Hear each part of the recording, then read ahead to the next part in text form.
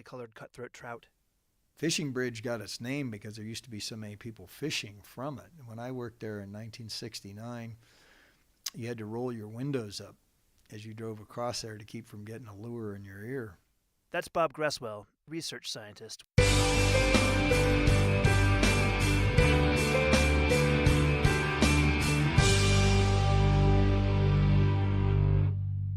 The Avalanche Creek area is one of the most popular and crowded spots in the park. The old-growth cedars and hemlocks are unlike anywhere else in the park and would look more at home on the coasts of Washington and Oregon than in the Rocky Mountains. However, rains from clouds trapped by the Continental Divide make this an inviting habitat for a wide array of plants and animals. A campground and a picnic area are located here, but the real draws are the two popular trails that allow exploration of this unique part of the park. The Trail of the Cedars is an easy 1/2 mile wheelchair-accessible loop trail into the cool and inviting old-growth forest. Huge western red cedars, western hemlocks, and cottonwoods line the banks of Avalanche Creek. Ferns and other shade-loving plants thrive in the filtered green light that penetrates the forest canopy. About halfway along the trail, a bridge crosses the creek and provides a stunning view of Avalanche Gorge. Centuries of water gushing through this narrow gap has rounded and smoothed the moss-laden walls. Hikers may continue back to the parking area at this point on the loop or venture off to the Avalanche Lake Trail. This easy 2-mile walk climbs 500 feet to reach Avalanche Lake. The trail follows along Avalanche Creek as it climbs up and out of the cedar hemlock forest into a mixed spruce and fir forest just a few hundred feet above. Early morning visitors may also be treated to the sights of deer and other wildlife along the trail. Before long, the forest opens up and the dramatic cliffs at the head of Avalanche Lake loom on the horizon. Fed by melting snows and the Sperry Glacier, huge waterfalls cascade down the back wall of the Avalanche Cirque all summer long. It's easy to see why this is one of the most popular hikes in the park. It's not for those seeking solitude, but the rewards of this trip are worth every step. Parking is limited at Avalanche Creek, so consider leaving your car at your campground or at the Apgar Transit Center and taking the new free shuttle system to explore this area of the park. Please help prevent resource damage by remaining on the trails, and for your safety, please stay clear of the creek and the slippery rocks along the bank. Drownings have occurred here in the past.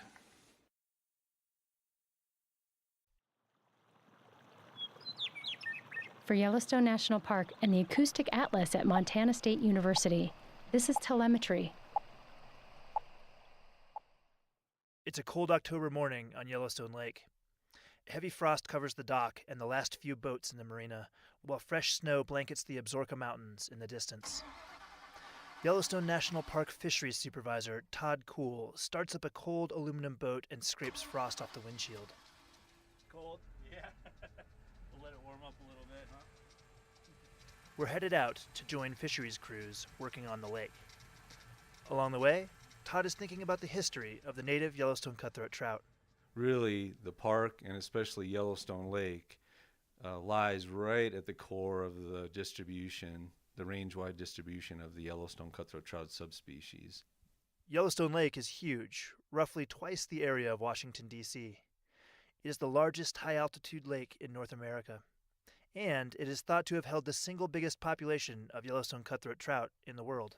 Estimates were in the range of about 4 million or so catchable cutthroat trout in Yellowstone Lake. I mean, that's a lot of cutthroat in a system.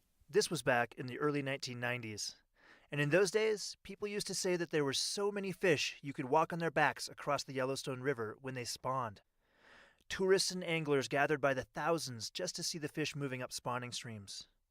One year, over 300,000 people visited La Hardy Rapids and Fishing Bridge to watch the brightly colored cutthroat trout.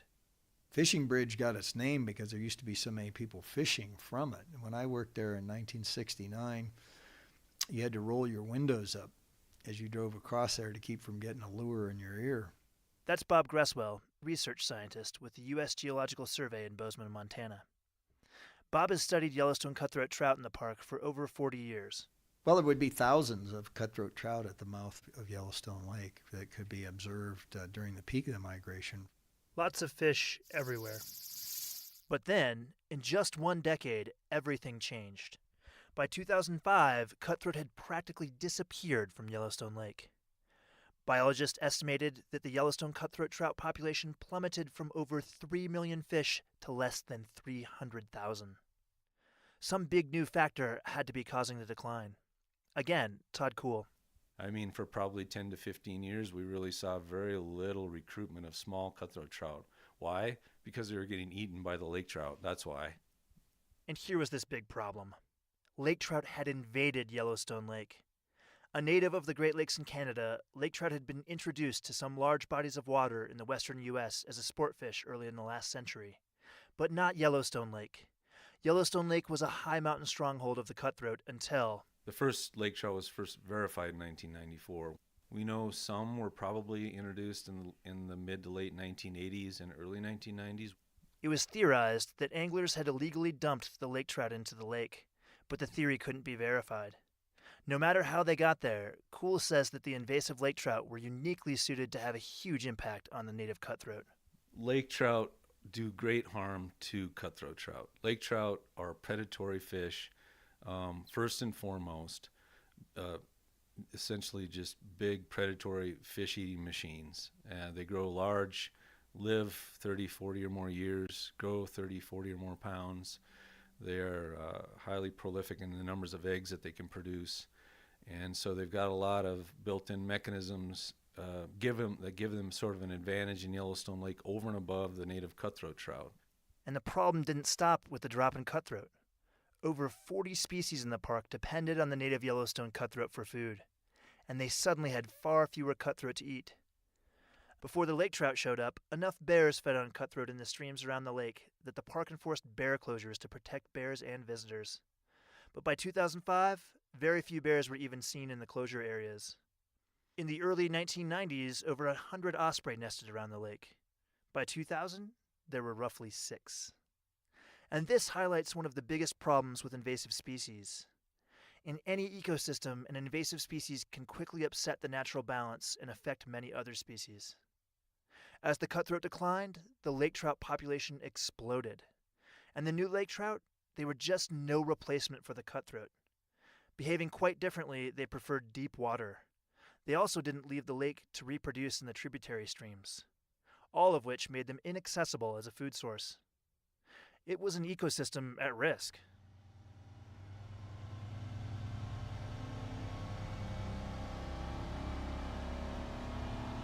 Todd Kuhl drives the workboat out of the Bridge Bay Marina headed towards the southeast arm of the lake, over 15 miles away. So we're lucky that most of the boats are in the same general region of the lake today, so hopefully we won't have to travel too far and wide to see gill netting boats operating today out there. And then The Park Service started controlling the lake trout population soon after they were found in 1994.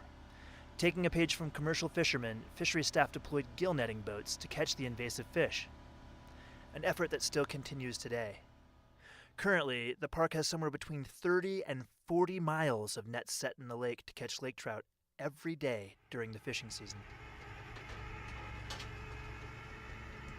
Buoys mark the locations the nets are set, and then workboats haul the nets full of lake trout up. As the net comes in, the crews pick the fish from the net. They note their size, weight, and sex, and then they slit them open and dump them back in the lake. And here is the next big challenge with invasive species. Once installed, it often takes a ton of work to control them. They can also be nearly impossible to eradicate. In 2016, more than 350,000 lake trout were caught in the gill nets, the highest catch yet in a single year. And this is the main effort to save the cutthroat, the effort to catch the invading lake trout until their population crashes. But because of the massive amount of work that effort takes, biologists are also looking at new ways to knock down the lake trout population. In the fall, lake trout group up in large numbers, sometimes thousands of fish, to lay their eggs at specific locations, making both the lake trout and their eggs vulnerable. To find these sites, scientists have implanted radio telemetry tags in some lake trout. And by tracking the fish, they've identified over a dozen lake trout spawning areas in Yellowstone Lake. And then we're doing research on methods to kill the lake trout eggs on these spawning sites. To stop the lake trout at the start, one experimental technique involved shocking the eggs with electricity.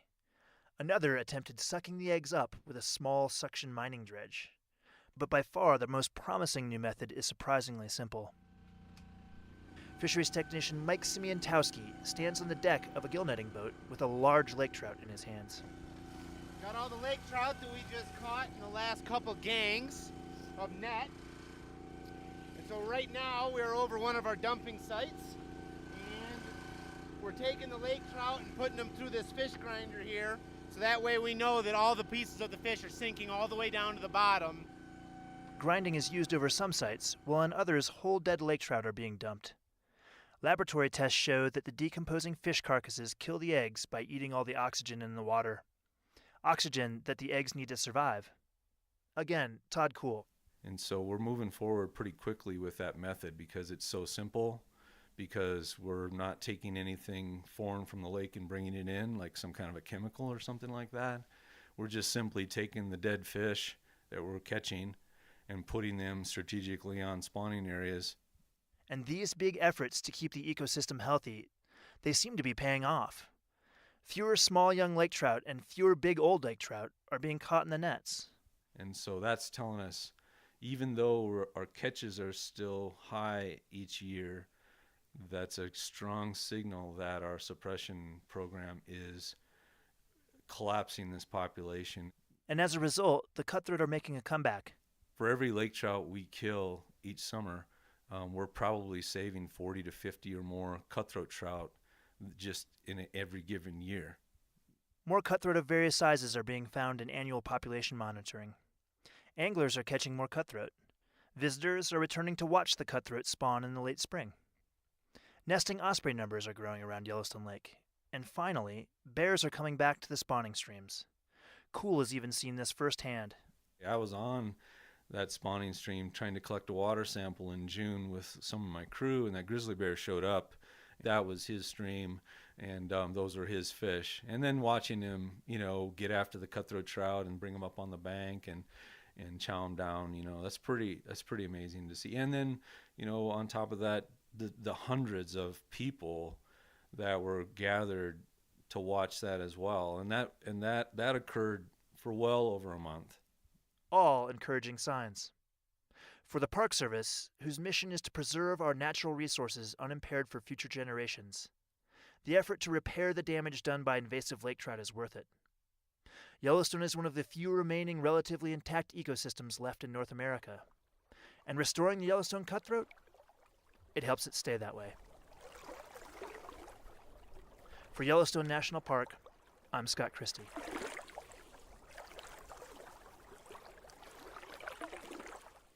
This podcast is supported in part by Yellowstone Forever and the Eyes on Yellowstone program. Eyes on Yellowstone is made possible by Canon USA. This program represents the largest corporate donation for wildlife conservation in the park.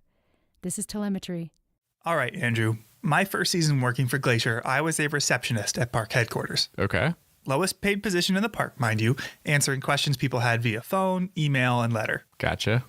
Occasionally, we had people in person come to the front desk with a question. And one of the most challenging questions we ever got was, where is your World Heritage Site plaque? Or what? We are a World Heritage Site, recognized by the United Nations for protecting natural and cultural resources that are important to the whole world. And every World Heritage Site gets a plaque to commemorate this designation. Okay, I don't think I've ever noticed this before. Where was it? Well, that's the thing. Nobody knew. I told them I'd never heard of it, and neither had my coworker. So they described to us a 2-foot by 3-foot bronze plaque, and we started asking around. We asked our boss, who coordinates exhibits around the park. He didn't know. We asked facilities management. They didn't know. We asked the superintendent. Nope. We asked everyone in headquarters and started calling all over the park to see if anyone had any idea where it might be.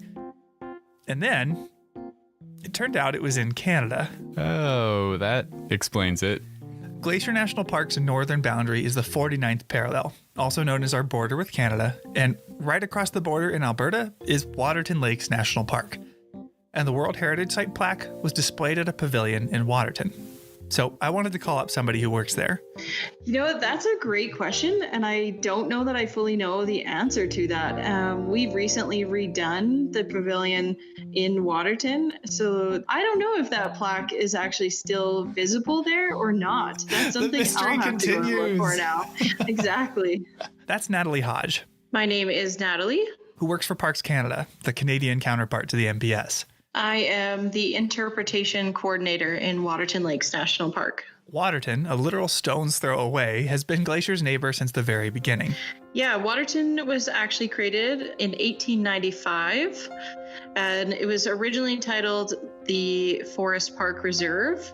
2 years before Glacier was established as a forest preserve in 1897. Wow, that's really early. Not to mention that Parks Canada, the Canadian counterpart to the NPS, also beat us to the punch. Parks Canada was actually founded in 1911, and it actually became the world's first national park service. Predating the National Park Service by 5 years. The two parks, administered separately in their respective nations, oversee a contiguous landscape that doesn't recognize the political boundary that separates them. There's many jokes about animals not needing a passport in order to go back and forth between the two nations. We've seen black bears go back and forth across the border with no issue. Sometimes same with moose as well. Now, that elusive plaque that I mentioned, Yeah.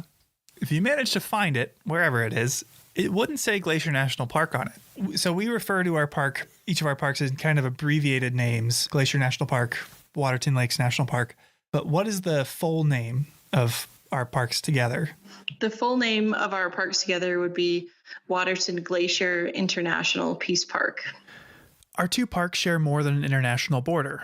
Waterton and Glacier National Parks agreed that this incredible landscape deserves our cooperation, setting aside political divisions to cooperate in the management of everything from invasive or endangered species to wildland fires. For example, if there's a fire in Waterton Lakes National Park, often fire crews from Glacier will come down and help, and then vice versa.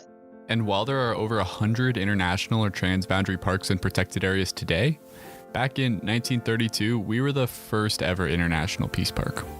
Which, on top of signaling management cooperation, was a symbol of goodwill between nations, a statement of unity that in 1932, in between two world wars, must have been refreshing. With a passport, Waterton is just a few hours away from most places in Glacier, and there are a lot of ways to experience it. Yeah, there's some remarkable hiking opportunities in Waterton that range from short trips to all-day outings. And a personal favorite of mine is to visit some of the phenomenal restaurants in Waterton town site. Yeah, we don't have quite the same variety down here. But Natalie leads what I think is the coolest way to see the place, a way to really experience the international part of our title, the International Peace Park hike.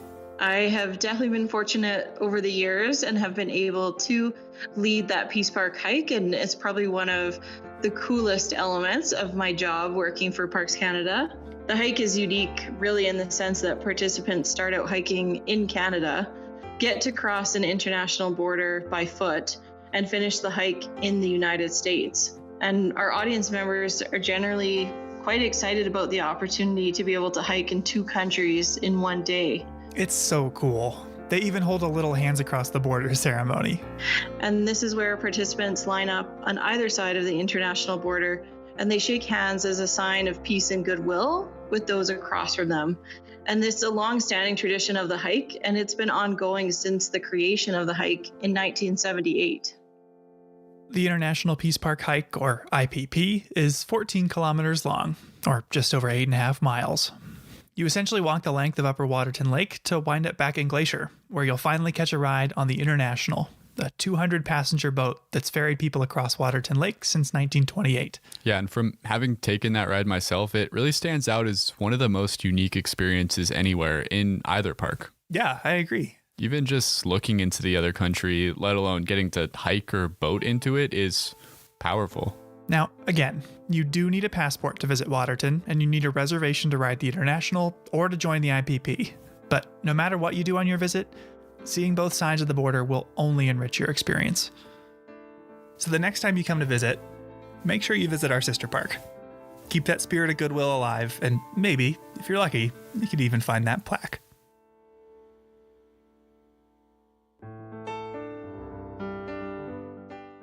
Welcome to Headwaters, a Glacier National Park podcast, brought to you by the Glacier National Park Conservancy and produced on the traditional lands of many Native American tribes, including the Blackfeet, Kootenai, Salish, and Gillespie people. We're calling this season The Confluence, as we look at the ways that nature, culture, the present, and the past all come together here. I'm Michael. I'm Andrew. And we're both rangers here. Now, we've mentioned so far that Glacier has a lot of titles. National Park, World Heritage Site. But today we're going to focus on just one of them, International Peace Park, an agreement between the NPS and Parks Canada to cooperatively manage our shared resources. And no place better represents the International Peace Park than Goat Haunt, one of the most remote and least visited regions of Glacier. Okay, real quick. What's with the name? Goat Haunt? Yeah, it's kind of an archaic term, but a haunt is a place where someone or something hangs out. So essentially, Goat Haunt is a place where the mountain goats like to hang. Oh, I see. Well, odds are, even if you've been to Glacier before, you probably haven't made it to Goat Haunt. And for good reason. Yeah, there are no roads leading to it. And the shortest hike to get there is 22 miles. Shortest hike from the US, that is. So you could either backpack for a few days south of the border, or you can drive to Canada.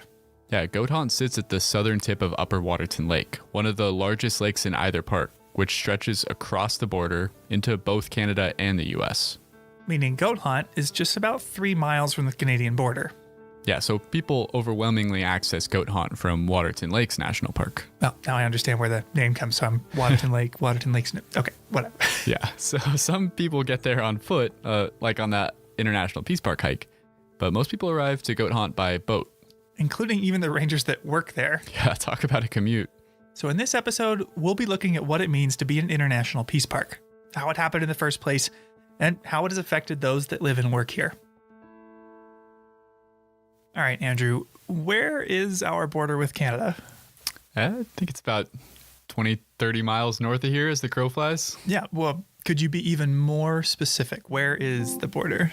It lies on the 49th parallel. Yeah, exactly. The 49th parallel was first proposed as a border by the Hudson's Bay Trading Company in 1714, which is a story for another day, but it was ultimately adopted by the US and British governments, because at the time, Canada was still under British rule. Now, British and American teams surveyed the border in the 1860s, with brief interruptions for the Civil War, and monuments were erected that cemented a border nearly 4,000 miles long. But did you know that that survey was actually wrong? Wait, really? Yeah.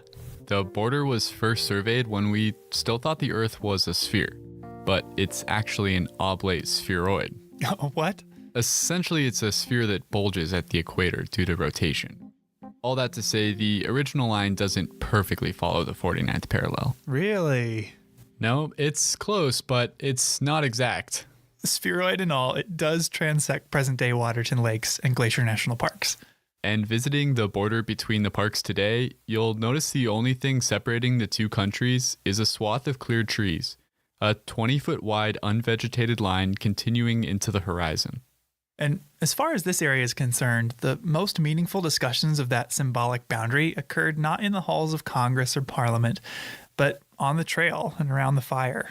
Two of the earliest proponents of a jointly managed park were John Kootenai Brown and Albert Death on the Trail Reynolds. Big fans of nicknames. Yeah, Brown was the first superintendent of Waterton Lakes National Park. And Reynolds was the first ranger stationed in the present-day Goat Haunt area. Yeah, and it was these two that hatched the idea that two parks in two countries could be managed together. And the story of their friendship is an origin story of the Peace Park itself. We actually know an awful lot about John Kootenai Brown. He was raised by his grandmother in Ireland during the Great Famine and led a colorful life after leaving home. He joined the Royal Militia in 1858, but never saw combat. In search of excitement, he chased a fortune in the gold fields of British Columbia, working as a prospector, constable, trapper, guide, mail carrier, swamper. Swamper? What the heck is that? Yeah, it's someone who steers canal boats. 50 years later, he had garnered a reputation for knowing the region as well as anyone, which led to his appointment in 1910 as the first supervisory forest ranger of Kootenai Lakes Forest Reserve, which is now our northern neighbor, Waterton Lakes National Park. At age 70, he earned $75 a month to manage the whole area. Wait, only $75? That's like the highest ranking position in the whole park. Yeah, it's about $2,000 in today's money. Oh, all right. Now, much less is known about Albert Death on the Trail Reynolds. Born in Wisconsin in 1847, he and his wife moved to Montana's Flathead Valley in 1871 so he could work at a lumber mill. And to escape the nervous strain of work, 30 years later, he retired from being the supervisor at the lumber mill to become a ranger at the then Flathead Forest Preserve. When that preserve was converted to Glacier National Park in 1910, he was stationed on the southern end of Upper Waterton Lake.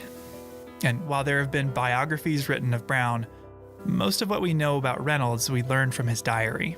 Take this entry from 1912 where he's looking for poachers. Found where some hunters had camped and hauled down a sheep or deer from the mountains. But it was in Canada, about 6 miles from the boundary line. Which had been brought to life here by the voice talent of Ranger Bob Adams. Reynolds lived in one of the most undeveloped and least visited areas of the park, often with only wildlife as company. Friday, October 25, 1912. When I arrived at camp, a bear had been there last night, and he raised hell. All around camp he went, looking into all 3 windows. Took a bath in the wash tub and stood in front of the looking glass and combed his hair with his scrubbing brush. His nickname Death on the Trail was self-ascribed, and his disdain for horses led him to walk everywhere. He regularly walked 17 miles south to get his mail. Wow. I walked just about 1 mile to get my mail, and I thought that was rough. But Reynolds would also walk north to visit Waterton, where he befriended Brown. Yeah, he walked the full 12-mile length of Upper Waterton Lake, which starts in Montana at Goat Hunt and ends in Waterton Town Site in Alberta. Walking that whole way to visit his friend Kootenai Brown, unless he could catch a boat ride. Sunday, October 20, 1912. Left at camp 7 a.m. in one of Mr. Hazard's boats. Went as far as Weeks Landing, where I walked to the post office, got some mail, then went to Mr. Brown's. His duties as a backcountry ranger included looking out for poachers, forest fires, and other, quote, threats to the park. Okay, so what constituted a threat to the park? Well, in the early years, the Park Service was guided by a fundamentally different understanding of ecology than it is today. And Reynolds' writing illustrates this really well. Early park managers were especially eager to protect ungulates, like deer. He would actually follow deer in order to chase them towards better foraging habitat. Left camp as soon as I could. Went up the trail that the deer took up the mountains. I located them up on a high bench, almost to the top of that mountain. I managed to get above them. There were about 40 of them. I got above them after a hard struggle. The snow was deep. He thought he could get them to go somewhere where they'd be happier and safer if he could only jump out and surprise them. Some went one way, while others took my trail and went down. Last of them that I saw was about 2 miles and still going. They're safe. I think if I did that in a uniform today, people would think I was totally crazy. And on top of chasing deer around, he would actively hunt and kill anything that could harm them. To kill coyotes, he even enlisted the help of his friend Brown, the superintendent of Waterton. I went to one of Mr. Brown's baits for coyotes, and I found that a coyote had been there this morning and had taken a meal out of it. I followed his tracks for nearly 2 miles, and he did not show any signs of the poison, so I left. Canadian poison is no good. In the years since, we've come to understand that predators like coyotes, wolves, and mountain lions play essential roles in the ecosystem. The practice of poisoning them has long since been abandoned. It's not part of our job anymore. No, it's nice that attitudes have changed in that respect and decided that all animals have a right to be here, and not just the ungulates. That's Tracy Weiss. Yeah, my name is Tracy Weiss. I've been working here at Belly River for the last 16 summers. The Belly River Ranger Station where she works is one of the northernmost in the park. In fact, to hike in to meet her, I parked at the Canadian border, spitting distance from the customs office. And while Tracy and her husband Bruce work here in the summer, Reynolds worked and lived near Goat Hunt year-round with only a wood-burning stove for warmth. It was 12 below freezing this morning, and now 6:30, it's 10 below. Even on holidays. I made a bread pudding for dinner and took a cup of cold water. That was my Christmas. I honestly cannot imagine the rangers that spent winters out here in that kind of cold and that kind of wind. Yeah. It must have just been phenomenal. But rain or shine, Reynolds would travel north to visit Brown. December 27, 1912. The snow was deep and soft. The wind was awful. Took till 4 p.m. to make Mr. Brown's. From what we can tell, the two were fast friends. Even though Brown, who wrote poetry and spiritual musings, never seemed to write much about Reynolds. Yeah, and Reynolds, in the journals of his that we have, he doesn't write about his friendship with Brown either. His journals are really utilitarian, the simple summary of what he did that day, often signing off with the number of miles he had traveled. But even still, Reynolds wrote often about his trips to visit Brown. Wednesday, December 4, 1912. Left camp 9:15 a.m. with Mr. Brown. He went as far as Weeks Landing with me to see if I got safe over the river. I had to break ice about 100 feet before I got into the main stream, but I made it okay. They collaborated for work, they shared notes, they sought one another's advice, and they socialized. And as you know, Andrew, the winters here can be pretty drab. Yeah, cold, gray skies, socked in. Which, by all accounts, gave them plenty of time to discuss the philosophical facets of their jobs, like the artificiality of the lines separating the two parks they were sworn to protect. One person who met Brown and Reynolds was Samuel Middleton, an Anglican reverend in Canada. And after meeting the two rangers, he wrote about their discussions of the boundary. Emblematic of the trouble with dividing the two parks was Upper Waterton Lake, which lay partially in the United States and partially in Canada. Reynolds suggested that geology recognized no boundaries, and that as Waterton Lake lay in its glacial cirque, no man-made boundary could cleave its waters apart. It'd be better then to accept nature's creation by removing the boundary line and acknowledging one park, one lake, in its own territory. And Brown agreed. He said that since the lake could not be physically divided, it was senseless to divide its management. This was a powerful idea at the time. A subtle suggestion, through the lens of a landscape, that a political boundary could not divide us. This idea of theirs to jointly manage the two parks would not come to fruition in their lifetimes. Of all the days I ever saw, today has put the cap sheaf on them all. Talk about wind. It has been a corker. I had to face it every step of the way, 18 miles.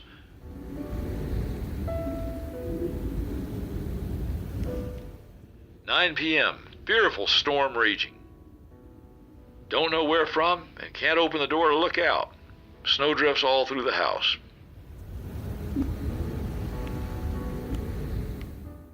Reynolds was clearly an incredibly tough person with a fortitude that's hard to fathom today. Wednesday, January 15, 1913. Went up to the lake. Had to use my snowshoes. It has snowed hard all day. It was so soft, I sunk in above my knees on snowshoes. I reached home camp, found 6 feet of snow on the roof. I had to go up and shovel away from the stovepipe before I could build a fire. It took over 3 hours. Did not get it nearly all off. We'll finish in the morning. It was 10 below zero all day and snowing hard. Distance 6 miles and 1 frozen toe.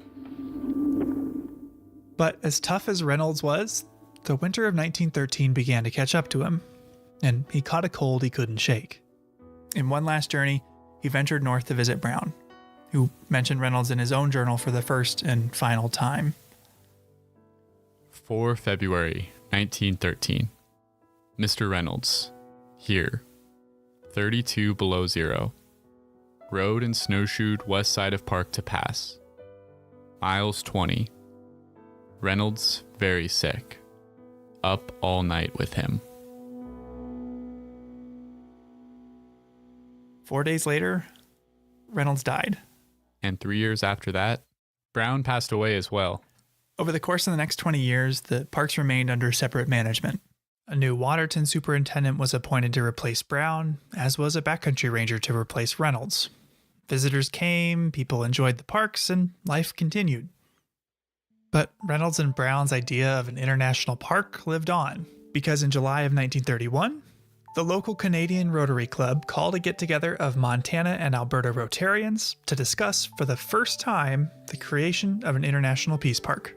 And while Reynolds and Brown had entertained the notion, it had never before gained traction. In fact, this would be the first international peace park in the whole world. Yeah, and this new idea was drafted in a resolution by the newly inaugurated president of the local Rotary Club, Samuel H. Middleton. who just so happens to be the same guy we quoted earlier, who had interviewed Reynolds and Brown about their thoughts on the border. The very same. Now, it's worth noting that Middleton first came to Waterton in search of a summer camp for St. Paul's Indian School, of which he was the principal. One of many schools of its kind that sought to suppress native culture, taking kids from reservations away from their families to boarding schools where they were taught, more or less, how to be white. This policy was called at the time, "Kill the Indian, Save the Man." Yeah. But acknowledging his racist efforts towards indigenous people, he was an important advocate for the establishment of a peace park. A bill establishing the Peace Park passed the U.S. Congress in December, and it was echoed by the Canadian government the following year. The details of this new designation were not clear-cut, leaving park managers to decide how they would jointly oversee the two parks. Parks that have evolved a great deal in the years since. In his day as a backcountry ranger, Reynolds hardly ever saw anyone. But Tracy, the modern backcountry ranger working along the border, she says her main job is to work with people. I really see the main part of our job as educating people in the backcountry. Today, more people visit Waterton Glacier on an average summer day than the parks used to see in a whole year during Brown and Reynolds' time. But that hasn't changed why they're protected or why they're important. People that do come here, and there are more all the time, they're looking for something real. To go backpacking, to reconnect with nature. That's what these parks are all about. And I think every day that goes by, they're more important than they've been in the past. But throughout the last century, with all the changes it's brought, the two parks have strived to work together. So whenever our two parks share wildland firefighting resources, whenever we lead cross-boundary hikes or boat trips, you know who to thank. A couple tough old curmudgeons with an idea. Sunday, December 29, 1912. Oh heavens, how it does snow and blow. A person can't see 200 feet, and it is coming harder and harder. I wish I was back in Helena.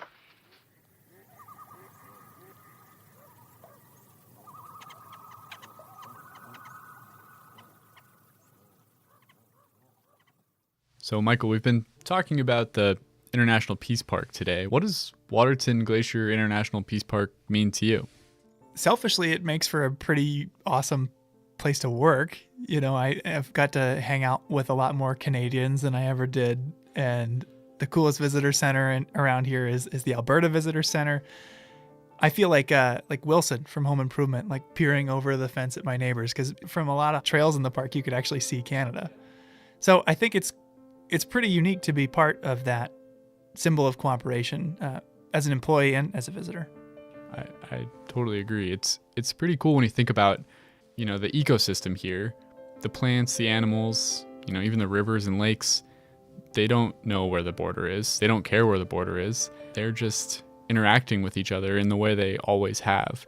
And to think that we can overcome the challenges of the border to manage this place jointly and to take care of this ecosystem as a whole instead of as two separate parts that are divided, you know, just by a line on a map is a pretty special thing, I think. Yeah, two countries, two parks kind of choosing to work around or to work through a political boundary for the joint management of a place like this is neat. Yeah, and on that note, I think we should move into our next story about how scientists from two different countries came together across the border to study some important animals that spend time on both sides of the international boundary. Yeah, but always look back in there. Back in there. Yeah. And you're good at recognizing ducks. So It's 7 a.m., and Lisa Bate is thinking about ducks. And every year, the weather channelizes things differently. But usually this is really deep on me, the path, go through.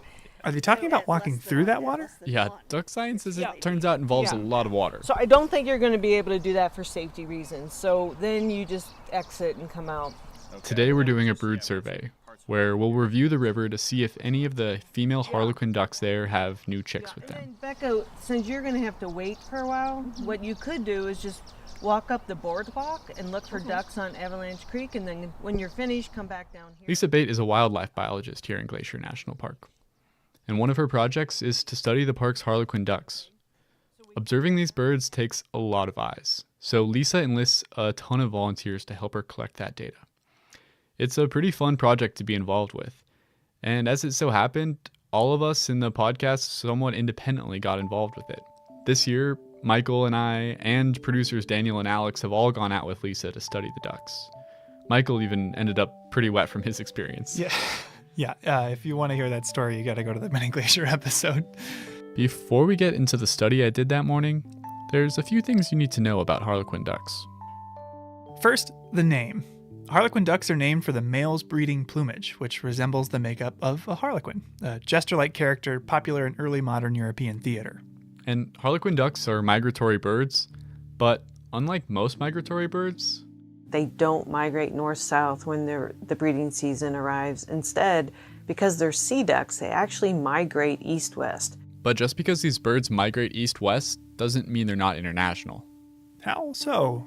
I know a bird that migrates north-south like a robin will spend time in Canada, the US, and Mexico, but if you migrate straight west of here, you'll just hit ocean, not Canada.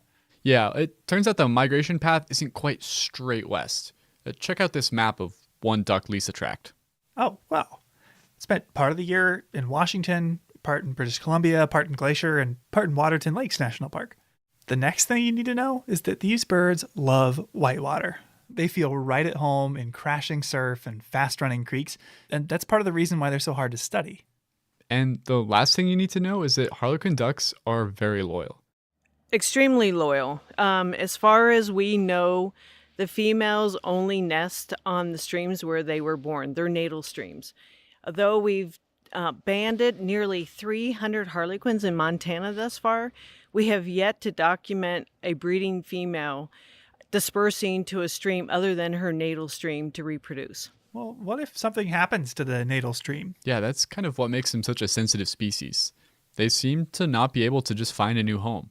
I think this is one of the leading reasons that harlequins are a species of concern. Their range has shrunk. We used to have harlequins in Colorado and many streams in Idaho and Montana, and we no longer have for a variety of reasons. And right now, I think it's highly unlikely that those streams would ever be repopulated unless we can document that females will disperse to other streams. It's not just streams they're loyal to. I asked Lisa if the ducks are loyal to a particular mate as well. Oh, if you asked me that question at the beginning of this study, I would say very loyal. The first 3 years of this study, we just saw incredible, I think 100% mate fidelity.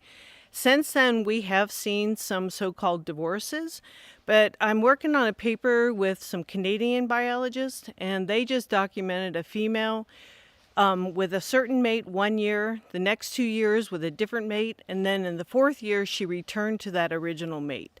So we know that sometimes things happen, we don't know why. And if a duck's mate dies?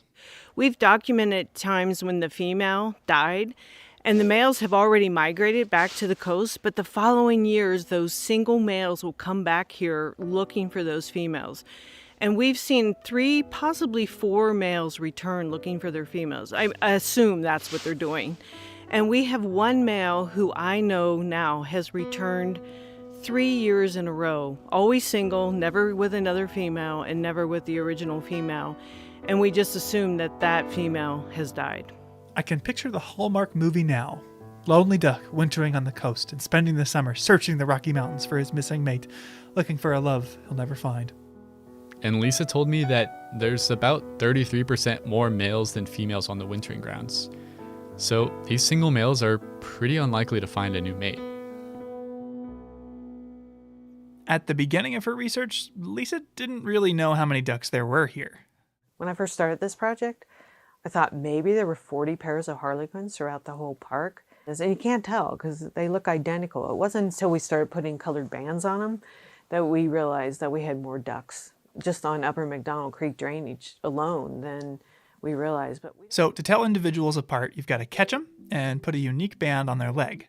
Biologists have developed lots of ways to safely catch birds, but none of them could really account for the challenges of dealing with a bird whose preferred habitat is whitewater. In the spring, when both males and females are in Glacier, the water on the creeks here is dangerously high and fast. Wading out into a raging creek to try to catch a duck was potentially deadly, so for a long time, we knew very little about these birds. But it's not just raging waters that Lisa has to deal with. There's some years that we're walking over like 40-foot deep avalanche drifts still. So there were lots of challenges, but there was a lot of pressure to understand these birds better because they seemed to be disappearing. Biologists throughout the western half of their range have all documented a decline or a shift in distribution. But today, when I joined Lisa, we weren't catching any ducks. We were just counting them. We broke into teams to comb every foot of the creek and observe if any of the hens had chicks. If we found any chicks, then later in the summer they could be caught and get a ban before they migrated back west. But this wasn't just walking down a trail. To stay along the stream was a lot of bushwhacking. Yeah, and it gets really bushwhacky when the water's high. And at some point we're going to just start walking in the creek because it'll be a lot easier than bushwhacking. Okay. Because the bushwhack is like through hawthorn and real fun stuff like that. And eventually we just went right into the water. We walked in the creek through water that was above my knees. Well, did you find any ducks? We did. Lisa and I saw 7 harlequin ducks that day. And we were able to collect data on other birds as well. We saw some American dippers and spotted sandpipers. The sandpipers had just had little babies, and they were about the size of a piece of popcorn. They were so tiny and fuzzy. Popped popcorn, though. Popped yes? popcorn, Okay. yeah. So we actually ended up seeing a lot more pipers and dippers than harlequins.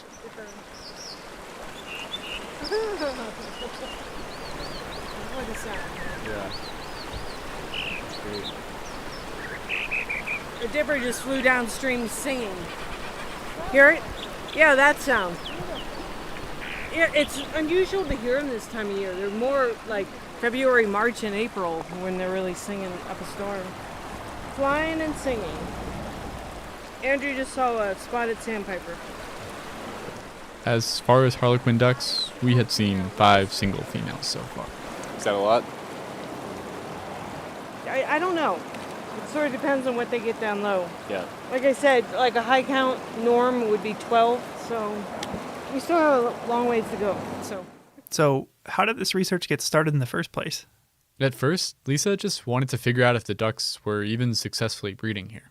And I was like, okay, well, to do that, we'd need to find the nest and monitor them. And so we started like looking for nests, and we never found one. I think in 20 or 30 years of surveys here in the park, only one had accidentally been found when someone almost stepped on one. They were walking along the shoreline.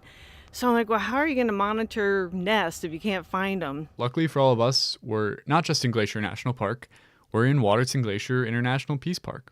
Waterton Lakes National Park and Glacier National Park, every year we have Science and History Day, and we A full-day science conference where experts from both sides of the border present what they've been working on. here. In my first year as a biologist here, I met Cindy Smith. She's the retired conservation biologist in Waterton Lakes, and I knew that she had done research on harlequin ducks in Banff National Park. So I was lucky enough to meet her and introduce myself, and I was like, hey, I'm thinking of doing some research on harlequin ducks and trying to find their nests. I said, we just aren't having any luck. I was like, how did you do it? And she's like, telemetry. You have to put radios on them. And she was totally right, because when we first started trying to find their nest, even with radios on, I mean, I think it'd be a 1 in a billion chance trying to find those nests because they're so cryptic, they're so hidden. And some of them literally were like 2.5 miles up off of another drainage and on a cliff and a burned habitat. I mean, But to put radios on them, first you have to catch them. So Lisa and Cindy, an American and a Canadian biologist working together, developed a mist net method of capturing harlequin ducks. So that must have been what I saw. Yeah, do you remember how it worked? Well, Gerard Bird, who joined us on the Grinnell Glacier hike in the Mini Glacier episode, and a friend of his paddled an inflatable kayak full of a couple people and a pole across the creek. The pole had a rope attached, so there was the near end and the far end, the one that stayed on shore and the one that went across the creek in the boat. And when the crew on the far side of the creek got out, they pulled the net taut. Oh, that makes sense. So no one had to be in the water. No, that you floated across, but you stood on either side and pulled it tight. And because harlequin ducks, unlike mallards that fly way up in the air, Harlequin ducks fly down low, right over the water, so they go straight into the net. Okay, so what would you do if you caught one in the net? So the net is suspended on a cable that runs from one end to the other. And if they catch a duck in the net, the crew on the far side will twist their pole to close it, disconnect it from their side, and then the near side crew will pull the net all the way along the cable until the duck is in their hands. And then they can handle it on shore without having to get into the water. Yeah, precisely. So what was your job then? Oh, I had a really critical, a very important duck catching job. Oh, yeah? What was that? I sat probably a half mile up the road just looking at the creek with binoculars to see if ducks were coming. Okay, that sounds pretty important. How many ducks did you see? None. Well, okay, no, I saw mallards and I saw some mergansers. But no harlequins. They didn't come down the creek that day. Well, hopefully you still felt useful. I did for all the lofty ambitions I had of catching a duck that day. Lisa valued, all the effort we put in. Lisa reminded me that even if you don't find any ducks, knowing that they're not there is useful data for her too. People get disappointed when we don't see many ducks or zero ducks, and I always remind people that 0 is a real number too. It's a sad number, but it's an important number. And even though you didn't see any ducks that day, this method has been incredibly successful here. We have not had any serious injuries to any people, and we have not had any injuries or mortalities to any of the birds. And we have probably captured 250 birds now. Do Lisa and Cindy still work together? Yeah, they do. In fact, Lisa spoke really glowingly of their collaboration. Cindy Smith has been a mentor of mine for years. She's amazing, even though she's retired. As she told me, she's retired from bureaucracy, not biology. So I've worked with her on a number of publications, and she still mentors me on several projects. That's a real Peace Park success story. And the success isn't just with the science they've done. We're not just colleagues, she's become a very close friend. A friendship that's been able to thrive across the international border.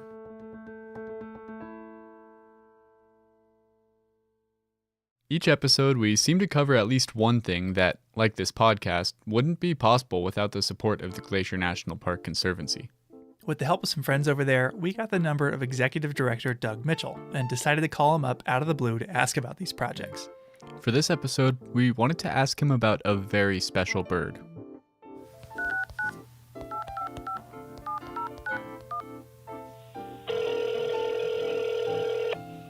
Glacier Conservancy, Doug Mitchell speaking. Hey, Doug, it's Michael and Andrew. Hey, fellas, how we doing today? We are doing great, but we have a question for you. Are you much of a birder?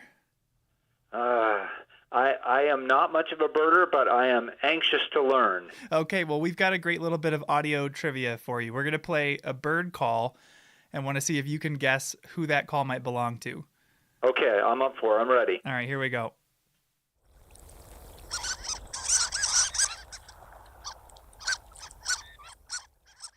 Does that ring any bells for you? I'm going to default to one of my very favorite projects in the park, and I'm going to say Harlequin duck. You got it. You nailed it. How do you know about Harlequin ducks? I have come to know Harlequin ducks, to be honest, through my work here at the Conservancy. We actually got to see a few of them with Lisa Bate. Boy, count me jealous. I have not, to my knowledge, seen one. My wife has. She watched a mom Harlequin duck kind of teach her young to navigate the rapids there on McDonald Creek. It was, as she said, a really neat experience. Yeah, they're a very, very special, beautiful animal. So are you involved with Lisa's research at all?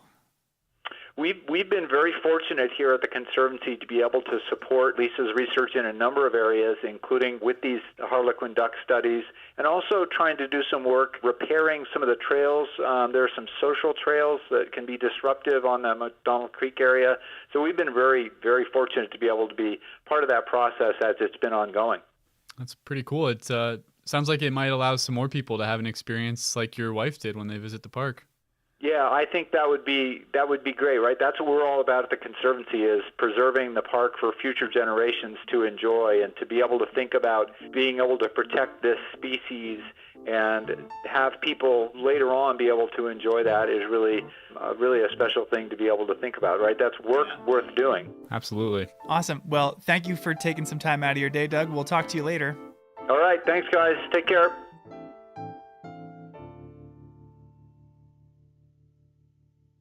So, Andrew, neither of us grew up in Montana, right? That's correct. I actually grew up in Washington State. Yeah, and I grew up in Ohio. So the fact that we not only met, but became friends is something that just flat out never would have happened if it weren't for Glacier. Absolutely. Over the course of a year, this place serves as a intersection of people all over the world. A couple years ago, I was working as a ranger up at Logan Pass, and a guy asked me if I was the same Andrew who had refereed his kid's soccer game like 6 years ago. What? And I was. No way. So the Peace Park provides a unique opportunity to meet other people and experience cultures on both sides of the U.S.-Canada border. Just by virtue of having the Alberta Visitor Center near the west entrance here, we've had the chance to meet and befriend a lot of Canadians over the years. From the little things like celebrating Canada Day on July 1st to having them go out of their way to get me Canadian candy, ketchup chips, or Fruitopia that you can't find down here. The International Peace Park is like a confluence of two countries coming together into one unique thing. I mean, it's a lot of fun. And just in this episode, we've heard a few examples of employees befriending their counterparts from across the border. But I want to close us out today by meeting some folks that took the whole cross-border friendship thing to the next level. You know, I would say we got the full story from the Peace Park perspective. Meet Justin and Kim. Yeah, I'm Justin McEwen. And I'm Kim McEwen. We're currently at our home in Calgary, Alberta, Canada. Some Canadians? Well, yes and no. I'm from Ohio. And I grew up in the prairies of Canada in Saskatchewan. Oh, I see where this is going. Justin and Kim both worked in Waterton Glacier in the early 2000s. Justin, how did you wind up working here? My uncle was park superintendent down in Waterton Lakes National Park, so I had some exposure of going out there and visiting him and my aunt.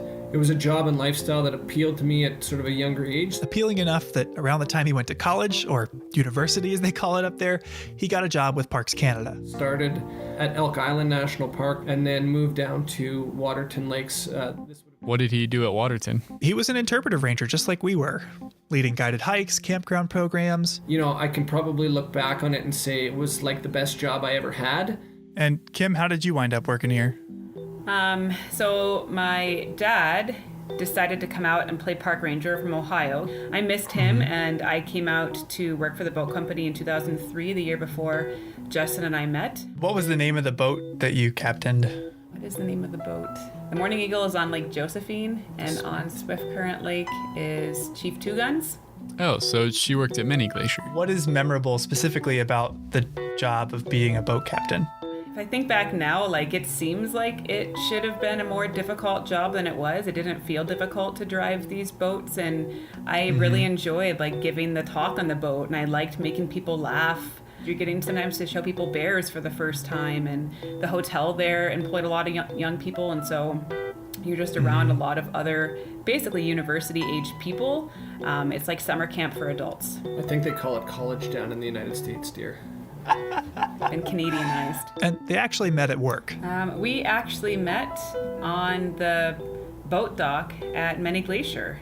It was one of the other boat captains that was like, he's cute, you should go for a hike with him. Justin, a Parks Canada interpreter, was milling about in Many Glacier in the first place for his job. Yeah, so this would be part of a long-standing exchange within the Peace Park whereby a Parks Canada interpreter would go down to Glacier National Park and deliver a program every Friday evening, and then a counterpart, an interpretive ranger from Glacier National Park, would come up to Waterton to the Falls Theater to provide exposure to each other's parks within the International Peace Park. But work wasn't the only reason he wanted to go to Glacier. Pretty soon after, I think I invited myself to come for a hike with Justin in Waterton. And yeah, after that first hike, it was basically like, it was a thing.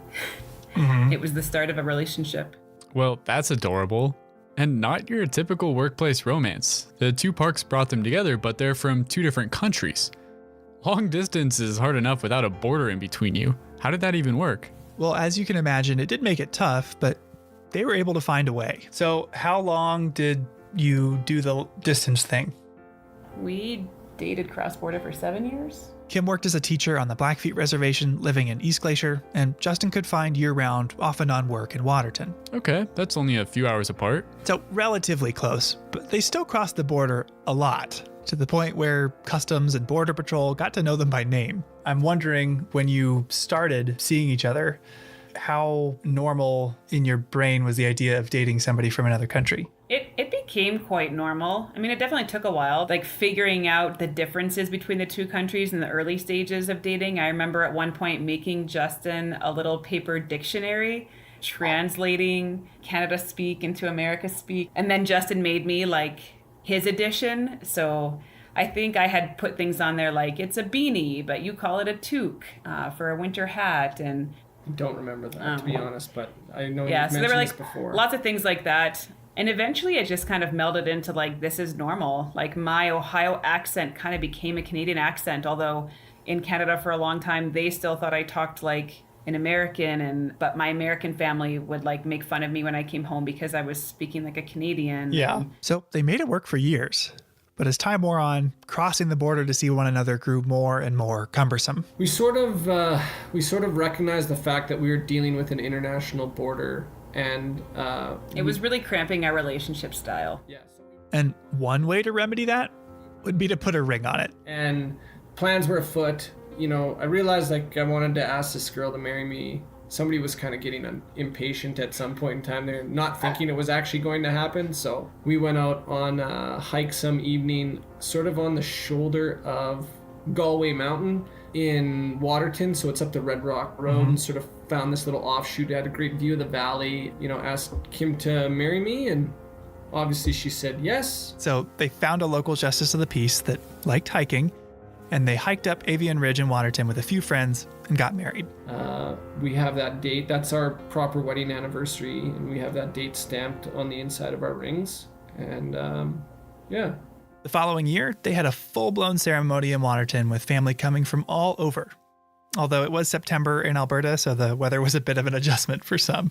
My grandmother actually came from Florida, and the wedding was in the fall, and she like moved to Florida because she does not like the cold, and my uncle as well, so he kind of had brought her. And I know that he had to go to the drugstore in Pincher Creek that morning and buy her long johns that she could wear under her dress clothes because she was too cold in Canada.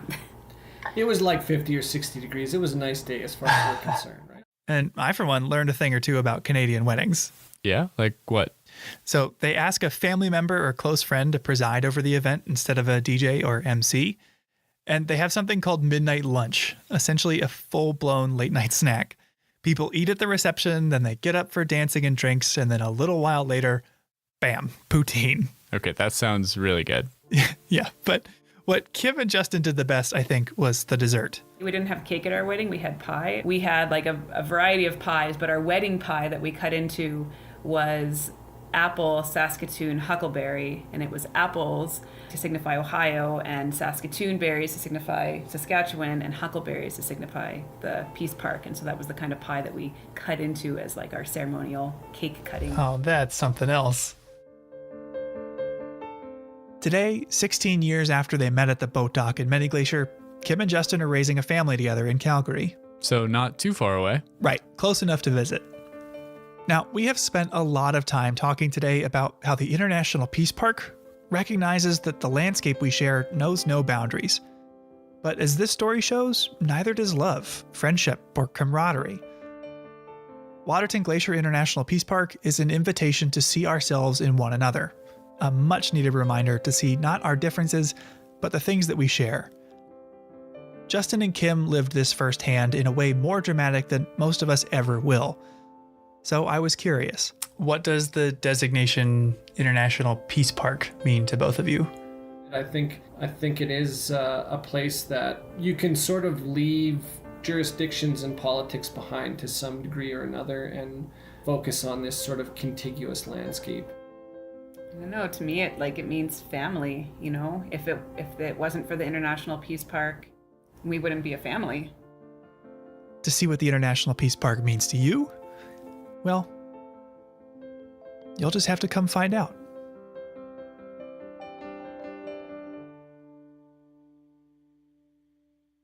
That's our show. For more information on the International Peace Park, on Waterton or Harlequin ducks, check out the links in our show notes. Thanks for listening. Headwaters is a production of Glacier National Park, with support from the Glacier National Park Conservancy. The show was written and recorded on traditional native lands. Andrew Smith and Michael Feist produced, edited, and hosted the show. Ben Cosgrove wrote and performed our music. Alex Stilson provided tech support. Quinn Feller designed our art. Renata Harrison researched the show. And narrated the credits. Lacey Kowalski was always there for us. And Daniel Lombardi and Bill Hayden were the executive directors. Support for this show comes from the Glacier National Park Conservancy. The Conservancy works to preserve and protect the park for future generations. We couldn't do it without them, and they couldn't do it without support from thousands of generous donors. If you want to learn more about how to support this podcast or other awesome Conservancy projects, please go to their website at glacier.org. Of course, you can always help support the show by sharing it with everyone you know, your friends, your family, your dog, and also leave us a review online. Special thanks this episode to Natalie Hodge and our friends at Waterton Lakes National Park, Tracy Weiss, Bob Adams, Lisa Bate, Diane Sine, and Kim and Justin McEwen.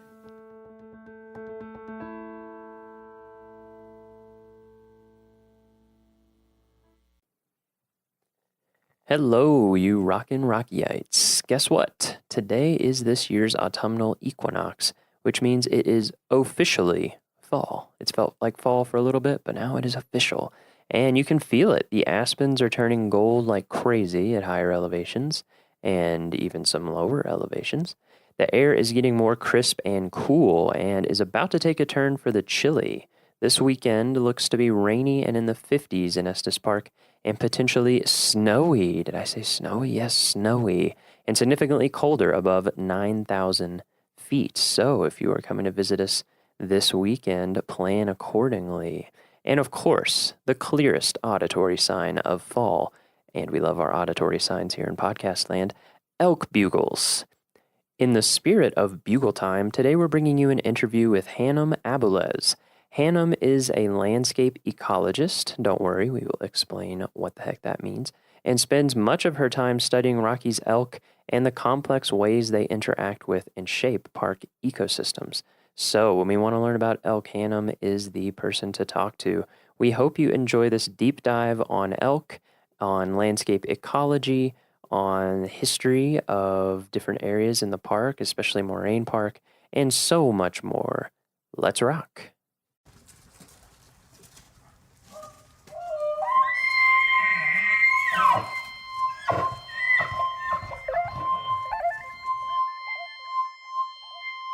All right, so we're here in Moraine Park, and we are here with, could you give us your name and your title? My name's Hannum Abules. Uh-huh. Hannum with an M. Hannum with an M. Not Hannah spelled incorrectly. And my title is landscape ecologist. Landscape ecologist. I work on big things. Big things. All right, I like that. Lots of things that kind of transcend the boundary of the park, if you will. Oh, nice. That's a good way to think about it. So, I thought what we'd do today is we'll just kind of walk through different aspects of what you're doing here at your job, and then that'll probably flash us backwards or forwards in time into other stuff that might be going on here in the future, and also how you got into what you do here at the park and what you do for a living and all that kind of stuff. So, landscape ecologist. What's the broad overview of what that means at Rocky in terms of like your projects, day-to-day work? So the idea, most of the time, if you're in a park, you're Mhm. going to hear people say, I'm a botanist, or I'm a wildlife biologist, and what we've come to realize, which seems very intuitive now, but maybe wasn't so intuitive 50 or 80 years ago, is that everything is a lot more interconnected than one might at first think. So there's a lot of fields that have popped up in ecology over the last 50 years. One of them is landscape ecology, where we're looking at patterns over space and time and how do those things connect. A great example of that is kind of our regional elk management initiative. So we're working with Colorado Parks and Wildlife. We're working with the Forest Service. We're working with a variety of partners, academic, etc., to try and get a handle on reestablishing the natural balance on the landscape between elk and all the space that they like to use. Yeah. And that's been challenging Oh, I because we bet. have a pretty disrupted system here. Yeah, why don't we get into that? Because one of the reasons why I wanted to do this interview with you this time of year is so that we could get something out there for folks coming up to the park to look at elk, among other things, and the rut. And so I think it would be cool to give people some of the background on elk and other wildlife, but we'll start with elk in the park. So you said that very disrupted system in the park. I would guess a lot of our visitors would have no idea of that because they come here and they don't normally see elk, and they see elk, and so they think, oh, it's a national park, it's normal, it's natural. Right. Yeah, so could you kind of just go into the history of that a little bit? Yeah, absolutely. So I use this kind of comparison a lot. Just because something looks beautiful does not mean it's healthy. Great point. I think that, so we're sitting here in Moraine Park, and it's absolutely stunning, right? We're looking up the Fern Lake drainage. And if you've never been here before, or you don't know what a Western riparian river system should look like, you would look at this and say, it's absolutely incredible. And it is, but I would say it's also a little ill. It's got a touch of the flu. And so what has happened on this landscape over the last 120 years are a lot of things that are incredibly unnatural. And I always ask myself the question, and I think folks that are aficionados of nature and like to visit parks and should be thinking about, are we managing for a picture, or are we managing for a process? So are we happy if we just have a picture that looks healthy, even though the underlying foundation of that is falling apart? Or are we really trying to manage for healthy, sustainable processes that are going to give us these beautiful landscapes for a lot longer time frame than just right now for our one visit or our one experience at that place? That's a great way to put it. Do we want to manage for pictures or process? That's nice. I like that. So I think that's an important thing to think about, you know, because if we go the instant gratification route, well, it looks great. So, hey. Sure. So what we're trying to do is to reestablish the functionality of the ecosystem. Right. And that's hard to do. But there are a lot of things we can do to make it a lot better than it is. And so that's really was the impetus for our elk and vegetation management plan. You know, elk at the turn of the last century were completely extirpated from the park. There weren't any left, so they'd market hunted them out of here. Right. Yeah, so I think that will surprise people. So extirpated means locally extinct, is that right? Yeah, so so we had a healthy functioning elk population, then people showed up with firearms, with market hunting, with all this kind of stuff, and it didn't take very long before there were no elk in Rocky Mountain National Park area, right? At all. And that was by, like you said, the early 1900s or even late 1800s. Yeah, and I don't remember the exact date of that, but somewhere in there. And around the same time, humans also got rid of all the things with teeth and claws. Right. We like to do that as well. So wolves, and grizzly bears, which again, our listeners might not know were here, just like they are in some other parks that you might go to, like Yellowstone or something like that, where people think of those animals. They were here too. So those had all been gotten rid of. The elk had been gotten rid of. Moose. So moose weren't here. Oh, moose weren't here. That's right. We're going to get into that. Moose are a whole different story. We're going to get into that later, because I think that is also going to be fascinating to people, and that's something I want to educate people on. We can clarify. Yeah, that'd be great. Here, we'll clarify for me parts. too. Yeah, what was here and wasn't here. So what was here at that time? We had elk, grizzly bears, black bears, wolves, coyotes, probably, bison. Or bison. Most people don't know. That's a big one. Also, were quite prevalent. So you had a complete system, right? You had a system that functioned somewhat in balance with itself. Sure. And you have peaks and troughs in that system, but it's what we would call self-regulating, Mhm. right? Where the human Mhm. doesn't need to come in Mhm. and manage Mhm. actively because Mhm. it's managing itself, and Right. we are just a part of that system. Right. When And there had we- been hunting, Right. of course, before that, but it was just on such a different scale in terms of what was being killed and taken and things, right? That it fit with, it was resilient enough to put up with the hunting that was done before Anglos showed up, basically. Right. Yeah. And okay. so, when you start to get into this model of we're going to harvest all the animals in one area and use them to feed humans Mm.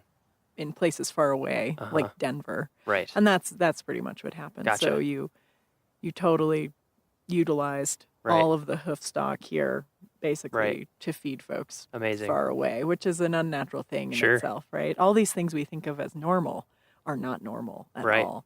And they have pretty wide-ranging impacts. Oh, And that's sure. actually where our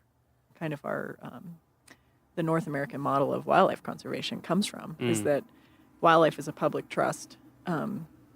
Folks who hunt that visit the park are probably quite aware that when you do harvest animals, not in the park, but that you're not allowed to sell those animals. And Right. that's where this all came from, is Gotcha. that when you use wildlife as a commodity, it typically doesn't go very well. So wildlife was being used as a commodity, hunted to local extinction, extirpated.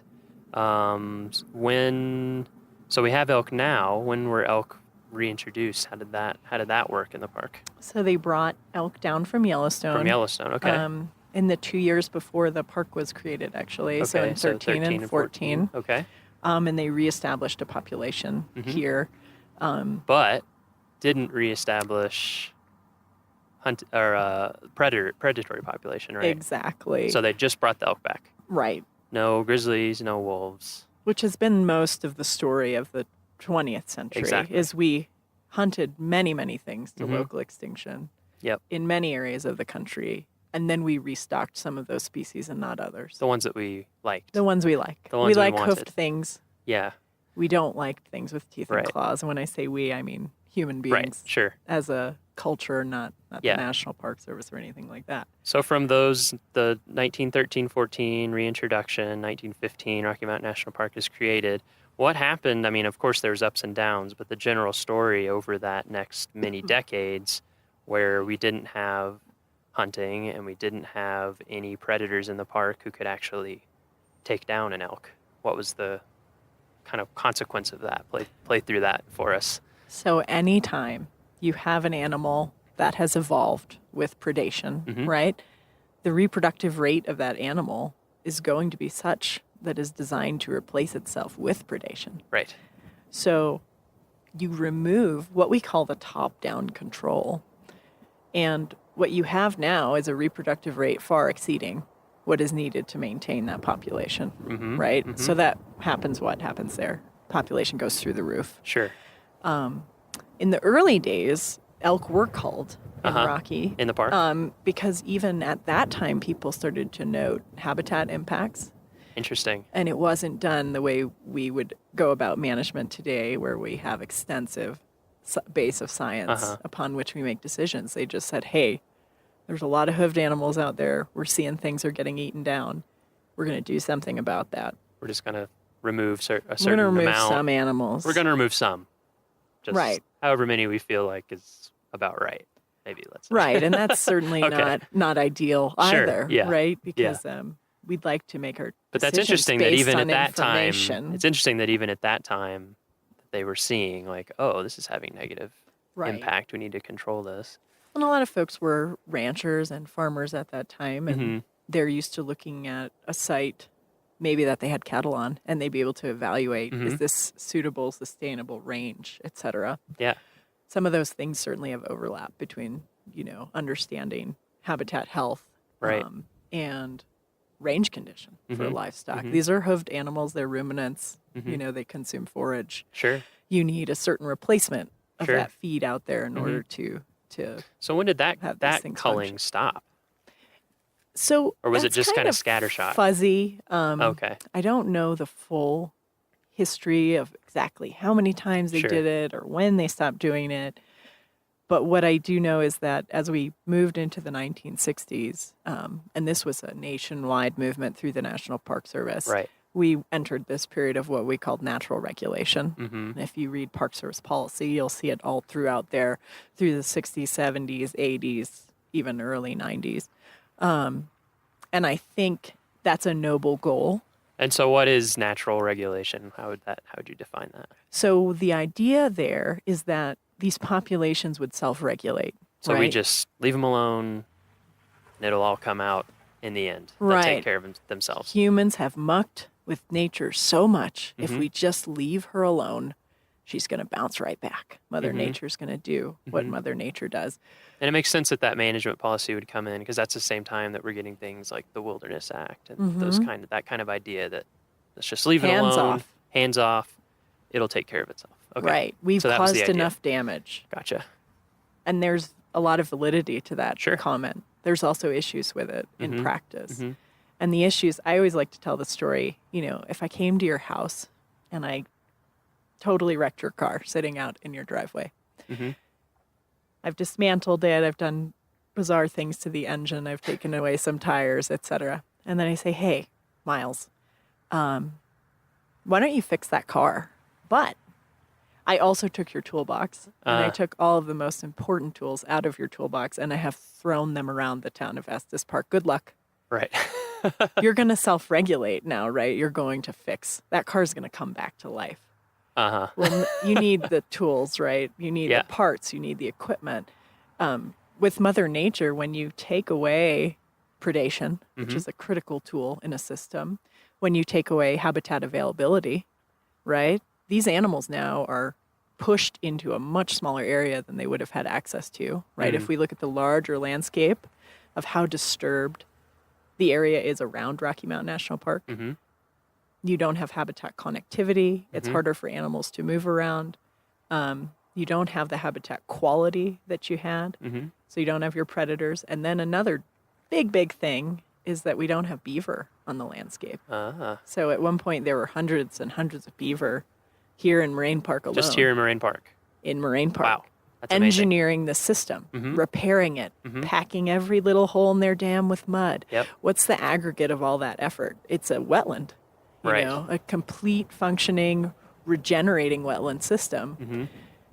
on this river. Yeah. And when you take that keystone species away, so you Yeah. took away all Mother Nature's critical tools and then you said, hey, fix it. And what Right. we found was that didn't work very well. That's really interesting. Yeah, the beaver thing. I remember when not too long after I came to this park, and I don't know why I hadn't thought of it, but I hadn't. And someone mentioned that, like just in Moraine Park alone, probably hundreds of beaver. And then I thought about like when I was working up in Alaska and Denali, and tons of beaver. I don't know, impacted isn't the right word, but they're there, and they're doing their work. Right. And it's so different looking. Just the amount of, like you said. Hopefully our speakers caught that. That was a little bugle in the background. So different, just from the shape of the stream to, there I noticed it a lot because there's really no trails. And so you're bushwhacking through everything. Yeah. And, the vegetation that you're bushwhacking through is so different and difficult to bushwhack through. Yeah. And the kind of game and wildlife trails and things that you see is so different. Okay, so that's really interesting. So we have all these tools removed. We thought, even without these tools, we're just going to let it sit and recover. So what did that do in terms of the elk population in the park and the effect that it had on the landscape? We can talk about in general or Moraine Park in specific, however we want to do it to help kind of paint the picture for people. So, with this concurrent decline in beaver, Mm-hmm. you also had a dramatic increase in the elk population, Mm-hmm. a completely unnatural increase. And so by saying we're going to let nature take its course and we're going to let it be natural. Yeah. And I still hear that a lot today, let it be natural. And I say, well, what is that? In my mind, that's the proper functioning of a system, Mm-hmm.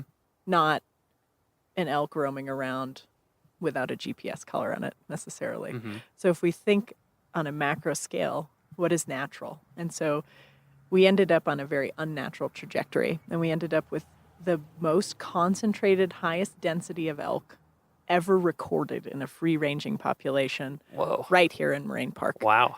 And so it looked like a feedlot population out there. numbers, do we know at that There were, time? at different points, there were over 3,000 elk between the Winter Range in Rocky Mountain National Park and the town of Estes Park. Wow. That's a lot. That's a lot. Yeah. And the habitat could not sustain that. So the combination of not having beaver on the landscape, constantly planting willow, constantly digging side channels and maintaining dams and ponds.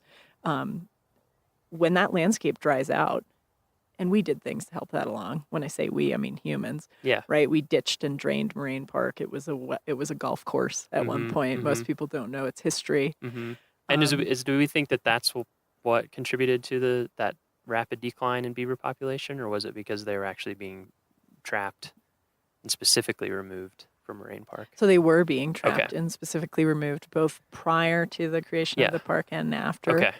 And that was prior, the fur trade, and then after just a lot of folks thought of them as a nuisance species, and they can be, certainly. Oh, sure.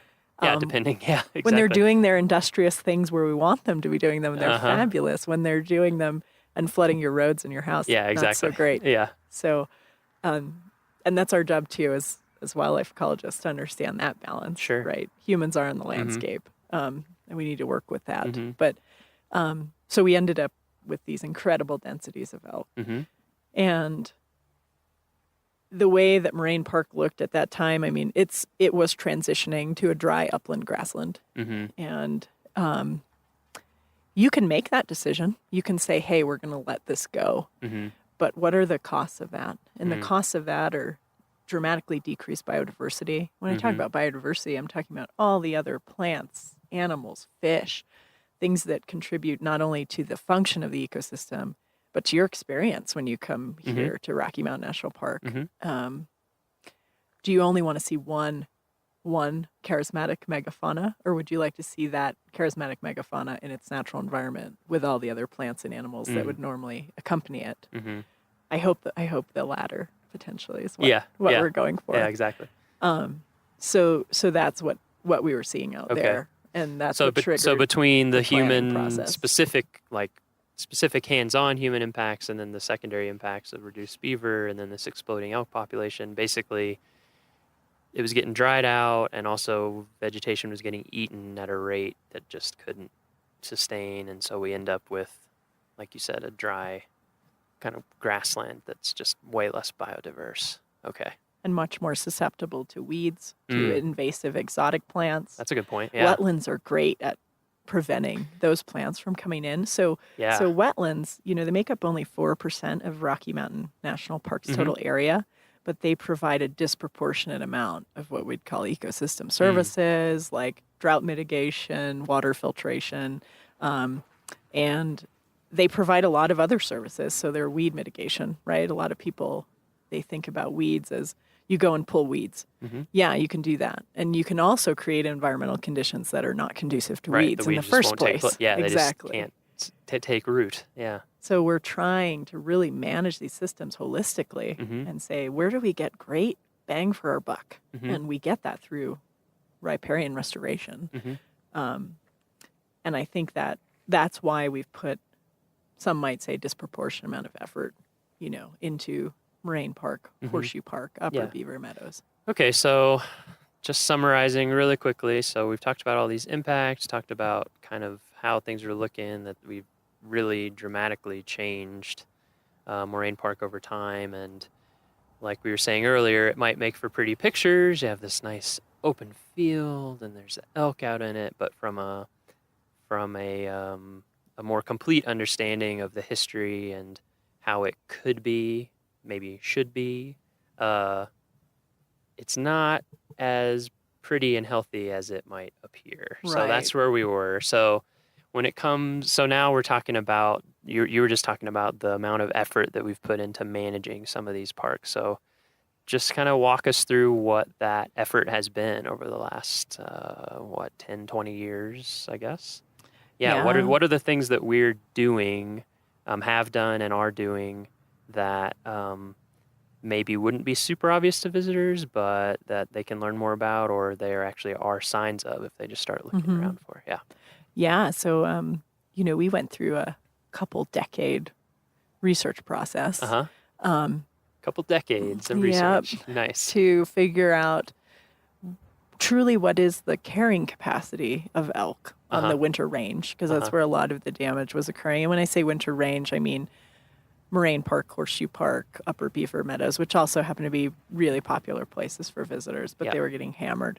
So what is that carrying capacity, and how many elk could we really sustain? And if you had an environment where you had natural predators, how many elk would you anticipate to see out there? Because that might be your sustainable level. That might be your carrying capacity.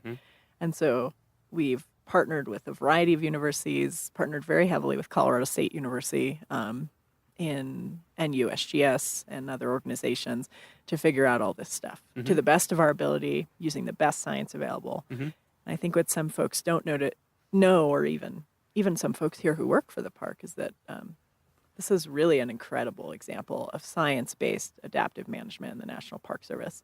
And what we have done here and are doing here is a template for a lot of other places. Not that it's without its flaws, certainly. Sure. Everything has its flaws, but the process leading up to what we now have and call the Elk and Vegetation Management Plan was pretty extensive. And so we determined at that time, how many elk do we think we can have on the winter range? And we survey that using both ground-based and aerial survey methodology. Okay. How do those work? And then we estimate the population every winter. Oh, every winter. Okay. How is the ground-based, and then how do those two work? What's the process that you go through to do that? So initially what had been happening is multiple times a winter we would conduct just aerial survey. Okay, so you would go out in a helicopter? In a helicopter, okay. Yep. And count, would you do a grid type right, system? You're going to fly transects. You're going to look for groups of animals.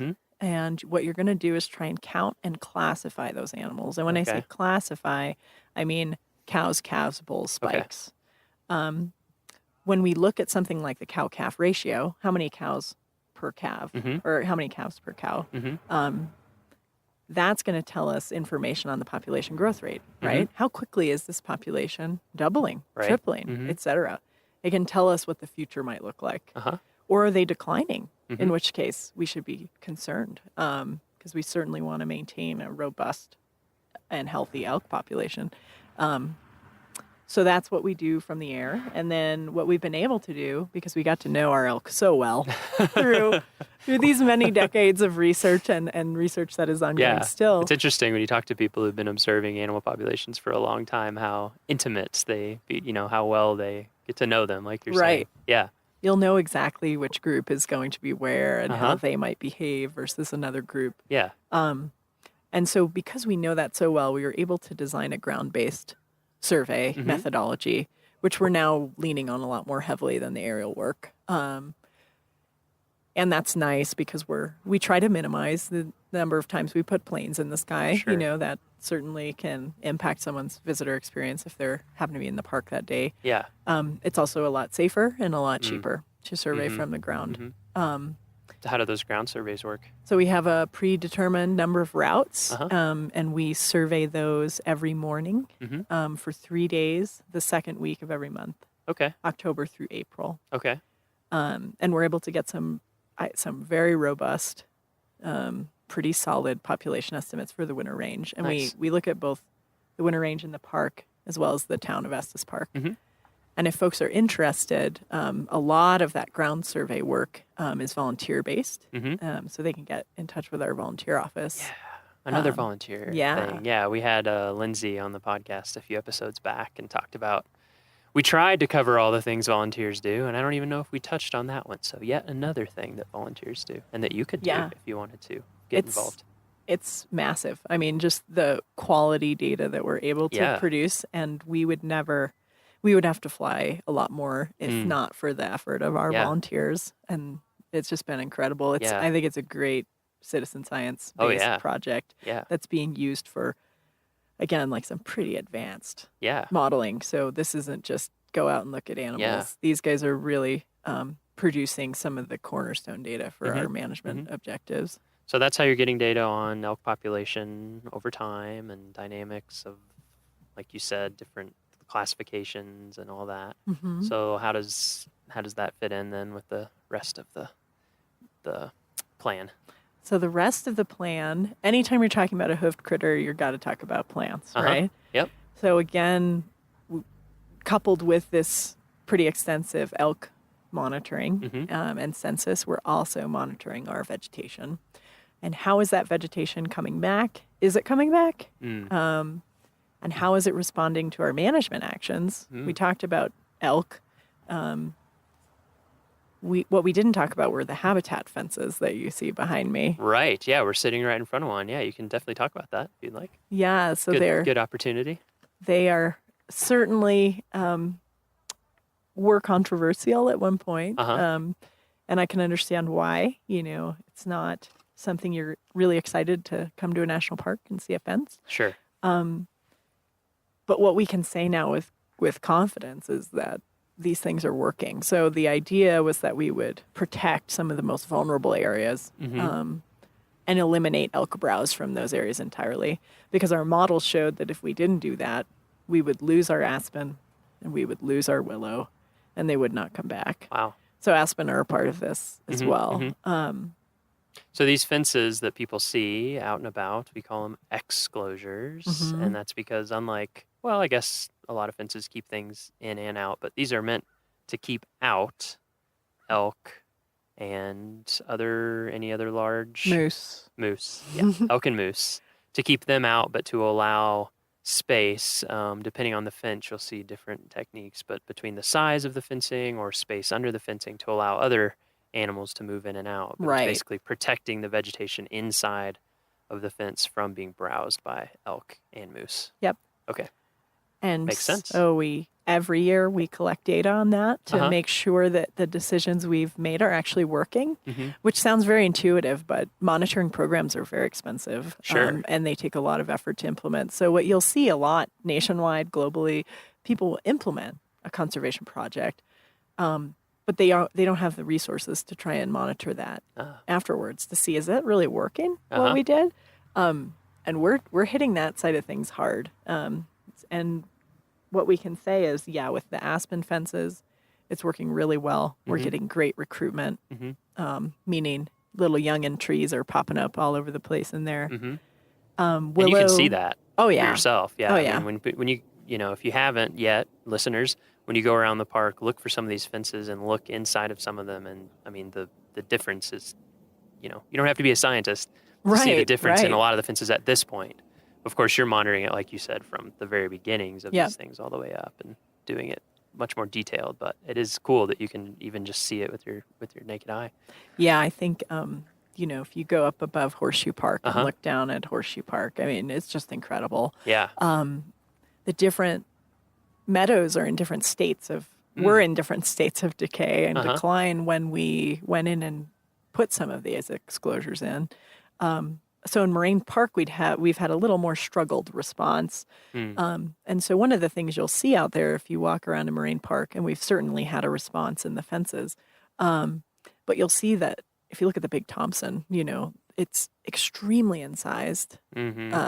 So cut into one narrow channel. Right, cut down into one narrow channel. Whereas before, with beaver and everything, it would have been just all over Moraine Park, just meandering side streams, wet areas, almost standing ponds, all sorts of stuff. Okay, so cut down into one channel. Yep, and so you've got maybe 3-4 foot of bank that river needs to overflow.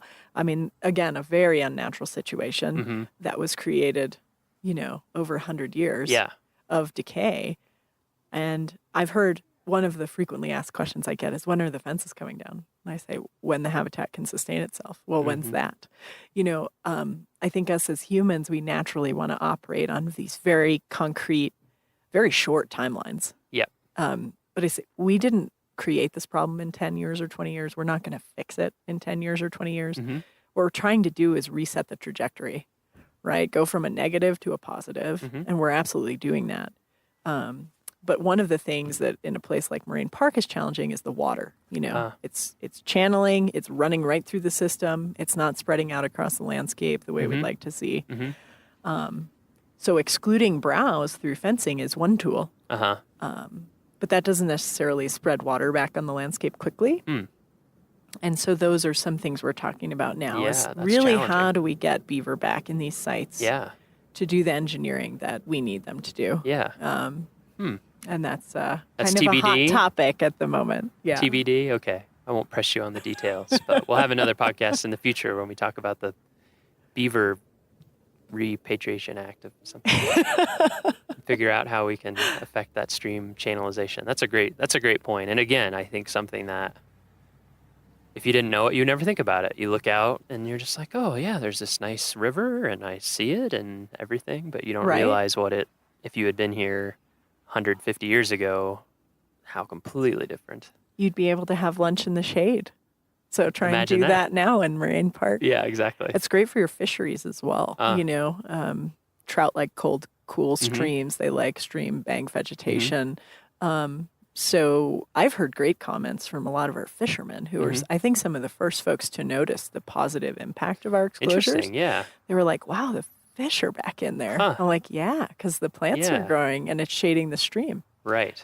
Oh, that's very cool. And we saw in 2015, I was actually giving a talk to some of our new law enforcement folks by the Exclosure, talking about all of this. And up comes a sandhill crane.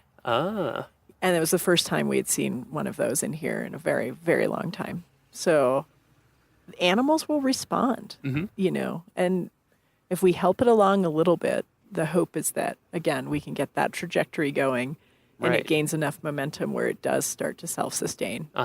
And we can take the fences down. Right. Okay. But it's going to take some time. Sure. It's hurting. Yeah. Yeah. Well, like you said, humans did a job. It took a long time to get it where it is, and it'll take a while for it to recover back and be healthy. Right. At least on the human time scale. That's the other thing that's hard to remember in terms of landscape ecology and just anything to do with the natural world is that it makes sense. We're humans. We think on the scale of human lifetimes, but human lifetimes are very, very short compared to these ecosystems and these processes at these scales. So yeah, that makes total sense. That it's kind of like, well, we'll see when it gets healthy, it gets healthy. So yeah, that's pretty amazing. I hope that helps people understand a little bit more with the fences and what they're seeing. And I also have heard, from people who have been coming to Rocky for decades, they have lived long enough to see some of the changes in our population and the effects, and definitely have questions about that. So, what else about the elk and vegetation management plan do you think would be good to cover for listeners to know? So we've got a couple projects that are ongoing right now. One of them is long-term chronic wasting disease. Yeah, could you tell? Yeah, what monitoring, chronic wasting surveillance, looking at disease? the health of our elk population, which is different from the habitat side. And so we've historically had a fairly high prevalence of chronic wasting disease in Rocky Mountain National Park. And what is, for folks who don't know about chronic wasting disease, what are some of the, what effect does that have on the animals? So it's a prion disease that affects the nervous system. Okay. And it leads to death. So in affected prion animals. disease that people have probably heard of would be mad cow. That's another type of prion disease. Or prions are Creutzfeldt-Jakob in really humans. weird. We can't really go into that, but that's a whole other talk. Very, very weird, but it is a prion based. Okay. Yep. So it's nothing like anything we had really seen before. Yeah. Either in wildlife disease or any other disease areas. And it's not a virus, it's not a bacteria, it's a protein. And so that's bizarre. But what it does is it chews through the brain, essentially. And so if you see an animal with chronic wasting disease, or CWD, as you'll hear us call it most often, that animal is going to get thin. They might be drooling. Their head's going to be low. Their cognition is not very good. They're having nervous system impacts. And so those animals aren't going to last too much longer if you see an animal in that condition. And we've been an epicenter for research on this because we are the first place that we had this disease occur in a wild population. Really? And it's interesting. And we've had fairly high rates of it compared to the surrounding area. And there's been a lot of discussion over why that might be. At this point, we don't have great data to back up the whys. Yeah. But some of the things that we think about are because we had such a highly concentrated population, they're unnaturally stacked on top of each other for so long. This disease can persist in the environment almost for unlimited time frames. We don't know how long because we haven't been able to look at it for that long, but for decades, certainly. Wow. So if you put a whole bunch of animals in a contaminated space, what might happen? You know, so that's another typical issue when you have overpopulations of species is you end up having disease issues, right? Because the rates of transmission are just much higher. Yeah. Makes sense. And so we don't know that that's why. But these are just some things we talk about. And this is great. I'm glad we're talking about this stuff because this is another thing that I love in general. I mean, just for my own personal edification, but I think it's great for visitors to realize with parks or with any kind of science is like, there are some things that we're pretty confident about and we're, you know, and then there's things where we don't know. Yep. And that's why we're doing science because we're trying to figure it out. And so I always think it's cool to remind people that like, it's not a done deal. We can't tell you all the answers to everything in the park. There's plenty of stuff that we're trying to figure out too as it goes along. So it's really interesting. Absolutely. So chronic wasting disease is a component of this and is something that is being studied. Right, and we look at how might that affect our population levels over time. Is there a time in the future where you get to a space where you're worried about elk populations? Right, yeah. That conversation has been had in other places. Right now, our populations of elk, both on the east and the west sides of the park, and I'm talking regionally, right? Because we're one little 25,000 acre nugget, right? Which might sound big to people, but big. for animals like elk, it's not that big of an amount of space. Yeah, if I can walk across Rocky in 2 days, what does that mean for an elk? Yeah. So I think folks miss that sometimes as well, you know, because scale in nature is very different than the scale you and I might be used to. Absolutely. Where a 4,000 square foot house sounds enormous. Yeah, right? exactly. Yep. So that's important because we are looking at elk on a regional basis. We're looking at these herds where they move, and they all only use the park during portions of the year. So on that regional basis, those populations look good, right? We think they're within a good range. Right now. And another common question I get is, where'd all the elk go? You know, I've heard people say that the Park Service culled thousands of them. That's not true. The big story here is really that the wintering animals redistributed, and they're utilizing the Front Range a lot more during the winter, which is actually a very natural pattern of elk behavior. Right. Why would you stay at 8,000 feet in the winter when you can go down to 4,500 or 5,500 and eat grass all day? So again, suspicions about that. Well, they brought elk into the Estes Valley in 1913 and 1914, and those animals had no roadmap in their head. So did they just stay up here? Maybe. Maybe, yeah. Maybe. So, or maybe they were, confined because of all sorts of things. In terms of regulations. You know, you had a lot more agricultural production on the Front Range back then. Now you've got lawns and gardens, and so the elk are living high on the hog down there in the winter. That's super interesting. Yeah. So they're fine. They just moved. A great example, again, of how things that we take for granted as being natural, it's like, well, like with elk, I've heard that as, we think of them, and a lot of times now we'll think of them as mountain species, but it's like, no, they're prairie animals. They're prairie, exactly. They're grass eaters. Elk are actually primarily grass eaters. Even when they have willow to munch on, they'll only eat 10 to 15% of their diet. They want grass. They are grass eaters, so it's totally natural for them. So we didn't call thousands of elk. Prairie. A lot of the elk on their own. They were like, hey, there's nicer weather and more stuff to eat down here in the winter. We're going to come down here. So they redistributed on their own. Makes total sense. And that's another, exactly what caused them to figure that out again. Colorado Parks and Wildlife did have a couple of high harvest seasons Mhm. in areas around the park Uh-huh. in the early mid 2000s. We did put up the habitat fencing. We did do a very, very limited amount of culling Mhm. back when there were still a lot of animals wintering in the park. And we have done a lot of chronic wasting disease research. Mhm. Folks can speculate all day long. You know, why did that lead Sure. cow finally decide to go down Route 34? Right.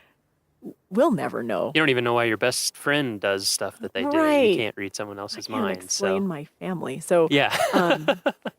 but at the end of the day, what they've done is what's healthy. Uh-huh. So great. Yeah. You know, they're moving around more. They're migrating more. They're Mhm. doing what large migratory species should do, Mhm. is engage in seasonal migration. Yeah. So that's exciting. Yeah. It's certainly causing on a human altered landscape. There is no action that is without issue, right? Mm. So there are elk kind of human conflicts occurring in some of our foothill communities that were not occurring that much before. Mhm. So the saga continues. Sure. Sure. Well, you know, it's a relationship, you know? We got to Right. both put in our own effort to make it work. right? Exactly. Exactly. So, while we're in Moraine Park, while we're talking about elk, while it's the rut, while we have the busiest weekends of the entire year, in Mhm. large part because people want to come watch the rut, I thought we could just touch on some of those issues and questions really quickly because I feel like, through no fault of anyone's, they're just not used to being around these animals. There's a lot of, I just hear people ask questions or just things that people think that are really surprising to me. Right. So maybe we can quickly dispel some of those. So I think the biggest thing that I see, and I'll see if you concur, I think a lot of people experience wildlife, animals in zoos and in animal parks. Mhm. And they come here, and I think a lot of the questions that I hear relate to that experience. So it's like, well, why did you let the moose leave this area? Or I mean, the moose. Why am I not seeing these animals? Why are you, this one looks sick. Why aren't you taking care of it? So, Right. I guess the first thing would be, could we just talk about what it is that the interactions that we have with elk? Like, obviously we are doing stuff to monitor them and to try to keep the population Mhm. healthy, but how far does that go in terms of how much are they just doing their thing and living their own life? They are very largely doing their thing. Yeah. So the only time we handle animals is for research purposes. Mhm. And I always try to figure out what's the least number of animals that I need to handle Mhm. in order to get at the study objective, Mhm. in order to answer the question. Yeah. Because if you can't get enough to answer the question, then you shouldn't be doing it at all. But we do try to take that into consideration Mhm. when we're collaring, when we're Mhm. handling. Mhm. We have a lot of that down really well. Mhm. We've been doing this for a long time, so typically our animals are doing fantastic post those Yeah. adventures that we put So them so through. even when we're specifically doing studies and trying to learn stuff, we're still trying to interact with and impact the animals as little as possible. Absolutely. And so that should key people in that these animals are not pets or No. trained in any way. Right. In fact, they're quite the opposite. And one thing I like to remind people is that when you're here watching them, it is awesome when you can watch them. It is beautiful. It can be inspiring. It can be entertaining. But that is not why they're here. They're actually trying to live life outdoors 24/7. Yep. No matter how hard the weather is, no matter how good or bad the food, the browses in that year, the grazing, no matter what, they're just out there trying to live. Mhm. And like the rut is a very serious thing for them. Oh, yeah. That, it's not an entertainment spectacle. Yeah. And I think the reason that we try to emphasize that to people is not to spoil their fun or anything, but to keep the elk healthy and safe and let them Mhm. do what they're going to do, and to keep people healthy and safe, because these are like big animals. They're extremely big They're big. animals. And when you think that, a big bull can have 40 puncture wounds in his hide after the rut, I mean, I don't want to be one of those puncture wounds. Yeah.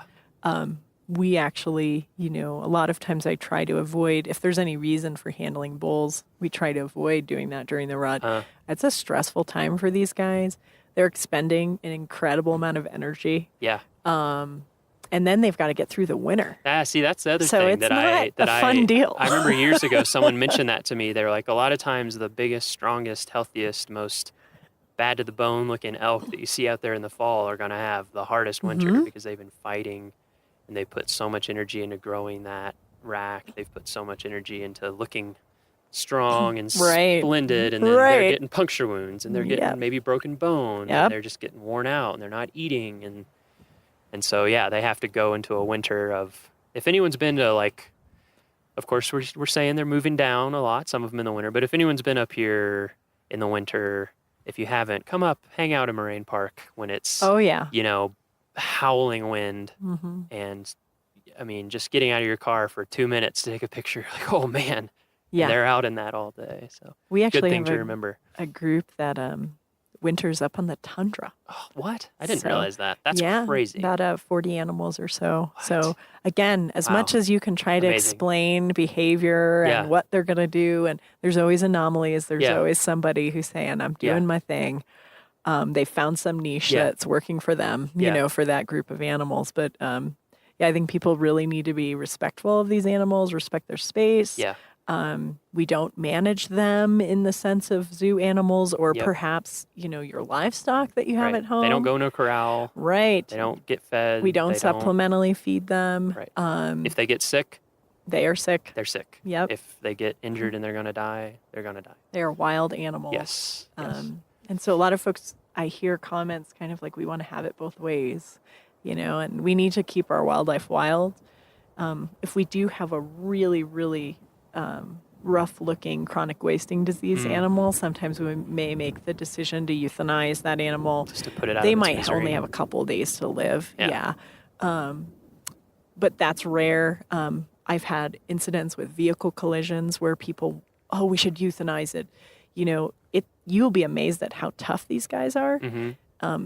We want to give them every chance to live their life the way they would have. So typically, unless they're having a really hard time eating, getting up, performing basic life functions, we're going to let that animal have a shot at doing what he or she was going to be doing. So what are the other things? So I mean, the biggest thing that we tell people is to keep a safe distance.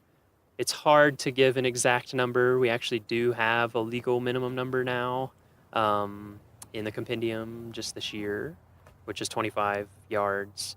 But of course, that, like we were talking about earlier, they're wild animals. That varies. So in terms of people keeping a safe distance, how would you like them to think about it? And a hoofed critter, and I'll talk about moose too, and I'll just lump them in here because they're going to be rutting after the elk. And they're even bigger. And typically even less tolerant. Yeah.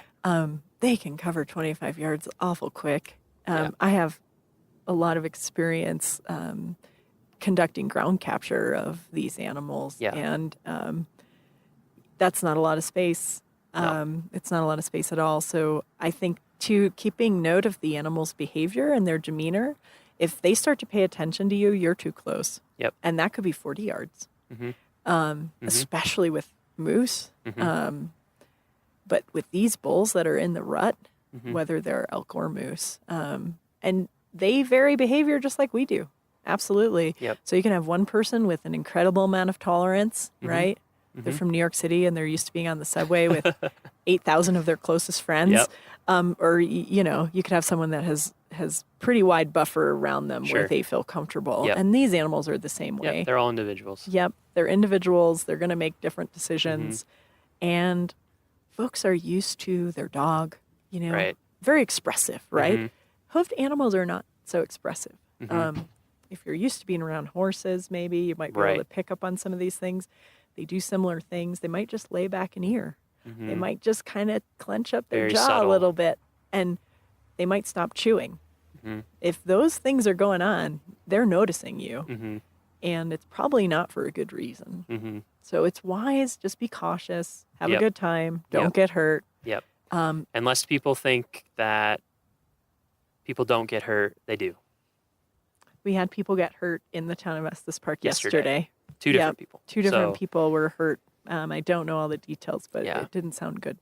Yeah, I think that they were treated and released, but I think they weren't feeling too great. So people can get hurt. People do get hurt. We don't want you to get hurt, and we don't want to negatively affect and mess up this incredibly important time. Like, this is the time when breeding happens for the year. Right. So extremely crucial, and it's right before heading into winter. So that to me, yeah, that's the greatest thing for people to remember, is that we have these numbers that we set and try to use just literally as like a bare minimum, but really it's exactly what you said. If you're affecting the animal's behavior, you're too close. Yep. So just back off. And we know, and I'm a photographer, so I get it. We know everyone wants great wildlife shots.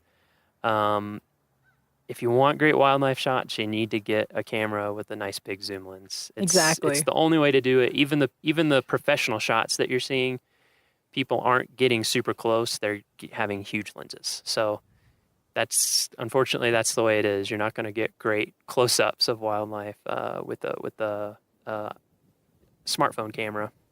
So if you really want those close-ups, it just takes some investment in technique, and we actually have a page now on our website. So if you go to our website and you look under Plan Your Visit, under Safety, there's a page now about wildlife safety, and then that links to a page that gives you tips for photography, wildlife photography, including how you can get shots that aren't close-ups, that are from a safe distance, but that still look good. So yeah, go on there for that. Anything else we want to cover there? I mean, we have other specific rules. We have meadow closures every evening. And that is, I assume, to give them some space to live life. And, Yep. Yeah. They're very active, what we call crepuscular, right? At dawn and dusk. And then often overnight during the rut. So you certainly don't want to be walking through Moraine Park in the dark and come across a big 6x7 bull who's pretty supercharged. Yeah. And those closures are in the newspaper, and they're on the website, and we have signs out too. So if you're ever wondering or trying to remember, there's things around to remind you.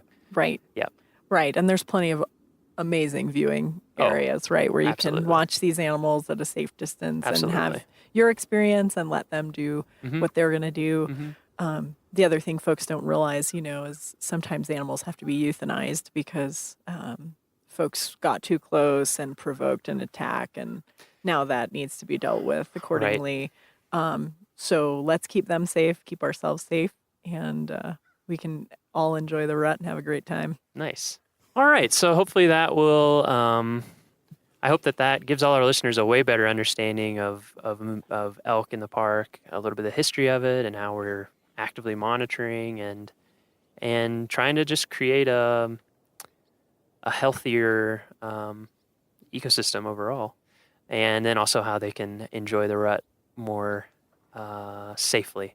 So earlier I mistakenly mentioned moose being around 100 years ago, and they were not, as you informed me, which you'd informed me before, but it takes a few times. So I wanted to talk about that really quickly. So 100 years ago, no moose in this area that we know of. Is that right? So 100 years ago, maybe the casual passerby moose. Okay. But no established population? Yeah, so folks will, argue back and forth the point of what does were they here mean? Right? So what I would offer is over what that, time scale maybe? We didn't have, as far as every piece of information we've been able to review, everything from historical accounts to the fossil record, we did not have established breeding populations of moose. And as anyone knows today, that's very, very different. We have very established populations of moose. Most of the female moose I've seen have calves, if not twin calves. Yeah. So definitely established, definitely breeding. Yeah. And they're a beautiful, fantastic, charismatic animal.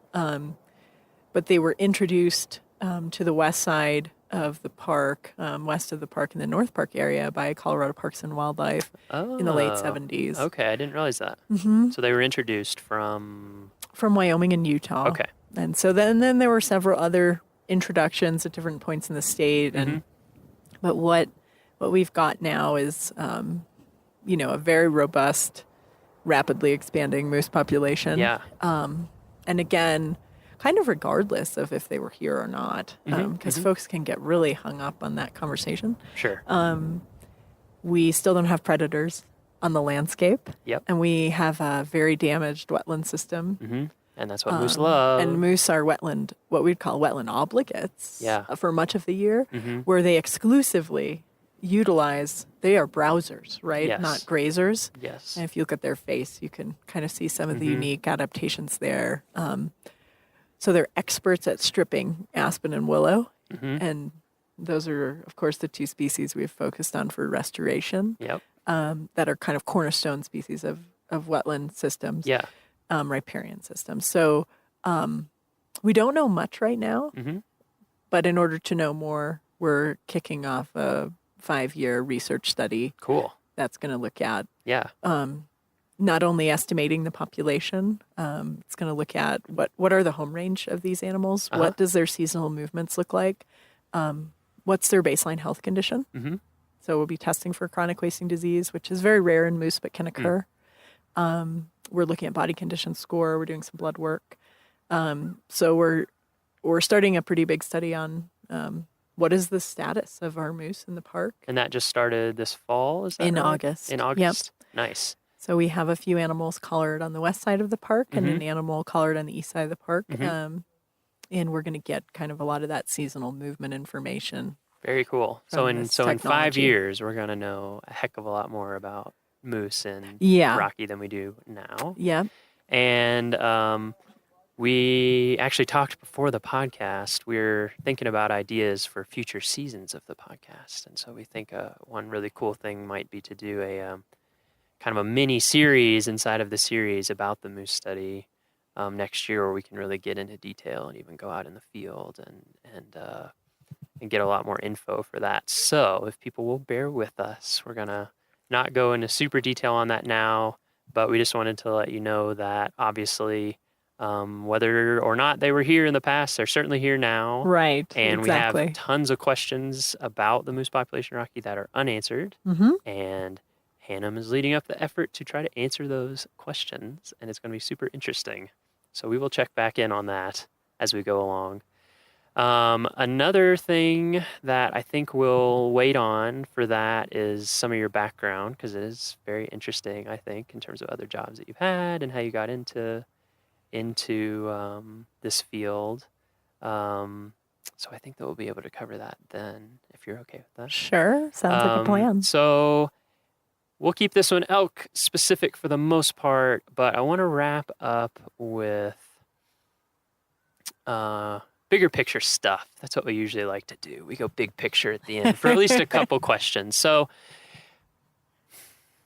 this is probably a tough one to answer, maybe, but as a landscape ecologist, what is maybe the one or two biggest things that you wish you could go around and tell visitors all the time, but you're busy doing research and work and in the office and can't tell them? Like, what's the kind of big one or more big ideas from your field that you think would really inform people's visit when they're here in the park and they're seeing all the amazing things that they're seeing? I think we have to constantly remind ourselves how interconnected everything is, because we don't operate that way.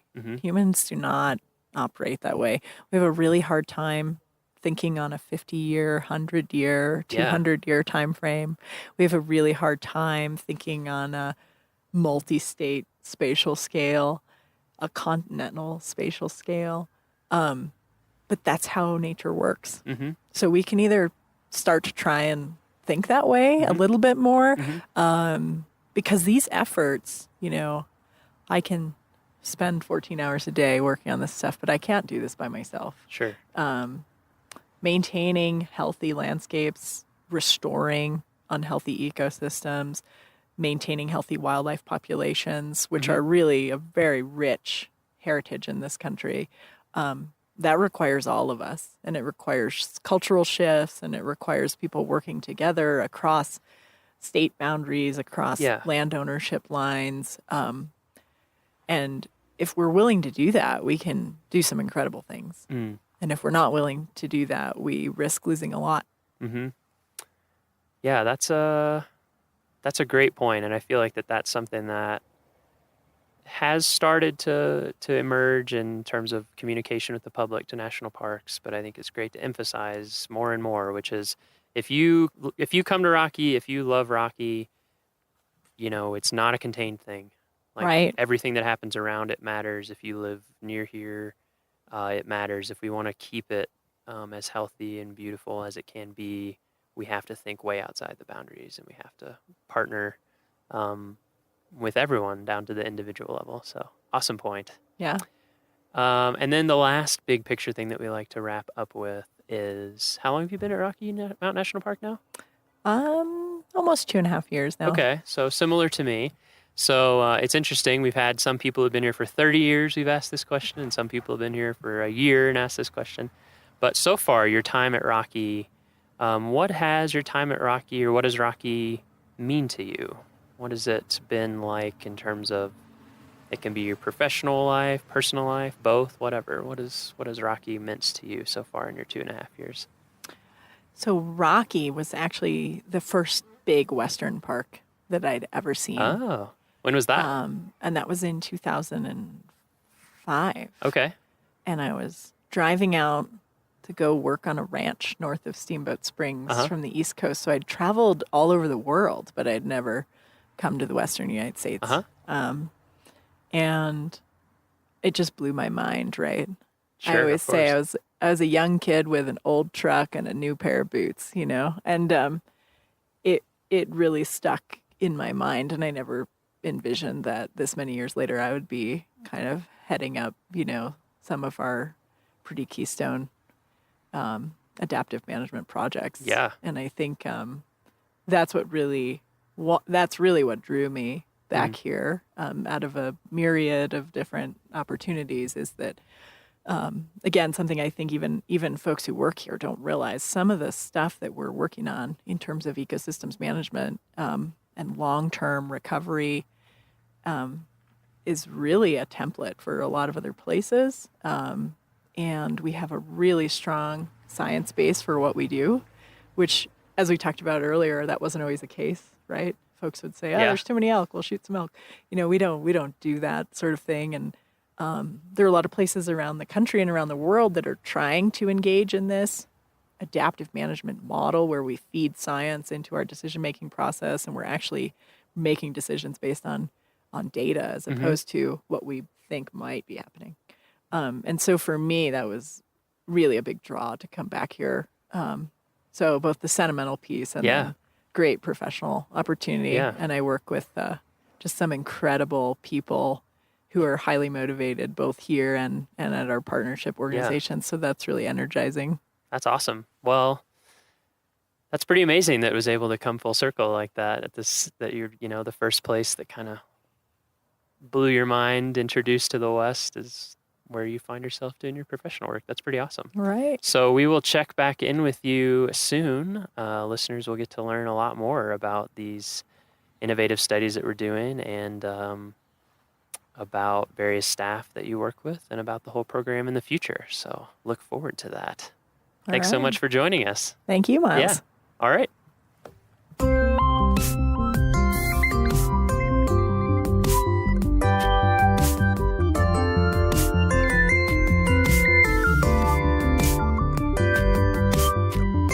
Our next episode will be released on Friday, October 6th. For show notes, transcriptions, and to learn more about our show, visit our homepage at go.nps.gov/RMNpod. That's go.nps.gov/RMNpod. The Rocky Mountain National Podcast is a product of Rocky Mountain National Park, one of 417 units of the National Park Service that preserve America's heritage for all, forever. Stay classy, Rocky Rangers.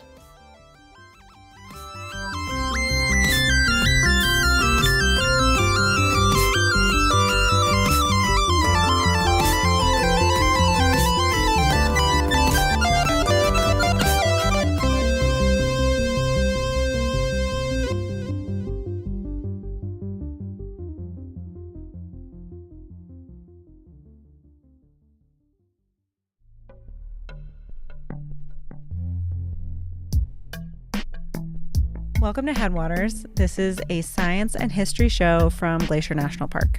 I'm Daniel. And I'm Perry. This show is brought to you by the Glacier National Park Conservancy, as always. And this is a bonus episode for those of you planning a trip to Glacier sometime soon. So not so much as a deep dive as much as a shallow... A dip. A quick dip. Okay. We're going to talk about place names. I think the place names around here can be a little confusing. I remember when I started here and people just were throwing out like Mini Glacier and the North Fork and the Middle Fork. It's very confusing. There's a lot of forks. This is true. So, first of all, we're talking about Glacier National Park in Montana. There is also a Glacier National Park in Canada and also Glacier Bay National Park in Alaska. Not those. We're talking about Montana. Okay, so just to note up front, a lot of place names in Glacier come from a lot of different languages. Perhaps least of all, English. Originally, the landscape had a lot of names from Salish, Blackfoot, Kootenai, and Cree languages. Then French trappers came into the area, and lots of other people have come here over the years with lots of different names for many of the same places.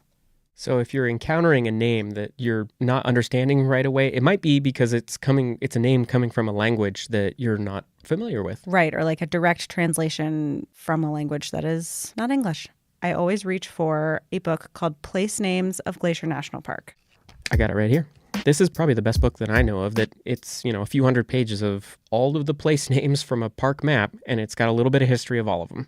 Yeah, here's maybe my favorite quote from that book. It says, "Each language portrays a universe of its own, and it will often be difficult to fit the universe of one language into the universe of another," which kind of speaks to what we were talking about earlier, where all these names come from all these different languages, and they don't always make sense in translation. Yeah, I like that. That's interesting.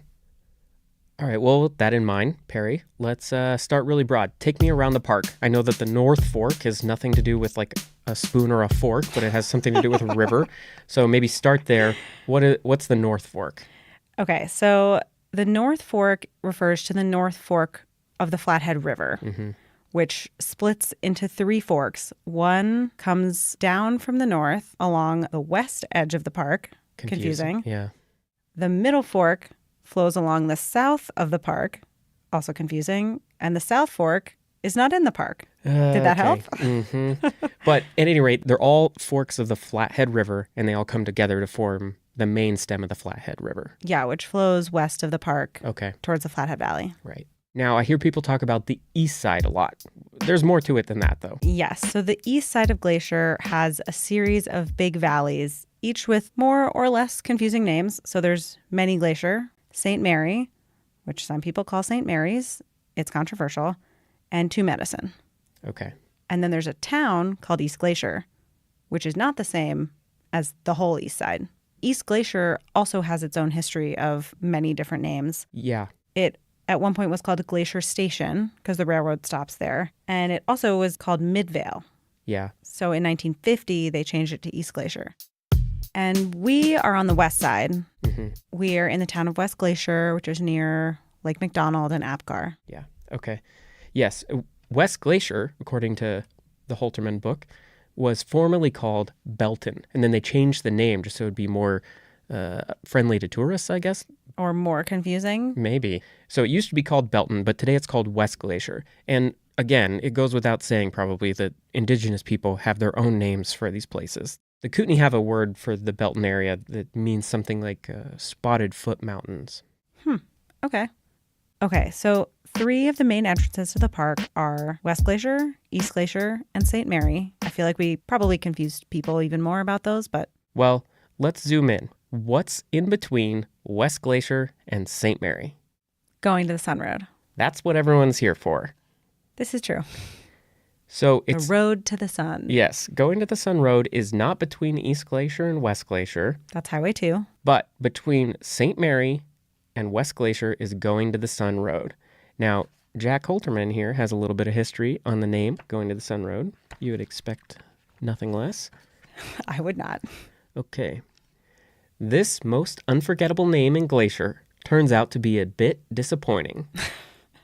Well, at least if we follow James Willard Schultz, who bluntly told the Geographic Board of Names in 1929, quote, I myself named going to the Sun Mountain. There is no Indian legend in connection with its name. But then Jack Holterman goes on to explain that there actually were a bunch of different indigenous legends associated with that mountain and with similar names. Okay, so James Willard Schultz is a big character that pops up a lot in Glacier. In early park history. Yeah. And something that I learned just a few years ago is that when you look at the map in Glacier, you see a lot of names that you might think are native names for things like going to the Sun Mountain or Rising Wolf Mountain, all of these places. However, James Willard Schultz actually applied those names to all those features that probably already had different, much longer standing indigenous names and probably many different ones from many different tribes. So in some ways, some of these names are kind of a blending of Euro-American early trapper explorer names mixed up with the indigenous names that existed at that time. Yeah, and confusingly, James Willard Schultz did a combination of naming things because he thought certain names sounded cool, but also naming places in honor of actual indigenous people. People he was friends with. Yeah, his contemporaries. Yeah, so I guess we've just made this all more confusing than it started. Well, I'd like to think we've sparked some interest, perhaps, for people. At the very least, all I can say is, take out your park map and ask some questions. Yeah, there's a lot of overlapping eras of history here and a lot of different cultures that have been a part of this landscape. And names really kind of capture all of that history in an interesting way. Totally. Well, this has just been a quick dive into some park names and history. We'll be releasing some new episodes soon, so stay tuned.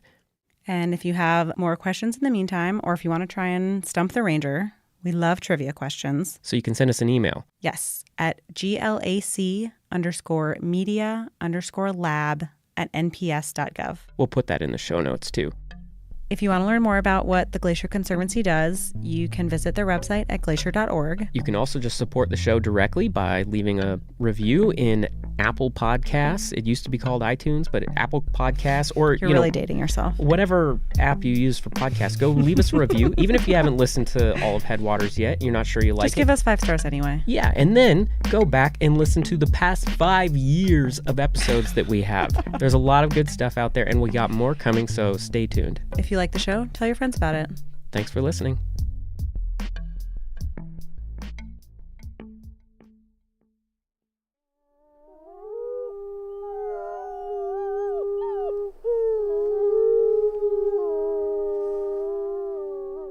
From Yellowstone National Park, this is What We Do. I'm Ashton Hooker. And I'm Brett Rayburn.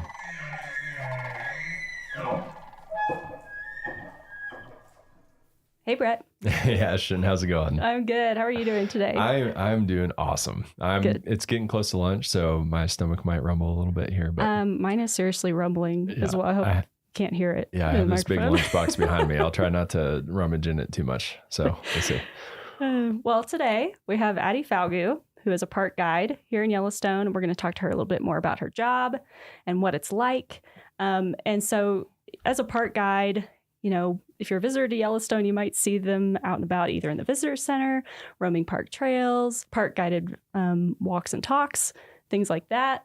And so along those same lines, we have the Junior Ranger program, and it's pretty popular. Yes, you I've can get heard it of in it. a bunch of different parks, Yellowstone as well. So my question for you, do you happen to know how many Junior Ranger badges are awarded here in Yellowstone every year? Every year? Every year. Number of Junior Ranger badges. So not just people who get the books and don't go through to graduate. I'm going to say, I'm trying to see if Miles will give me any hints here because he orders the badges. I think it's I'm going to say 160,000. Ooh, wow, that's more than I thought you were going to guess. But really, you're not too far off. So in the past couple years, we've had a few weird years with COVID and the flood and stuff. So it's been a little lower the past few years, but it's been about 50,000. Okay. I'm so come on, Junior Rangers, step up. Yeah. But on this year is going to be the year where we give out 160,000. 50 to 100,000. So you're not too far off. That is a lot of Junior Rangers being sworn in. It's a lot more than I thought. That's a lot of oath takers. Yeah. We're in good hands. Yes, we are. All the Junior Rangers out there. So anyway, we're going to talk with Addie more about what she does in the park. So Addie, thanks for joining us. Yeah, thanks for having me. Yeah, how are you doing? I'm doing well. Good. So ready to dive in? Absolutely. Okay. So how did you get your start with the National Park Service? So I got my start in 2017 as an intern in Glacier Bay National Park. And that's in Alaska. That's right? correct. Yeah. Okay. It often gets mistaken for glacier in Montana.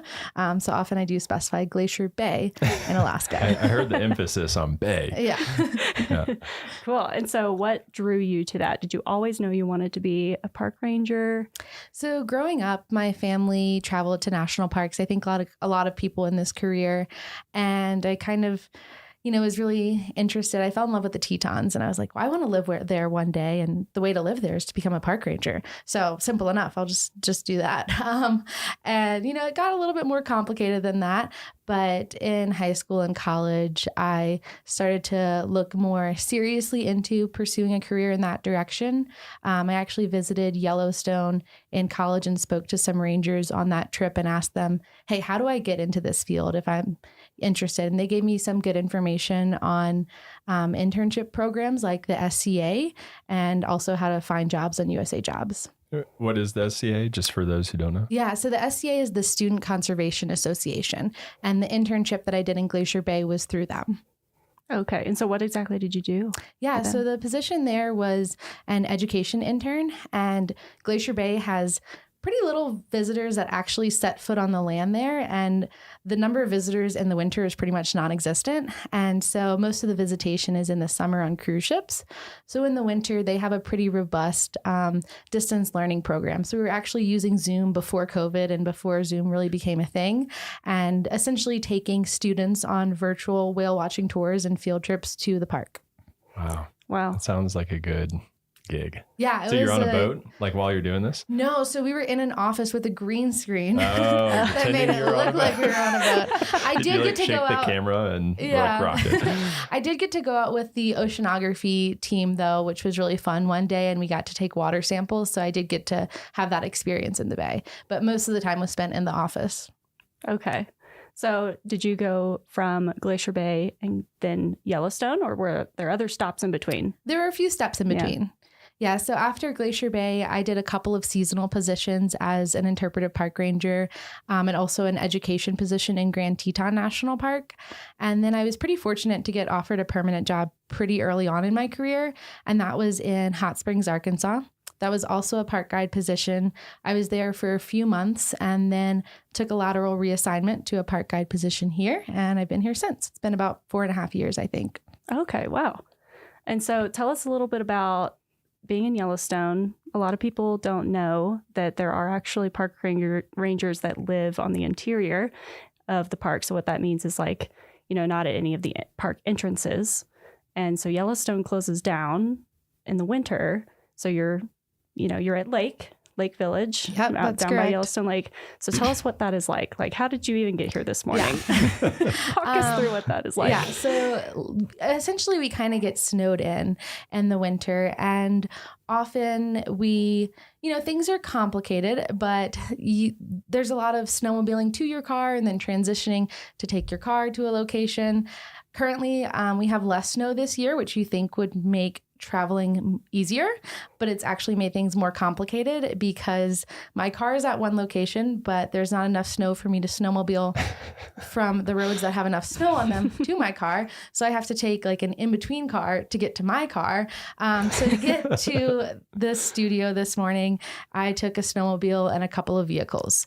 Wow. And it took about 2 hours, whereas normally if I could just snowmobile straight here, it would have been probably 30 minutes faster than that. So that is dedication to complicated the show. steps. We appreciate you. Yeah, but those of us in the interior look for excuses to get out. So I was very happy to be out here today. Wow. Well, we're glad you're joining us, and you took the long trek to come all the way up here. What's your typical, how often do you get out to get groceries and things like that? So it really varies depending on the year. Typically, I try to stockpile groceries in the fall so that I never need to go out specifically for a grocery trip. But if I happen to be out for another reason, then I always get groceries. But I'd say usually in a normal year, I'd probably leave twice a month each winter. So every 2 weeks. Mm-hmm. Okay. So I've seen some park rangers who live in the interior in winter. They do a lot of canning. Mm-hmm. Are you into that? No, I am the unhealthy ranger that lives off of pasta Ramen. and frozen pizza. Yeah. So, Yes. Hey, yeah, it's delicious. I don't do any canning, but if you just eat a lot of pasta, dried goods, that stays really well. So I can really stock up in the fall. Wow. And so in a typical winter, so one that we're not having now with not as much snow, you would normally just snowmobile everywhere, yes. correct? Yeah, Okay. I would just snowmobile to my vehicle at whatever entrance it's located at. And typically it's not a big deal. I actually really enjoy snowmobiling most of the time. And there's incredible opportunities to see wildlife along the way. Amazing scenery. The sunrises and sunsets in the winter are always really special. So although it has its challenges, overall, I really like living at Lake. There's incredible opportunities for skiing around the neighborhood. But it's not to say it doesn't come without its challenges. For sure. So in your current position as park guide, do you have a typical day? Can you tell us a little bit what that's like? I know it probably varies from day to day, but...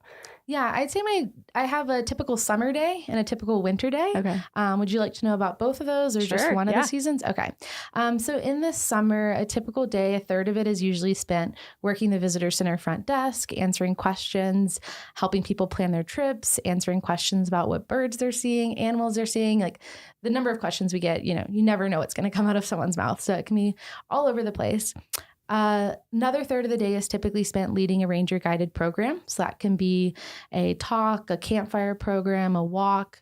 And the remaining third of the day is typically spent out in the field roving.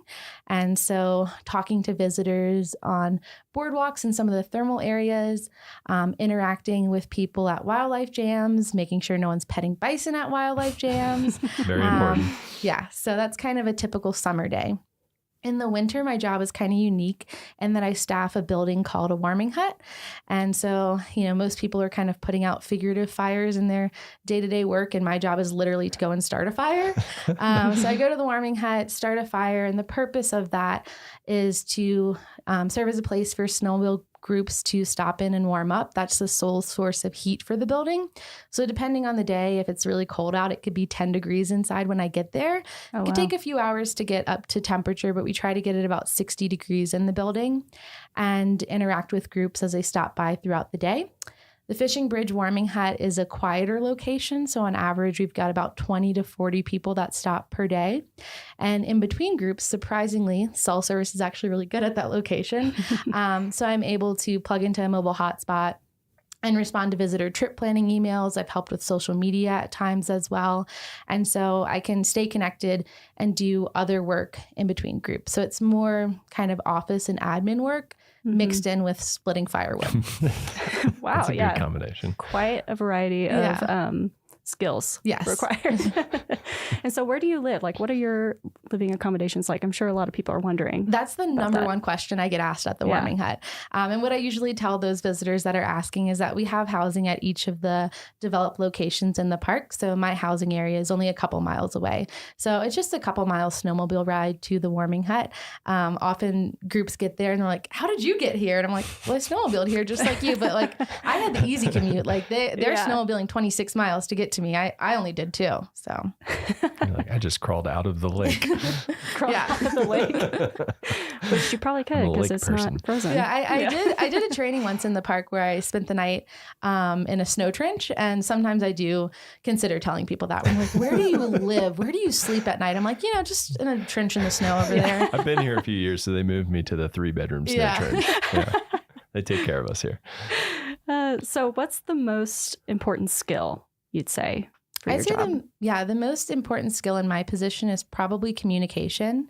So as an interpretive position, it's really important to communicate these messages and try to foster a connection between the people that are visiting Yellowstone and the resources that we have here in the park. And so being able to tailor messages for specific audiences is really important in order to communicate that effectively and try to hopefully inspire the next generation of stewards for these lands. Yeah. What's one of the hardest or most memorable questions that you've had asked? Ooh, that's a good one. So this is a funny one, but the most memorable question, there was a girl. She was probably about 12 years old, and she was really shy. I was at Mud Volcano, and I could tell she was kind of embarrassed to ask this question. And her mom's like, she has a question. And I was like, sure. And she's like, I don't know if I want to ask. And I was like, no, like, go for it. No judgment. And her question was, how do bison poop in such perfect circles? And I loved it because so often we get the same questions. That's a scientist question, over right? and over again. And so that I'd never gotten that one before, and I've never gotten that one since. And so, I took a moment and I was like, well, it has to do with the consistency in which the poop comes out. So it's kind of like pancake batter. Like if you put pancake batter in a frying pan, it like spreads out into a circle. I'm like, it doesn't come out that shape. And I think that helped her out. So I wonder if she thinks about that. I'm not eating any pancakes that you bring to the office, but that's a great way of explaining. Yeah, I'm going to think about that every time I see some bison poop out there. Yeah. So what is your favorite part of the job? My favorite part of the job is probably getting to re-experience the magic of Yellowstone through the eyes of first-time visitors. I've literally had kids jumping up and down for joy when they saw a grizzly bear for the first time. Oh. And I've seen adults like cower when they hear a bison grunt during the rut. And those moments just remind me of like how special this place is. They allow me to remember why I fell in love with this place and why it's worth protecting. That's great. Yeah. Yeah.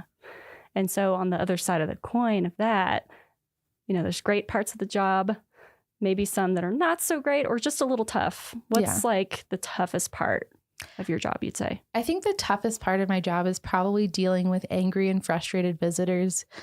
People are coming here on vacation and everything's supposed to go right for them. And when it doesn't go right and they're on vacation, they really want someone to blame and someone to give them answers for that. And being a frontline staff member, we're kind of the face for the park. So we're often the person that receives the brunt of that anger and aggression. And especially in the middle of the summer, if you're receiving that day after day, multiple times a day, and often these complaints are about things that we have little to no control over. Sometimes they're because of natural disasters like floods. It can be really hard to deal with that. Yeah. Yeah. It takes lots of patience. Yes. Yes. Lots of patience. So even with those kind of tougher parts of the job, why do you still want to, work as a park guide or work for the Park Service? What is it that keeps bringing you back? Yeah. Although there can be tough days and those negative people, I think the good days and the good people really outweigh it. You might have someone who's mad at you one moment, and then you have a really special connection with a junior ranger the next. And it just reminds you kind of why we're doing this. Also, just having an opportunity to live here is something that I try not to take for granted. There's incredible recreational opportunities that I have right in my backyard. And I've also had incredible wildlife sightings literally from my couch. Like I've seen bears and coyotes. I think the only thing I haven't seen out of my back window is a wolf. But there's not a lot of places in the world where you have opportunities for recreation like you do in a national park, and opportunities for these really incredible wildlife sightings. And so I think those moments remind me of why I'm here, why I'm doing this. They're incredibly rewarding personally, but they also remind me of the importance of protecting that so that other people can experience that too. Oh my gosh, like being at a lake in the winter when it's slower has got to be so quiet and peaceful. In those moments. I mean, the other morning, actually, Sunday, I went to the warming hut and there were 4 wolves in the road. And that was I did my 2-mile snowmobile commute to work, got to my office, and I saw 4 wolves at my office. And I've seen foxes and coyotes passing in front of that building as well. And I was all alone. No one else was there. And so it's a really special moment when you have moments like that. And those moments always kind of take me back to why I'm here. And I find that some of my best moments in the park, best sunrises, sunsets, rainbows, wildlife sightings, have occurred on some of my most difficult days. And so it's like, even though there are those tough days, the park always finds a way to remind me of why I'm here. Mm-hmm. Yeah, I think that reminds me of a time a few years ago. I was driving home. It was a Friday. It was the end of the workday. I was trying to get back to the office, and I got stuck in this bison jam for 2 hours. So I didn't get home till like 8 p.m. Yeah. But it's moments like that. Like a lot of those people are experiencing that for the first time. And it's super cool. They get to be in a place like that. Where you get to have those types of experiences and sightings. So, and when you're frustrated in that bison jam, but you look over at like a little kid who's just glued to the window, can't believe what's happening, kind of makes it a little easier. Yeah, at least you're not stuck on an interstate somewhere. Yeah, for sure. So do you have a defining moment? You've talked about some cool sightings and things that you get to experience living in the interior in winter. Is there like one moment that really stands out to you as like a career defining moment? Yeah. I don't know if this is a defining moment, but when I thought about this, a moment that made me feel like I was really in the right place and doing a good job and something that I was really proud of happened a couple of summers ago. I had a father and daughter asking questions, and the father was the main one asking the questions, and the daughter was really curious and she started chiming in. And so she'd ask a question, I'd give her an answer. She'd ask another question. And so this really natural flow of conversation began. I even went and got a bear skull and brought it out to show her. And so I was sitting on the porch with this bear skull talking to her about it. And I remember she looked up at me and said, "Ranger Addie, I love learning with you." And it really just melted my heart because it felt like all of this was worth it. And I really was having an impact and inspiring the next generation of stewards for these lands. And after that, her father pulled me aside and was like, "I just want to tell you, like, I really appreciate that you took the time to speak with her and answer all her questions." He was like, "I know she had a lot of questions." And he's like, "I don't know if you know that the impact that had on her." And I didn't even realize this at the time or tell him, but I don't think they realized the impact that they also had on me, because that was just reminding me of why I'm here and why I'm doing this. Mm-hmm. And that's kind of one of the like interesting things about your job is it's less like quantifiable the impacts that you have. And so like, who knows what that little girl is going to grow up to be or do. I know we're talking about junior ranger badges in the intro, and after I answered all of those questions for her, I was like, "Well, you're working on a junior ranger book, right?" She said no, she'd never heard of the program. And so I got her a book, and she was like, "I want you to be the ranger to swear me in. Like, when are you working again?" And so I was awesome. Like, "Tomorrow at 10 a.m. is the 1 hour that I'm here." My personal park I was ranger. Like, "You got a deadline for this, because then I'm going to be on my weekend. I'm going to be backpacking." And she was like, "I'm finishing it." And so she came back. I think she was only 6, but she did all of her work that day and came back the next morning, and I got to swear her in. So, maybe cool. she'll be in this position in the future. You know, Yeah. She'll be a real ranger one day. That's awesome. That's awesome. And that's a lasting impact too. Yeah. That's really cool. So we'll get into the nitty gritty of your job. The park guide position that you're in, do you know what the series is on USA Jobs? So if people want to go apply, what should they look for? Yeah, the series is 0090. And do you know, are those like entry-level jobs? How far up the ladder can they go with those? Yeah, so park guide positions are typically more entry level, and mine is a GS5 position. And do you need any formal training or anything like that? There's no formal training needed for this position. Just having experience in education and interpretation is helpful. Okay. So if you were to give somebody advice on like what type of experience they should get, what would you tell them? My recommendation would be just get experience where you can, whether that's like volunteering at your local environmental center, which is something that I did, or working at a nearby state park. If you can get experience in interpretation and environmental education, that's going to be a really good way to get your foot in the door. And how did you, I mean, obviously you have to know a lot about the resource to answer all those questions about circular bison poop and stuff.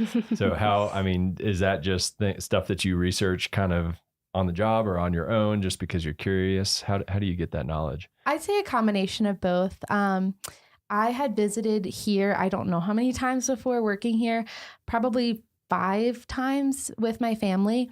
And so from that, I just had a lot of basic knowledge of what are the popular sites to see and how do you be a visitor here, because I had visited. So I kind of had some of that background knowledge. I had some knowledge on the ecosystem that I learned when working in Grand Teton National Park.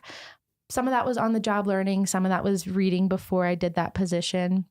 And then since I've been here, I'd say more of the knowledge that I've acquired has been on the job, either reading different references, learning from fellow rangers is probably one of the biggest ways that I learn, and just answering questions. It's really scary as your first day being a ranger, working at the front desk, having to answer questions, but that's the only way that you're going to know what people are asking and know what information you need to know. Yeah, I've worked the front desk a few times and I'm just like, I don't know. I don't know. But and then you're one of the main people that like is contributing to the resources that we're using. Well, in Yellowstone, there's so much information to possibly know too. So that's another thing that's like really kept me in Yellowstone for so long, is that it's hard to get bored here, because one day I'm getting questions about circular bison poop. The next day I'm getting questions from a microbiologist who knows more about the thermophiles in these features than I do. Yeah. But yeah, there's just endless knowledge to know. And so, yeah, there's still questions that I get that I don't know the answer to. And I tell them I'll go look it up and get back to you. And sometimes it's hard to find an answer, but I try. Well, that's really cool. And, so the last thing we like to ask people, what is your favorite memory that you've had? It could be here in Yellowstone or any other national park, since it sounds like you've worked and visited lots of different national parks. Do you have a favorite moment that you've had? So something that stands out to me is a moment I had here in Yellowstone, and it doesn't involve wildlife or hiking or thermal features like you might expect it to. It actually involves the ice on Yellowstone Lake, which I know some of you here have heard me go on and on about the ice on Yellowstone Lake. But Yellowstone Lake freezes in the winter, and living at lake, this is something that is a pretty exciting event to us. Like, what day is the ice going to freeze, or the lake going to freeze? What day is it going to melt? Sometimes it sings as well. So we kind of really like live our lives by the seasons of the lake. And Ice Off Day is like my favorite day of the year. I just think it's so incredible, and it doesn't happen every year. But if conditions are right, as the ice breaks up, it gets pushed out of the lake at Yellowstone River, which is the only outlet to the lake, and it flows down underneath Fishing Bridge. And as that happens, those chunks of ice all kind of get compressed into each other, and you can stand on Fishing Bridge and look underneath your feet, and it's just mesmerizing watching this like icy slushy move. It sounds really cool too. It's like a bunch of shards of glass almost. And usually it occurs late May, like Memorial Day weekend. And a couple years ago, I was actually out of the park on a temporary work assignment, and I wasn't scheduled to get back until June.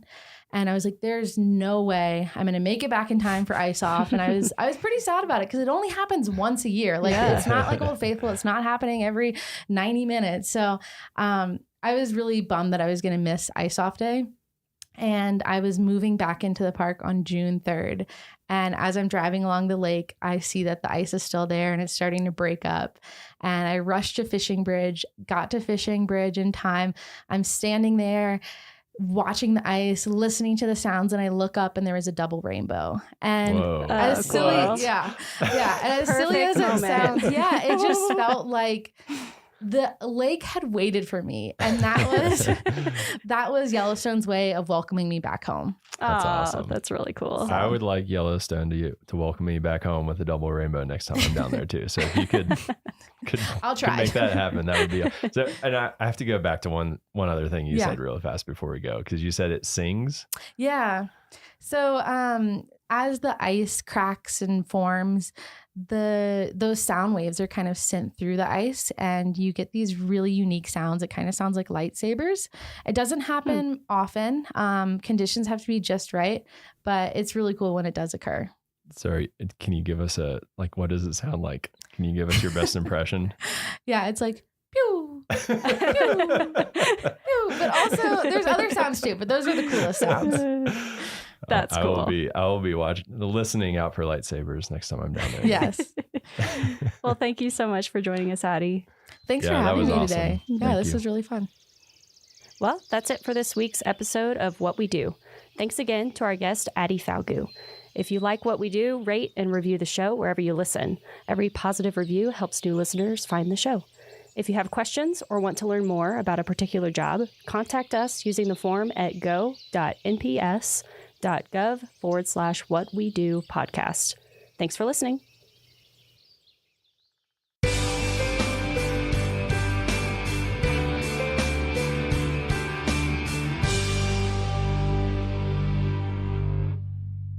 The East Side Tunnel was one of the most difficult challenges on the entire Going to the Sun road. Built in 1931, the 408-foot tunnel appears to come directly out of Pegan Mountain, with waterfalls cascading down the portal. Before work could begin, a 3.5-mile trail was constructed 200 feet above the road from Logan Pass to a point above the site of the tunnel. A platform on which to work was excavated by moving 6,250 cubic yards of dirt and rock. The materials and equipment were hauled to the platform above the tunnel site and then were packed by laborers down ladders and switchbacks totaling 200 vertical feet. Crews worked 24 hours a day on the tunnel, boring around 5 foot each 24 hours. Both portals of the tunnel frame impressive mountain views. In November of 2006, severe rain and flooding washed out multiple sections of both lanes on the Going to the Sun road near the tunnel. The largest washout was over 100 feet long. Within days, heavy snows prevented access, and repairs had to wait until spring road crews could plow their way to the damaged sites. Several strategies were explored for repairs, and eventually it was decided that a mechanically stabilized earthen wall 350 feet long would solve one problem, and a temporary bridge would be required to provide two-way traffic over another spot. Work will continue on some of the damaged locations throughout the summer, as well as the ongoing rehabilitation of the Going to the Sun road that was previously scheduled. This incident is another reminder of the power of nature and reiterates the need to rehabilitate the Going to the Sun road so future generations can enjoy its majesty.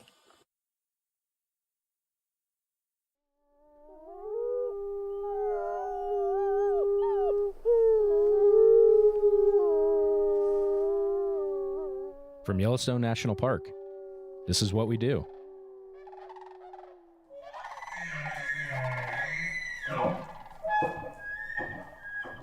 Hey, everyone, and welcome to the What We Do podcast. I'm Jake Frank. Our team of 4 will be interviewing 10 people over the next 10 weeks to take you behind the scenes to share stories from people who work for the National Park Service in the world's first national park. So first things first, hi, team. Hey, Jake. Hey, Jake. How's everybody doing? Awesome. Good. Why don't we do some quick team intros? So if we do, let's say, your name, your title, maybe your division, how long you've been in Yellowstone, what your favorite hobbies are. And maybe if there's any other parks you've worked at. Miles. All right. I'm Miles Barger. I'm the Publications Program Manager here at Yellowstone in the Division of Resource Education and Youth Programs.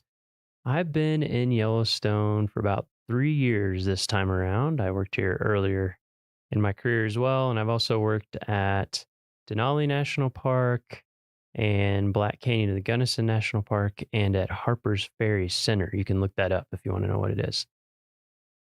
Brett, what about you? Yeah, so I'm the newbie here. I've only been at Yellowstone for about 2 years so far. Before that, I was at Shenandoah National Park for 12 years. And I'm the digital media specialist here, which basically deals with the website, social media, the NPS app, and digital exhibits in the visitor centers. Ashton, how long have you been here? Well, Yellowstone's actually my first park, and I've been here for about 4 years now as a digital communications specialist for the superintendent's office. So working on similar types of things as Brett, web, social media, and the like. So what about you, Jake? I'm the old guy here, apparently. I've been here a little less than 8 years, got here in 2016. I've worked at a handful of parks. I started in the Tetons and then went to Glacier, then Carlsbad Caverns, then up to Denali. Miles, me and you, whoop, whoop. Yep.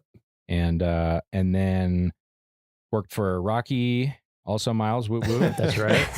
So Miles is I've been following Jake. Yeah. And then Yellowstone, and then I got my first permanent job in Glacier doing media, and then came here permanently. I also am a digital communication specialist like Ashton. I also work in the superintendent's office with Ashton, but it seems like everybody here on the team, we're all involved in media, web, social, photography, videography, kind of a little bit of everything. Podcasting now. Our resume is getting longer the longer we're here, so it's good stuff. Yeah, so now that you know who we are, let's give you some of the highlights of the park. So as far as the employees and the money, Yellowstone has about 750 employees. each year, and 350 of those are year-round permanent employees. And in addition to our paid staff, we also have about 450 volunteers that help with various things throughout the park. We have a federal appropriation, so the money that we get from Congress, when a budget's passed, is around $40 million. But it takes at least double that to operate the park each year. So I think last year it was around $81 or $82 million. And, if you're a budget person, you're like, how does it work, to run a park on 80 million if you only get 40 million? And basically we make up the difference through other revenue streams, like, when you come to the park and pay an entrance fee, or if you're a commercial tour operator in the park. And then we also have philanthropic donations. So people who donate to the park or our nonprofit, Yellowstone Forever. And all that money is not even including the major infrastructure project dollars, because some years with projects included, we spend upwards of like $125 million each year. Yeah. And let's talk about Yellowstone's resources. Yellowstone itself is a pretty big park. We're at 2.2 million acres. Not the largest park in the lower 48. I think we're second. Death Valley is 3 million or something, but we are pretty big, 2.2 million acres. And even more than that, Yellowstone is at the heart of the surrounding area, which is known as the Greater Yellowstone Ecosystem, which is, if we didn't have these made up straight line boundaries of the park, it's where our wildlife migrate and where we share a lot of our processes and things like that. So it's a huge area. Geologically speaking, Yellowstone is an active volcano, and it sits atop a cooling magma chamber. And when water is heated by the cooling magma chamber, we get hydrothermal features like geysers and hot springs. So that's, I'd say, wildlife, and those are what we're most famous for. And the geysers and hot springs are what Yellowstone was originally set aside to protect. And Yellowstone's actually home to 10,000 hydrothermal features and over half the world's active geysers. Yeah, so if the volcano goes off, we'll be the first to let you all know. I don't think we'll be able to let them know. We'll broadcast live as soon as that happens to let you guys know. So make sure that you subscribe so that you can find that out. So Miles talked about wildlife. Obviously, if you want to see wildlife and those predator-prey relationships, Yellowstone is one of the best places in the world to see some of those interactions play out. So, we got wolves, we got grizzly bears, we got cougars, we got bison, elk, bighorn sheep, even wolverines, which I haven't seen, but hopefully, fingers crossed, I will soon. All sorts of wildlife. But it's also, this is a super special place because of the history. So for over 10,000 years before Yellowstone became the first national park, which happened in 1872, it was a place where American Indians lived and hunted and fished and gathered plants and quarried obsidian and used the thermal waters. And even today, there are 27 tribes with historic and modern connections to the land and resources within the area that we now know as Yellowstone. Yeah, and in addition to tribal history, Yellowstone is also home to a combined 25 historic sites, landmarks, and districts on the National Register of Historic Places. There are a lot of really neat historic buildings and landmarks and things like that all throughout the park. So we have a lot of cool natural and cultural resources, and that's what brings a lot of people to visit the park. On average, we receive about 4.5 million visits every year, and about 95% of that is in a 6-month period between May and October. So a lot of visitation in the summer, not so much in the winter.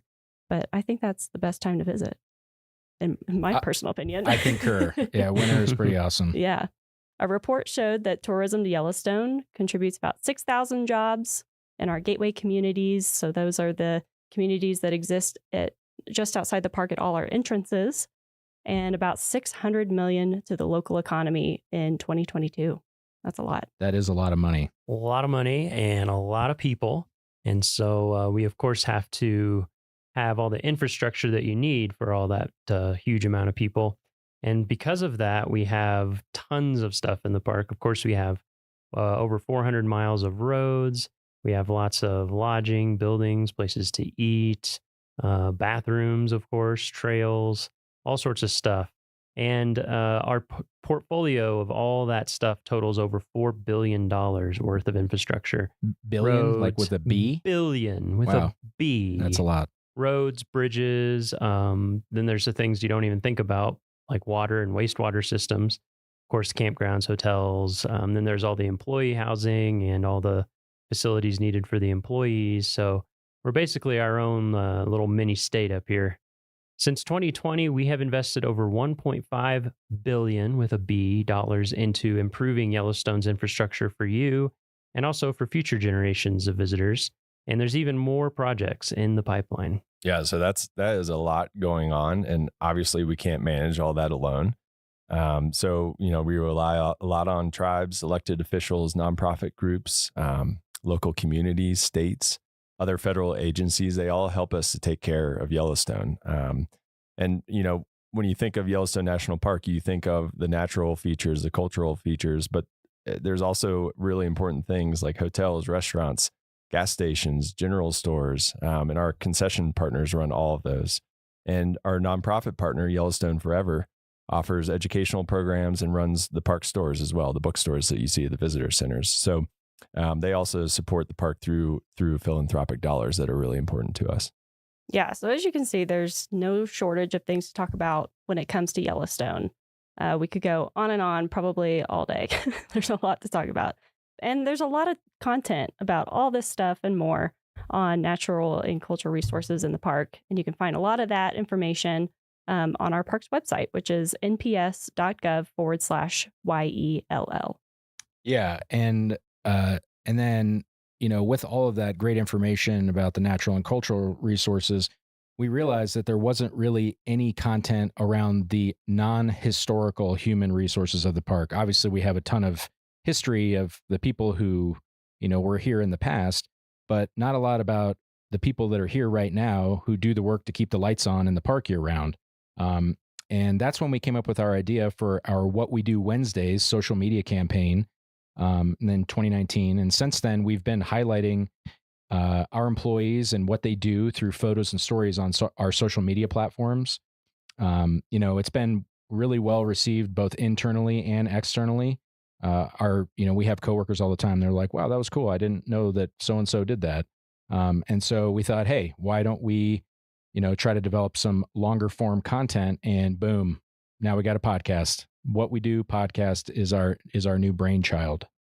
Yes. And it's a pretty awesome brainchild, I think. So with this podcast, we're operating under the assumption that if something is interesting to us, then it'll also be interesting to you, our listeners. And that being said, one of our intended audiences is current and future NPS employees too. So we intend to cover some information that may get a bit jargony, like how to get jobs in Yellowstone and, all the things that make Yellowstone work. And if you know anything about government agencies, we love acronyms and special terms. TLAs. That's right. Exactly. TLAs. Yeah. 3-letter acronyms. So to help you out with all those TLAs and other terms, we've created a web page with a glossary of terms and definitions. And you can find that at go.nps.gov/What We Do podcast. Yeah, I'm probably going to be referencing that sometimes. I literally had a meeting yesterday that was a BMA IDT. That was that was the calendar invite. So, but generally speaking, here are 3 things that we think that you should know about jobs in the federal government. So this is kind of the insider's look into getting jobs in the federal government from those of us who have done that a few times. And the first thing that you really need to know about is usajobs.gov. This is the website where all government jobs are posted to. So if you're interested in applying for jobs at Yellowstone or in the National Park Service or in any federal agency, really, you need to get familiar with that website. So after you listen to this episode, after you hit subscribe, go to usajobs.gov, create a profile and check out what jobs are on there, because there is a lot going on there, especially across not just the National Park Service, but the federal government in general. So highly recommend that you use the resume builder if you've never applied for government positions before. Resumes are a little bit different than they are in the private sector. They're not the one pager that you often use in the private sector. They're a little bit longer because you have to prove why you're proficient in all the skills required for the position. So that's why I recommend that resume builder. It kind of helps get you started when you haven't applied for a government job before. And I'd also recommend that you set alerts for saved searches for positions that you find that you're interested in. So if you listen to an episode and we interview someone that is doing a job that you think is really cool, go on usajobs.gov and maybe set an alert so it'll email you anytime that job comes up.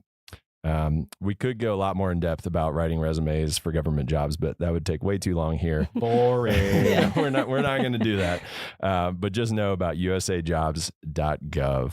That's a huge first step. Yeah. And the second thing that we think you should know about jobs in the federal government is there are three main types of positions. So you'll see seasonal positions, term positions, and permanent positions.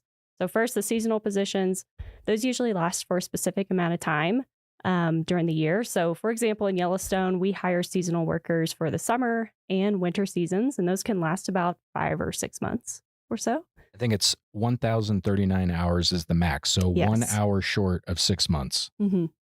And then the second type, those are term positions, and those are usually project-based. So maybe a park needs to hire someone to help with a specific type of project going on in that park. They'll hire this person, and that term position usually lasts for like 1 year, but it usually will not exceed 4 years.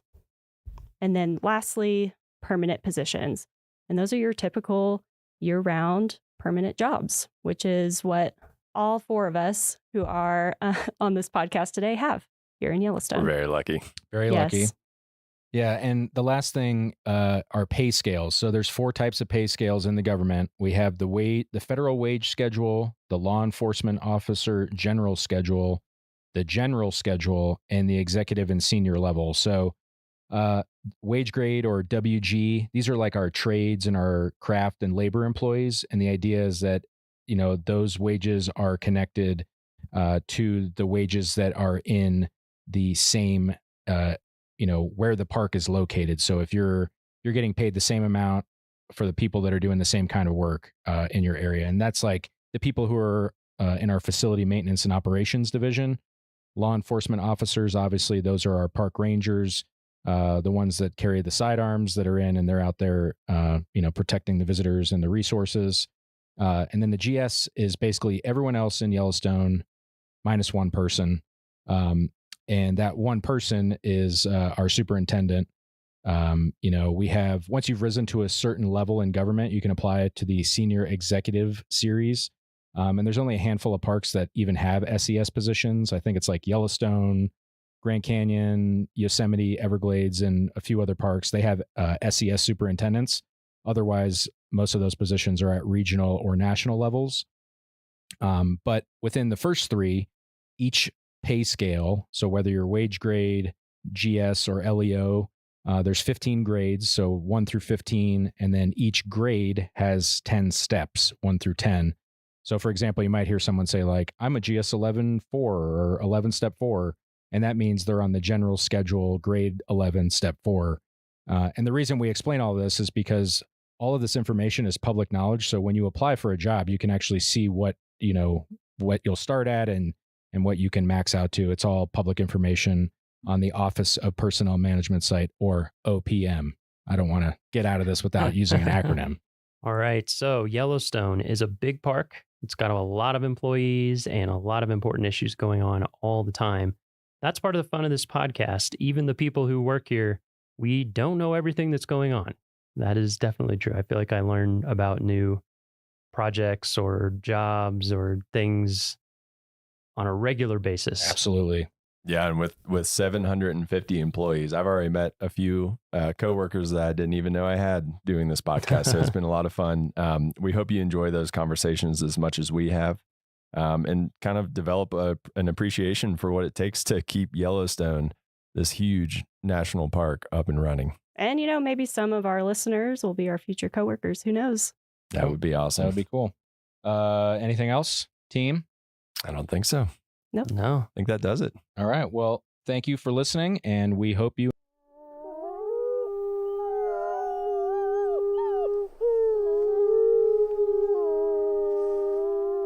from Yellowstone National Park. This is what we do. I'm Jake Frank. And I'm Miles Barger.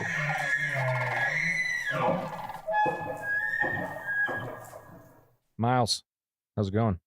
Going great. Yeah. How are you? Good. How's your drive to work today? Very short. Yeah. How are the roads? Very clear and in excellent condition. That's good to hear. Honestly, yeah. So, speaking of roads, to start, I have a trivia question. I'm curious if I would say this is on the easier of some of the questions that we've been hearing, but okay. Do you know how many miles of road are in Yellowstone National Park? 475? That is very close. 452, I think, is the number that I've been given from facilities in some of the reports that I've read. But yeah, 450 plus. And that's roughly the distance between like DC and South Carolina, Charleston, as the crow flies. So it's like multiple states. So it's a lot of roads that are in the park that we maintain in harsh conditions. In harsh conditions, on a volcano, yeah. No big deal. Yeah, yeah. So yeah, it's either burning the road away or it's frozen and under snow, or both. Or both. Yeah, for many. And so to talk a little bit about that, I think when people come to the park, they just drive on the roads. You kind of take that for granted, but there's a lot of work that goes into keeping those up to date. So today we're joined by Brian Batzloff. He's the engineering equipment operator supervisor for the special projects crew. Did I get that correct? You got that correct. All right. Well, Thanks for joining us. Thank you. Yeah. How are you Thanks doing for today? having me. Good. Yeah. How was your drive to work today? It was wonderful. Yeah. And when the roads are in bad shape, and you're like, man, that pothole, like what happens in your mind when you're driving and you hit a pothole? I try to figure out why it's there. Who do I need to call to get this fixed? Exactly. Yeah. So, we'll go ahead and get started. When and where did you get your start in the National Park Service? Here in Yellowstone, actually. I started, got my first job here in 1998.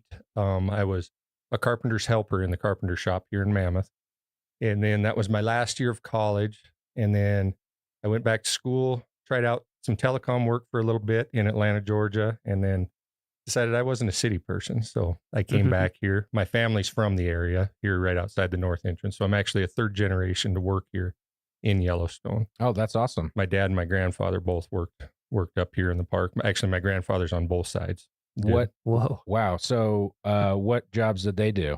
So my grandfather, ironically, he at one time held my position for a short time, which is, I didn't know that until recently when I was going through some of my dad's stuff, and I actually found his old nameplate from his door on there. So I have it in my office now. Oh, that's actually super cool. too.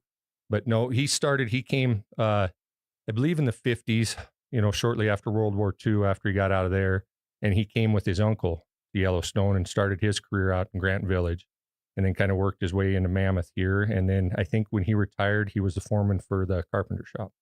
Awesome. And you mentioned him working at Grant Village. You are on special projects that's based out of Mammoth. Yep. Have you worked at other areas in the park? I did. My first full-time position at Yellowstone was out at Old Faithful. And I was a heavy equipment operator out there for about a year. And then an opening came back with special projects. And they actually approached me for a lateral transfer for that position. So between the job that you currently have and that first job, you mentioned that you had some movement in there to get where you currently are. Can you walk us through all the variety of jobs that you've had? So, like I said, my first year I was in the carpenter shop as a carpenter's helper, and then had that year where I was down trying to do the telecom stuff in Georgia. You're Rumspringa. Yeah. And then when I came back, I actually applied for a labor position with special projects. And when I got that job, I enjoyed the work. And so I just tried to take in as much as I could with the job and everything, and saw what I could do. And then my next position with them was a seasonal truck driver, motor vehicle operator for them. And then eventually when I was able to get on at Old Faithful as a heavy equipment operator, and then transferred into Mammoth, then worked my way up to be the work lead for special projects. And then here probably 3 years ago, I was hired as a supervisor for special projects. Awesome. Yeah, it's really cool. Like a lot of the jobs in the Park Service, this is like a theme that we've noticed, I think, is that people need to move around a lot to kind of, have to find advancement, but Yellowstone, because it's big enough, that there is also that opportunity for a lot of people that there's more linear ladder opportunities here than other parks. Like a lot of times it's just, you might be the only heavy equipment operator and it's at a certain level. And if you want to promote, you got to go somewhere else. That's correct. So yeah, that's cool to hear. Do you have a typical day? And I know that there's seasons sure, but for us, there's really not a typical day. I mean, we have our big projects, our large projects in the summer, which consist of paving projects and chip sealing projects, which are road maintenance that we have to do every year, certain sections of the road. But, there's always the stuff that comes up, and that seems to be a daily occurrence, especially with the higher visitation and use and everything. We see more and more stuff that actually wouldn't normally, be there as far as that goes. But a typical day, I try to get into work probably about an hour before our team shows up, and then get everybody rolling, as my group likes to be out the door and working. So I try to have them out the door by 7:00 on the dot there, so they can get after it. And then kind of whatever the day takes us is where it kind of goes there. So if not a typical day, do you have typical seasons of the, you mentioned a summer season. So what sort of projects do you guys do in different times of the year? So for the summer season, like I just mentioned, basically the chip seal and the paving projects. And unfortunately, it's the time where we hinder the most with the public and the visitors. But with the way our work is, it's depends on the weather. I mean, we can't work in the real cold temperatures. We can't do this work if there's a lot of moisture, so unfortunately, July, August is when we're the busiest, and we do create a lot of traffic problems out there in the park, but it is for the betterment so that they can have nice surfaces to see the park on. And then in the fall, we start winding down a little bit, and we actually start gearing up for spring opening, for opening the park in the spring, because that is it takes us about 3 months to do all of our plowing. We start to open the park after snowmobiles in March, the first week of March. And we typically don't get done until usually it's Memorial Day weekend is what we shoot for, but the first week of June, a lot of years. Wow. And that's because we have to cover also the Beartooth Highway, which is outside the park, but it's 11,000, about 11,000 feet, I think, is the elevation up there. So there'll be snow 30, 40 feet deep up there in early June. So for somebody who's interested in, getting into this line of work, is there a skill set or something that that is the most important to have for like a lot of it's just you got to be willing to work hard, and put in the time, because our groups put in a lot of time. We use a lot of project money. So in the summertime, we have the ability to have overtime, and it takes the overtime to get these jobs done. But it'll be typical when we're on our projects. We'll work 12, 13, sometimes 14-hour days, 5 to 6 days a week if we need to, for 2 or 3 weeks at a time. And then, as we jump to the next project. So you've got to be willing to, put the time in and everything, but it pays off in the long run. So speaking of overtime, I know that your crew was responsible for when we had the flood in June 13th, 2022, you guys were basically the first responders, more or less, to the road that is now paved. It was an old dirt road. What, your crews did that? How much time and effort did you guys oh man, that seems like you worked around the clock. Just about, is my memory. Just about. We were, we started. For people who don't remember the flood, the one developed road between headquarters and the rest of the world basically just got wiped out. So I remember you guys were on it. Seemed like instantly. Yeah, they gave us the okay. I can't remember the exact date. I believe it was 2 days after, and we needed to get the old wagon road from Mammoth to the north entrance in Gardner shaped up to where we could get access, because basically Mammoth was cut off, to to everything. And at one point, both Gardner and Mammoth were cut off to everywhere because Highway 89 was also flooded out at Yankee Jim Canyon.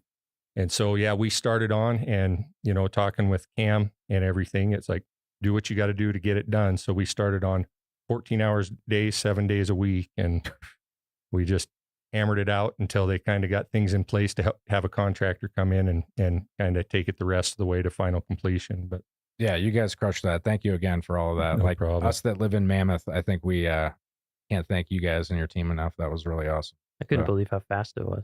Yeah. I mean, yeah, just if anyone had been on the OGR before that, it was basically like, yeah, if it rained a little bit, rained, you couldn't ride a bike. It's ice. Yeah. I mean, it wasn't ice, but it was just the way the dirt is around here. It was just so slippery. And so to see it go from that to passable in a passenger car, you definitely wouldn't recognize it now. If, you wouldn't realize what was under there before. It's amazing. For sure. Yeah. So, what's your favorite part of the job? Yeah. That's kind of a tough question. I mean, there's a lot of things. Of course, when you've worked here as long as I have, there's so many different things you could jump into. But I just like, more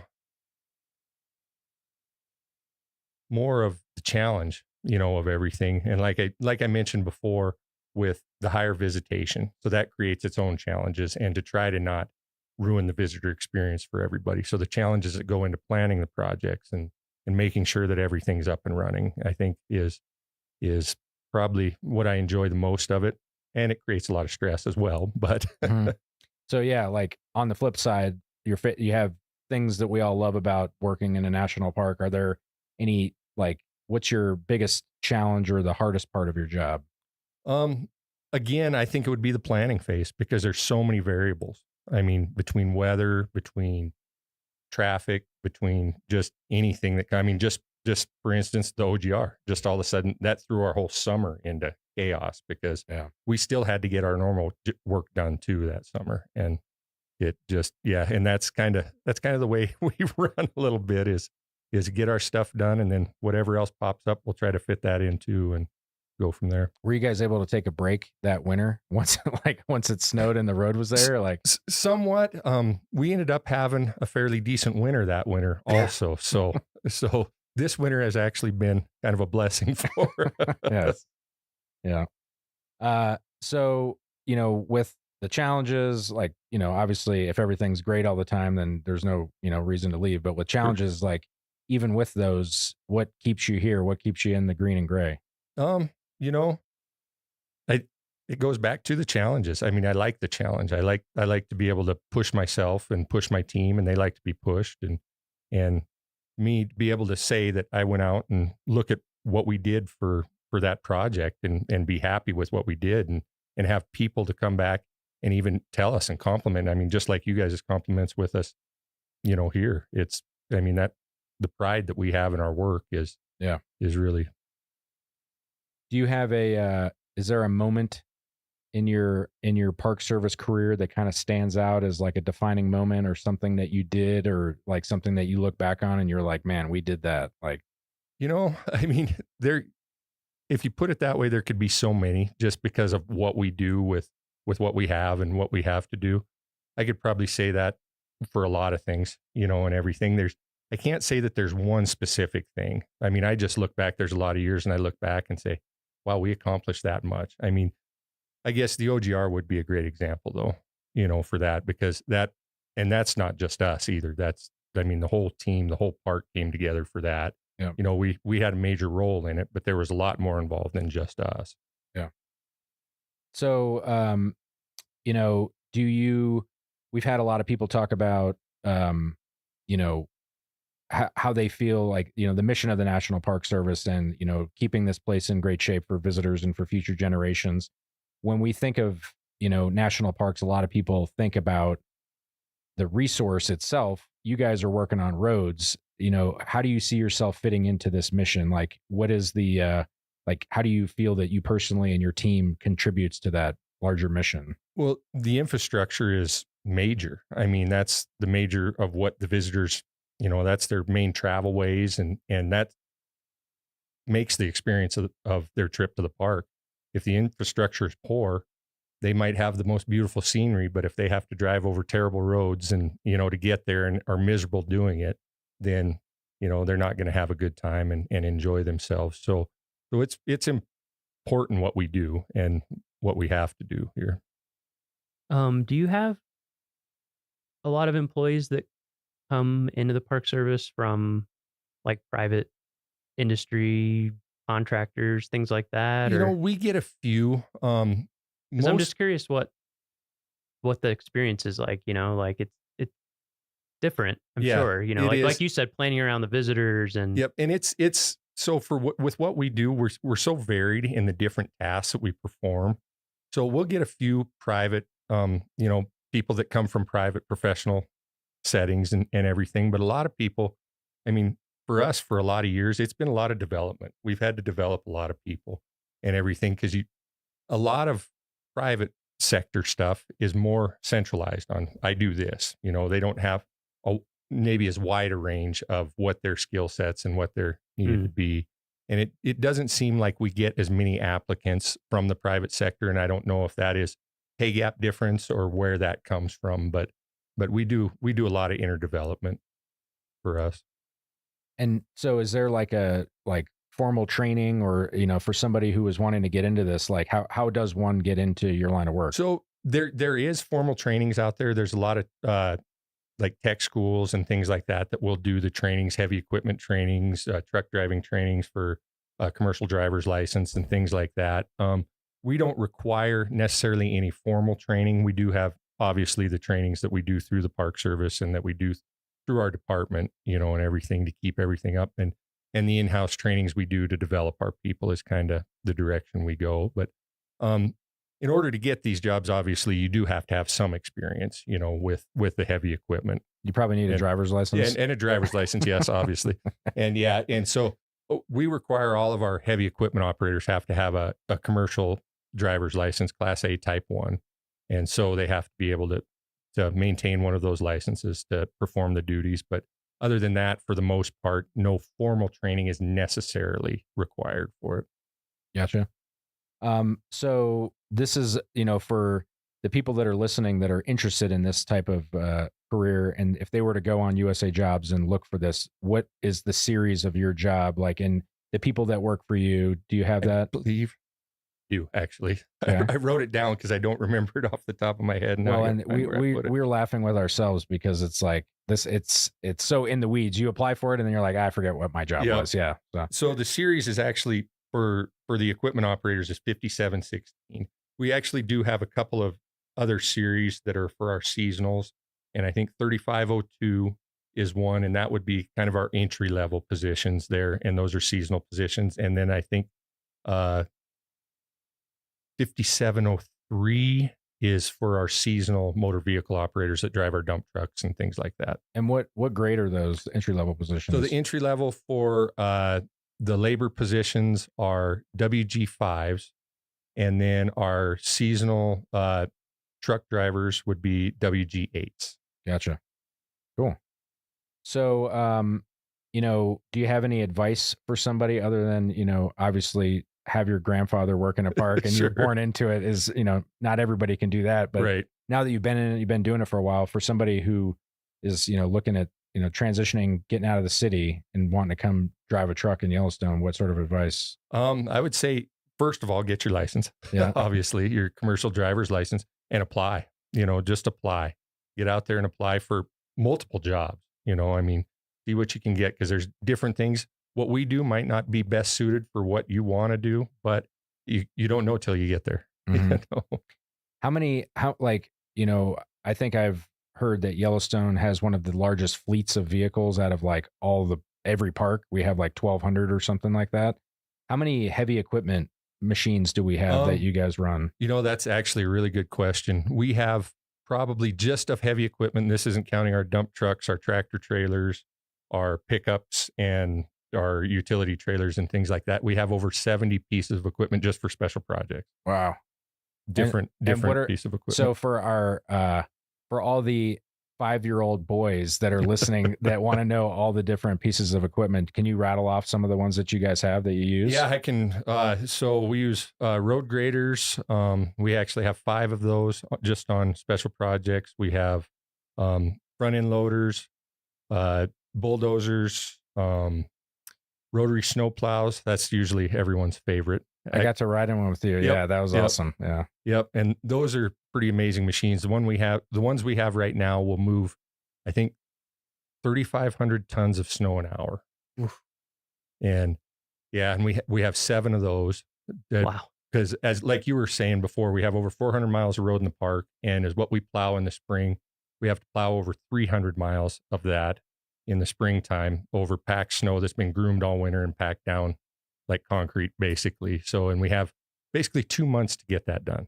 Yeah. So, yeah, that's crazy. Have you seen the operation before, Miles? Like, have you ever seen like in person? I haven't seen the full operation. I was just wondering I've seen pictures, but I was wondering what the full cadre of vehicles is. It's pretty, if you get a chance, I think if you can look on YouTube and look up Minute Out in It. Yep. I think is what it's called. And that gives a pretty good show. It's a pretty good video and of most of the equipment working. And that's our park plowing here, which that operation is a little different than when we're up on the Beartooth Pass because snow conditions are a little bit different. But in that operation, we have one grader that has a V plow on the front of it, and we hook 2 bulldozers to the front of it, and we have to pull it through the snow, break up the snow. Yeah, it's crazy to see. Yeah. And then you got the cleanup crew that comes in behind Yep. and widens and widens everything out with Do you have a mechanic with you? We run 2 mechanics with us the whole time out there. And then we have 2 actually separate rotary plows that run in the areas when they get out in the park. So they'll split off from the main crew and they'll work in the areas, and they'll have a mechanic with them so that we can open up the areas while we're still opening the roads. Yeah. It's so I've had amazing. When my first year here, I came after winter and it was the spring plowing, and I had the opportunity to go out. I think we were at Lake, right? Yep, It's like in that between Lake and Grant. Yep. Yeah, and Brian was running the rotary plow, and just like it like hucks snow forever. It's really cool to see that. And then I think 2 winters ago, I went up to the Beartooths, and it was like a lower snow year, but it still was like a 35-foot wall of snow. What's the name of that big famous curve? They call it the bar drift there. Yeah, and I don't know the full history on it, but it has to do with years ago, back when the state of Montana and the state of Wyoming would meet, because the state of Montana plows the Montana side, and then we take care of the Wyoming side. They would meet up there, and then they would cut a bar into the snow out there in June or whatever, and then the town of Red Lodge would come up and they'd have a big party. And I believe, I'd have to look this up to get verification, but I believe there's some pictures out there. At one time, they even had an elephant up there.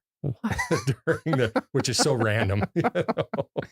Yeah, it's really like just unbelievable to see that operation. And again, that happens in closed areas. Like it's just another thing that happens behind the scenes. You know, you drive through construction in the summer, but you're not driving through the plow operations. Right. And so yeah, that's like a huge thing and the schedule that you keep.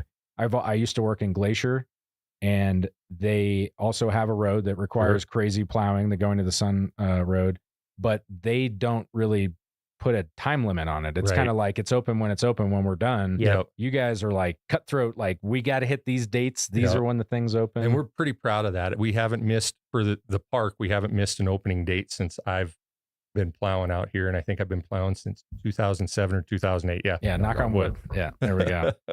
So, yeah. Another thing I was wondering about is like, I assume you kind of get to know different areas of the park when it, being on a volcano is so weird. Sure. It's just like, has it been interesting over all these years to get to like, there's probably going to be a pothole there this year. Sure. And like, because the weirdest things pop up on the road, I'll just, one day I'm driving, it's fine. I'd come the next day and there's just like a 3-foot tall, 3-foot wide bubble in the road. And some of it's so unpredictable because the geothermal stuff moves so much.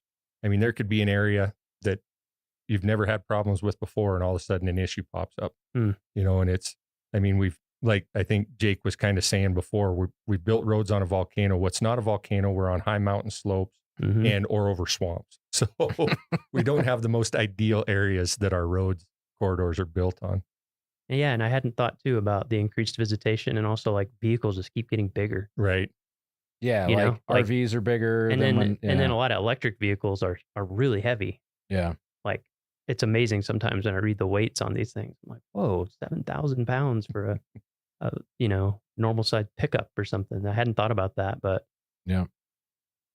So before we go, one of the last things that we like to ask everybody is, it doesn't have to be work related. I mean, if it was, then that's great. But do you have a favorite story of, in a national park, whether vacation or on work time, just like something where you're like, man, this is such a cool thing that I'm a part of that I get, Probably, and it's not really a story because it encompasses a few years of time, but I was able to actually, when my dad's last few years here, I was able to work beside him a little bit. He worked in a separate crew. He worked for the North District maintenance crew at the time, but I was able to work alongside him on a lot of projects and stuff his last few years before he retired. So that's pretty amazing when you look at the scope of what the Park Service entails and everything. Yeah, that is pretty cool.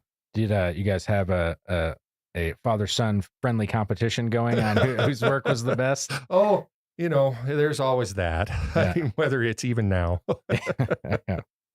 So, that was awesome. Thanks for joining us today. I don't know, Miles, do you have any other things you'd like to ask? no, I don't think so. Yeah. Well, thank you guys for having me. Yeah, thank you so much. And we appreciate, again, all the work that you guys do, and especially all the work that, hopefully you guys can relax this winter a little bit from the winter 2 winters ago and all that OGR stuff. So. Yeah. Well, thanks again. I appreciate the time and getting the word out there on what we do.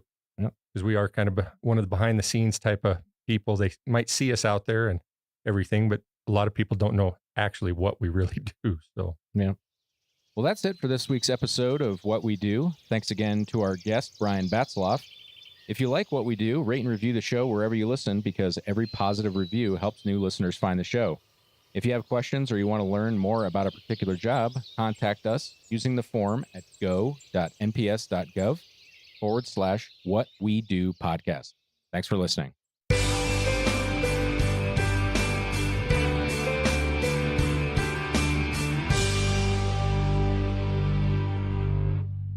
This series of waterfalls delights early season visitors to the park as they drive right by, and for westbound travelers, sometimes right through its spray.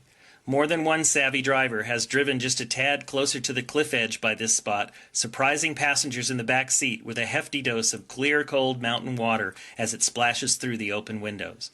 By August, the gushing torrent dries up to a mere trickle and looks more like a weeping wall than the impressive cascades seen when the road first opens in early summer.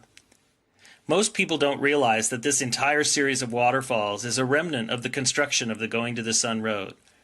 As engineers carved through the rock here, they created a cliff which water from springs and melting snows above pour over and onto the road surface below.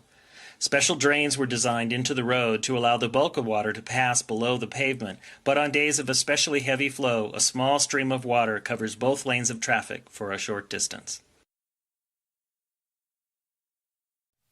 Okay, Andrew, it's summertime as we're recording this. Oh. But I want to rewind the clock to mid-May of this year. Think cool air or drizzling rain, spring. Okay, I'm with you. This May, I volunteered with the Harlequin Duck Project, and we were trying to capture ducks on Upper McDonald Creek. And as we talked about in the Goat Hunt episode, you catch them by stringing a net all the way across the creek and trying to catch them as they fly down. But with all the melting snow in the spring, that creek is flowing too fast to safely walk across, so a few people and one end of the net get carried across to the other side in a raft. So did you get to go across the creek? Well, no, I stayed behind to help spot the birds with binoculars, but at the end of the day, everyone on the other side had to come back, and I volunteered to help catch the raft and pull them to shore. The raft, really conveniently, has a handle on the bow that helps you grab it. And I leaned over to grab it, totally missed, and fell face first in McDonald Creek. Ouch. Yeah, I was totally soaked. Well, it's pretty cold in the spring. Did you have a change of clothes? Well, yes and no. It was very cold, but I didn't have any spare clothes. But the volunteer paddling the raft that I failed to catch had a spare pair of long johns, and despite my insistence that I'd be warm enough, made me go change into them. So you had warm legs and a bruised ego, but isn't this episode about many glaciers? Okay, let me finish. That volunteer's name is Gerard, and I'd met him before because he drives a school bus for some of the local students I've led on field trips, but through the Harlequin Project, I got to know him a little better, and a few weeks later, I had the chance to get him in the studio. Yeah, my name is Gerard Bird. Born and raised about 9 miles from Glacier National Park in a little town of Martin City. He's the sort of wonderful person that seems to know everyone and can do anything. What were you doing just before this interview? We were helping band songbirds, trapping and banding. I think he volunteers with every single wildlife research project in the park. We started about 12, maybe 13 years ago, helping out with the Wolverine Project, got involved, and we put in roughly 175 backcountry miles. Did you make him come into the studio just to return his long johns? No, he's got wonderful taste in long underwear, but that's not why I wanted to talk to him.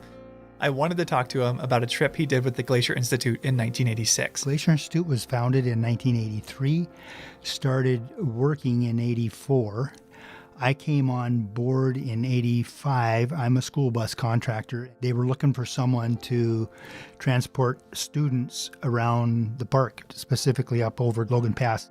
Wait, so what is the Glacier Institute? The Glacier Institute is one of the park's 3 official partners. They offer hands-on, field-based learning opportunities for both kids and adults all throughout Northwest Montana, and they do a lot of work here in Glacier. There was grizzly classes, flower classes, and then some geology classes, which included glaciology as well. And this one particular class, we were hiking into Grinnell Glacier, and it was a geology class, but one of the founders had wanted us to go and meet this gentleman that was given, I can't remember where he was from now, but anyway, he was giving a speech on Grinnell Glacier. And so the guy's name was Bob Anderson, and he was a geologist with the California Institute of Technology. And he wasn't just giving a talk on Grinnell Glacier, he was giving a talk in Grinnell Glacier. He had an access point that we were able to enter underneath this glacier.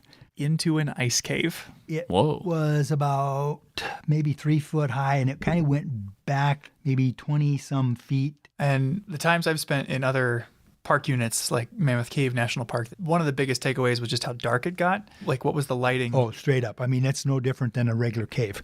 If there were human bodies blocking that entrance, it would be no different than being in an underground cave. As I looked around, there was probably 20 of us crowded into this small space, and there was a flash photographer taking tons of photos. Leaned over and I said, "Lex, how come this is so obnoxious?" He goes, "Gerard, National Geographic's in here doing a photo op here under this glacier." National Geographic was there? Yeah, they published a 20-page article not long afterwards, which really reads like an introduction to Glacier, where it is, what it's all about, a harrowing search and rescue tale.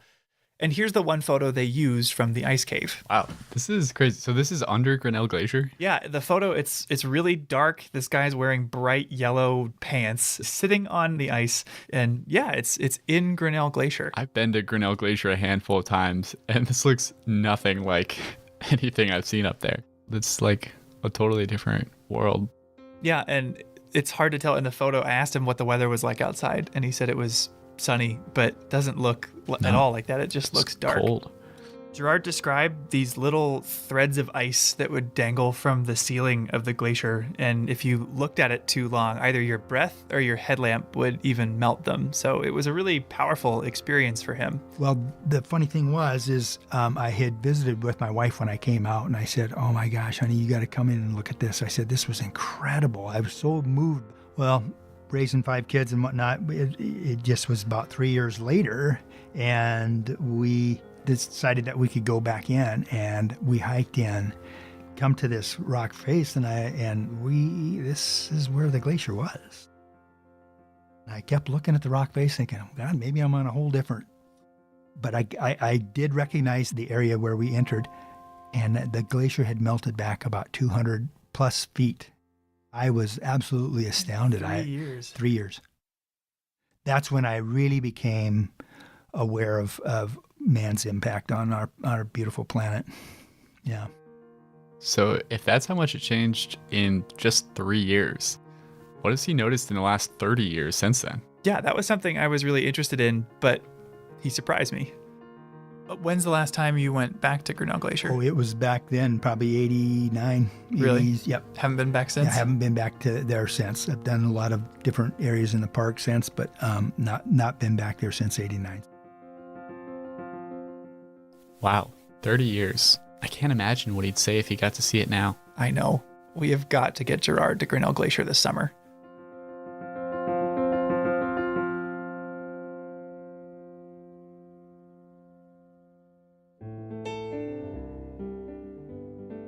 Welcome to Headwaters, a Glacier National Park podcast, brought to you by the Glacier National Park Conservancy and produced on the traditional lands of many Native American tribes, including the Blackfeet, Kootenai, Salish, and Gillespie people. We're calling this season The Confluence, as we look at the ways that nature, culture, the present, and the past all come together here.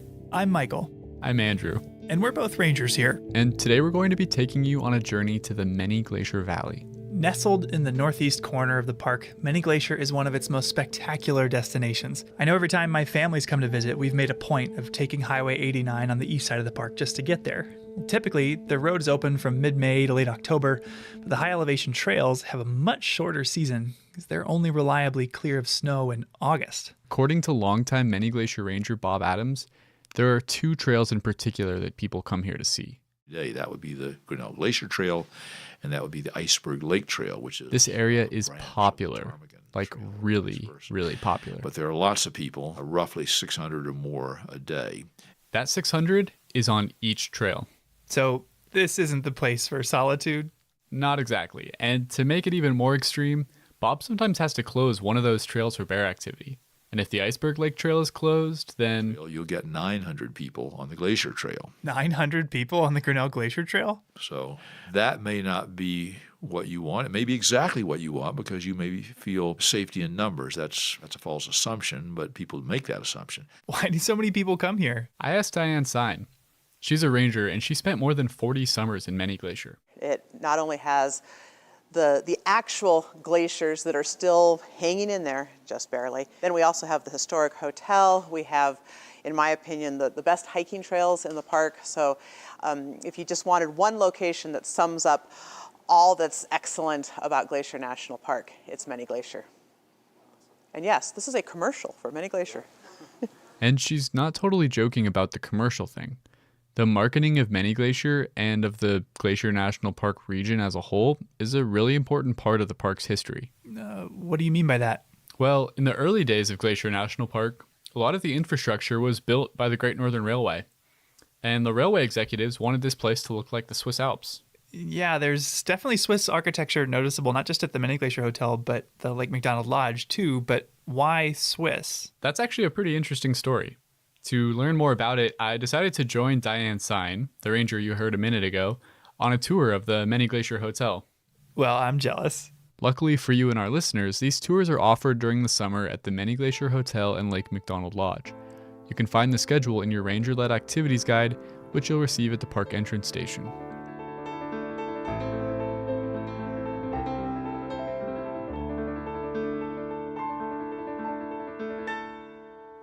Well, welcome. My name's Diane Sine. I'm a seasonal ranger here with the National Park Service. I have done this for a whole lot of summers. This is our daily walking tour of the historic Many Glacier Hotel. So before I start... She told us about how she first fell in love with Many Glacier as a child on a family camping trip. And all through college, worked here in the summers as a singing waitress. Wait, she was a singing waitress? Yeah, as she tells it. In that era, all the employees at the Many Glacier Hotel were hired to staff the regular hotel positions because they all had music or drama backgrounds. And as a little girl, just starting out as a cellist, I thought that's what I want to do. Why did they do that? Well, in those days, the Many Glacier Hotel was a bit beat up and weathered. So, to attract guests, the manager decided to use music. Well, why have I never heard Diane sing at the hotel? Well, she's not a singing waitress anymore.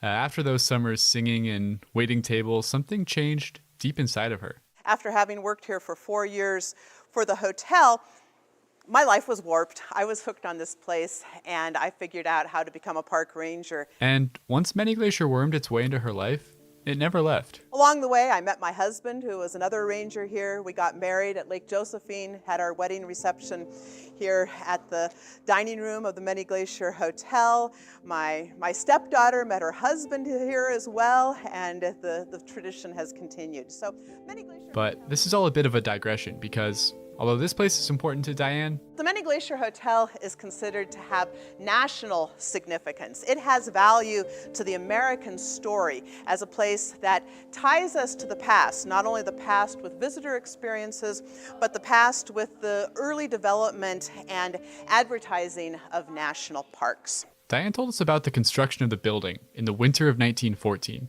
When temperatures hit 40 below. Okay, we've both been here in the winter, and 40 below is cold. It's very cold. As Diane described it, the workers the Great Northern hired were hardy Scandinavian descendants, and they could withstand hardy winters. And the story is... The finished hotel was pretty impressive. Paint a picture for me. Well, as you approach the hotel, a friendly bellhop, clad in Alp-style lederhosen, opens the front door and offers refuge from the harsh winds of the valley in the warmth of the lobby. Wait, okay, lederhosen? We'll get back to that in a minute. Okay. Once you're inside, the lobby is vast and echoey with a hodgepodge of different styles. A massive copper fireplace anchors one end, while the other opens up to an elegant spiral staircase. Naturally, your gaze will be drawn up as your eyes trace the giant Douglas fir beams towards the ceiling. And dangling from that ceiling is an impressive array of Japanese-style paper lanterns. Okay, so I'm standing in a Wild West Montanan Swiss chalet with Japanese paper lanterns? Now you're catching on, that's right. But even though there's a lot going on, the thing that really pulled me in was those giant Douglas fir beams.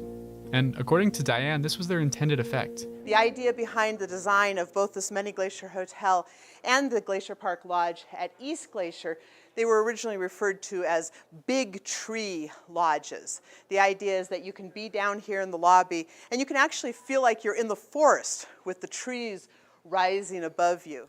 That makes a lot of sense having stood in them, but you still have not addressed the lederhosen thing. Okay. Well, part of it is actually an accident of history. In 1914, as construction was just about to begin for the Many Glacier Hotel, World War I cut off Americans from some of their favorite European vacation destinations. The Great Northern saw in this an opportunity to put the American West on vacationers' radar, and they started to market this area as a replacement for the Swiss Alps. Okay, but people go on vacation to Spain or to Germany. Why Switzerland? Well, as Diane tells it, Louis Hill, who at the time was the president of the Great Northern Railway, just really liked Swiss architecture. He had a home outside St. Paul where his family would go for winter getaways and ice skating parties, and that home was designed as a Swiss chalet. But he also had a winter home at Pebble Beach, California. In fact, his home became part of the golf course there. The design for his Pebble Beach home was also Swiss architecture. So the guy just had a thing for Swiss chalets. How'd the Great Northern get word out about the area? Well, they decided to do this big advertising campaign called See America First. See America First, huh? And the idea there was to try to convince Americans that vacationing in the national parks was the patriotic thing to do. They also gave artists free trips out here. And as you can imagine, once those artists saw this place, they took the idea of See America First and just ran with it. One of these artists was the writer Mary Roberts Rinehart. She was a very well-known writer of the time. She went on to write a couple of books about her experiences in Glacier Park. She said, "I have traveled a great deal of Europe. The Alps have never held this lure for me. Perhaps it is because these mountains are my own in my own country." So that was her idea. Be a patriotic American, see America first, come to the Switzerland of North America, come to the Many Glacier Hotel.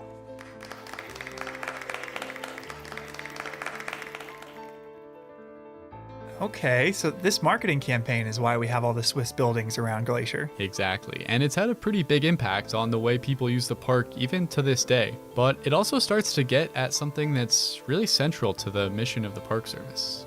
What do you mean? Well, we're supposed to be preserving these places for future generations, but our mission is also to allow for their enjoyment today.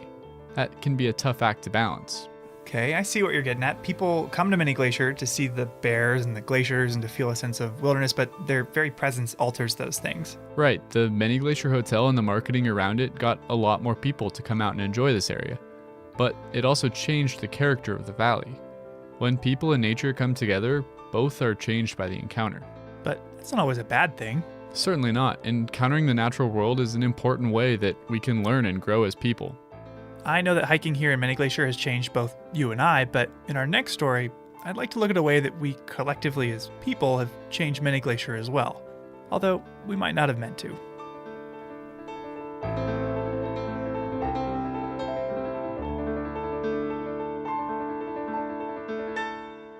So, you know how we've been talking about doing a hike in Many Glacier?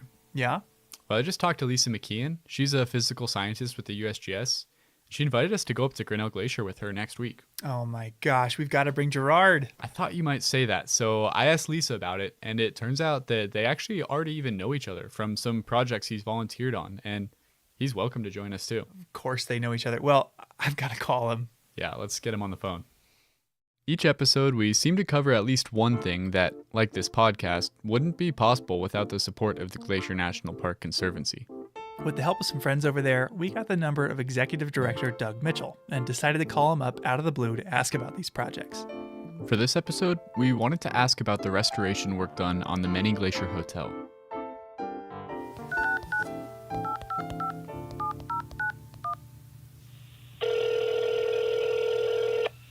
Glacier Conservancy, Doug Mitchell speaking. How can I help you? Hey Doug, it's Andrew and Michael. How you doing? Hey guys, great to hear from you today. Likewise.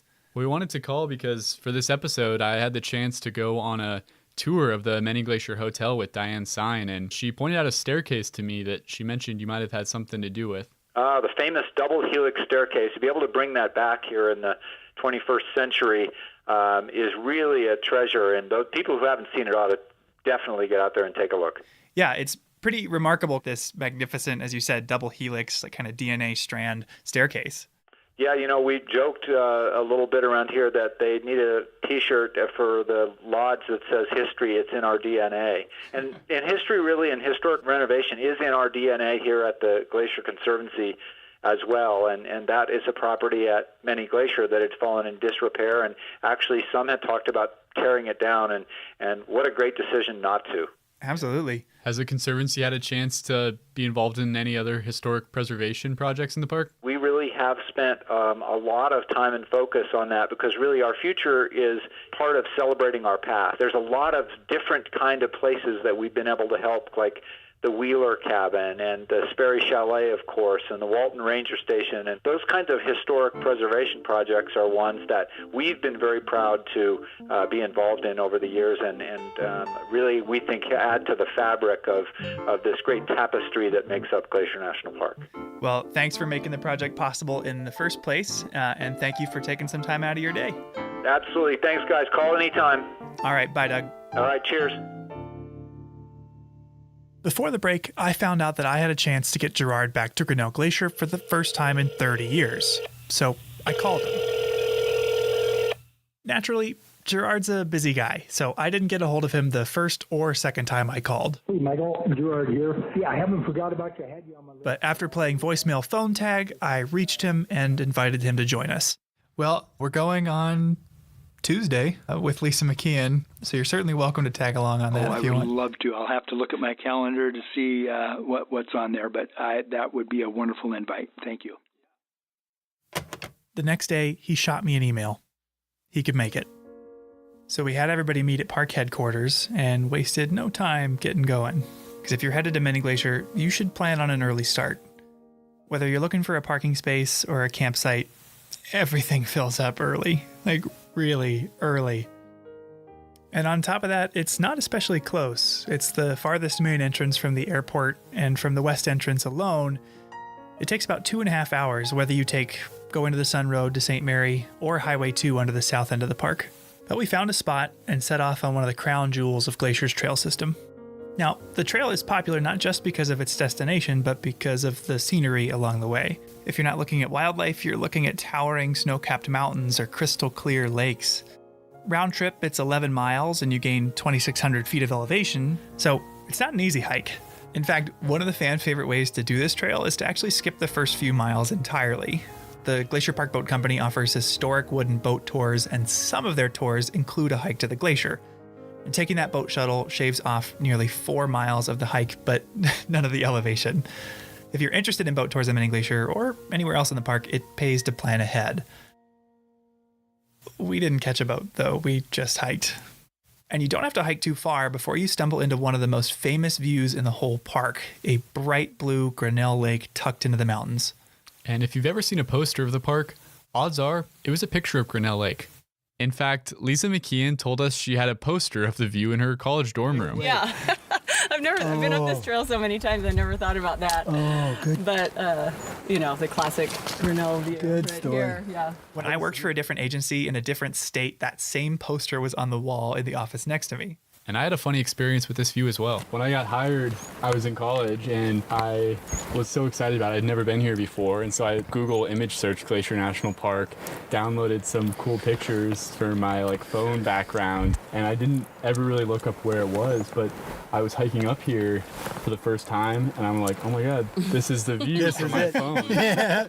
So I took my own photo from that spot and I still have it as my That's still your background? Yeah. This whole time. Good story. So That's great. I was like, oh, this is it. This is why I came here. And it is so easy to get swept away by the beauty of this trail, by the wildflowers, by the wildlife, whether it's mountain goats or bighorn sheep. But the entire time I was distracted, wondering how Gerard was going to react once we finally saw the glacier. And the trail does a really good job at building that anticipation because you can't really see it until the very end. But after a few hours and a few thousand feet, we made it. We crested that final hill and were able to look down at Grinnell Glacier. And it was the first time any of us had seen it that year, but for Gerard, it was the first time seeing it since the 80s. All right, Gerard, what's the big reaction to this big view? That's our producer, Daniel. There was just more snow and ice here. Right here, there was no snow. Gerard's a guy who always has something clever to say. I had never seen him at a loss for words, but he stood there for a minute, stock still, staring out at the ice in disbelief. Holy cow.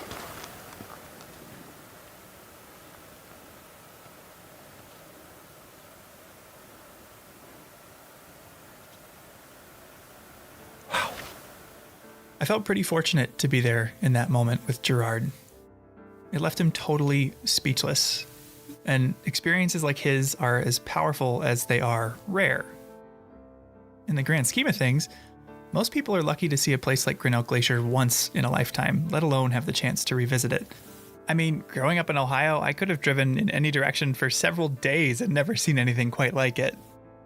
And that's where Lisa's work comes in. Lisa McKeon is a physical scientist with the USGS, or United States Geological Survey. And over the course of her career, she's taken experiences like Gerard's and made them a lot more accessible. No, I agree. I mean, we've got, area change data, we've got some volume estimates, we've got mass balance, we have a lot of quantitative data looking at change. Most people can't relate to that, and they can look at a pair of images and go, wow, something's happening there. Yeah. The USGS's Repeat Photography Project is an effort to visualize glacial change not with graphs or charts, but with pictures. By retaking historic photos of glaciers throughout the park, you can see the change that's happened in the intervening years with your own eyes. And Lisa's been involved since it got started in 1997. I got swept up into doing repeat photography right at the very beginning. Jerry DeSanto had brought in this repeat pair early in the spring and showed Dan, and we had decided, oh yeah, let's do some of this. Let's document glaciers in the park with photography. And then later that summer, Vice President Al Gore decided to come out and have a little event here at the glacier. And he was talking about climate change. Like right then at 1997, the media came out and we had taken a few repeat photos and they couldn't get enough of them. It was some of the first really visual evidence that people could relate to with this idea of climate change. It struck a chord as soon as you started. Because they're so easy to... Yeah, they answer themselves. Yeah. You don't really need any text, nothing. It's just... And it's not... A picture really is worth 1,000 words. Because I could read through statistics about how Boulder Glacier's area today is 35,298 square meters when it used to be 829,577 square meters. Or I could show you a picture. well, not really, this is a podcast, but you could find the photo from a 1932 horse packing trip to Boulder Glacier, where 80% of the frame is filled with ice, and 4 people stand there staring into the mouth of a towering ice cave. When Ranger Jerry DeSanto took that same photo just 50 years later, the frame was empty. The ice had receded, revealing only barren rock and the distant mountains. These repeated photos have made it possible for people, no matter where they are or when they are, to make sense of this change. But while these repeated photos are easy to understand, they're quite difficult to capture. Some of them take quite a while. Some are, much harder than others, but it's been amazing. Sometimes when you think, oh, I know where that one is, and you go, oh no, I guess that's not it. Oh, it's up here. So then you climb up. Oh, wait, no. It was down quite a bit. And it can go up and down, up and down. We've gotten better at it for sure. They don't physically mark any of the sites, so they rely purely on perspective to initially find the right spot. And one thing that's helped a lot is technology. It's been really helpful with Google Earth now because you can kind of go in the landscape and line up the peaks pretty well that way before you get out in the field. The next part of our day was actually taking a repeat photo. And while Lisa had taken this repeat photo before, had seen it on Google Earth, even had the GPS coordinates, she gave us the authentic experience. Using a printed photo, we had to line up what we could see, boulders in the foreground, mountains in the background, with the landscape in the picture, which was easier said than done. Over that ridge. So I think we gotta go further that way. Yeah. We knew from the picture that we'd have to go up, so we started up this moraine or hill of loose rock, feeling pretty good about it until it dropped off and we had to climb down the boulder field and scramble around until we saw this snow patch, and then we had to go over the snow patch. Needless to say, it took a while. And as we were searching, we had to be very mindful of timing, because a lot of factors go into a successful repeat photo. The time of day can cast shadows off the mountains that make it harder to see the ice. And on a larger scale, the time of year is important. Seasonal snow is a huge obstacle to taking a good photo. You have to wait so long. I have people in June asking if they can come to the park and take some photos for me. And I have to say, well, you can't really until the end of August at the earliest, maybe, or in September. You got to wait for the snow to melt so you can see the actual margin. So are we seeing snow there on top of the... Yeah, it's mostly. And even we were cutting it close, right?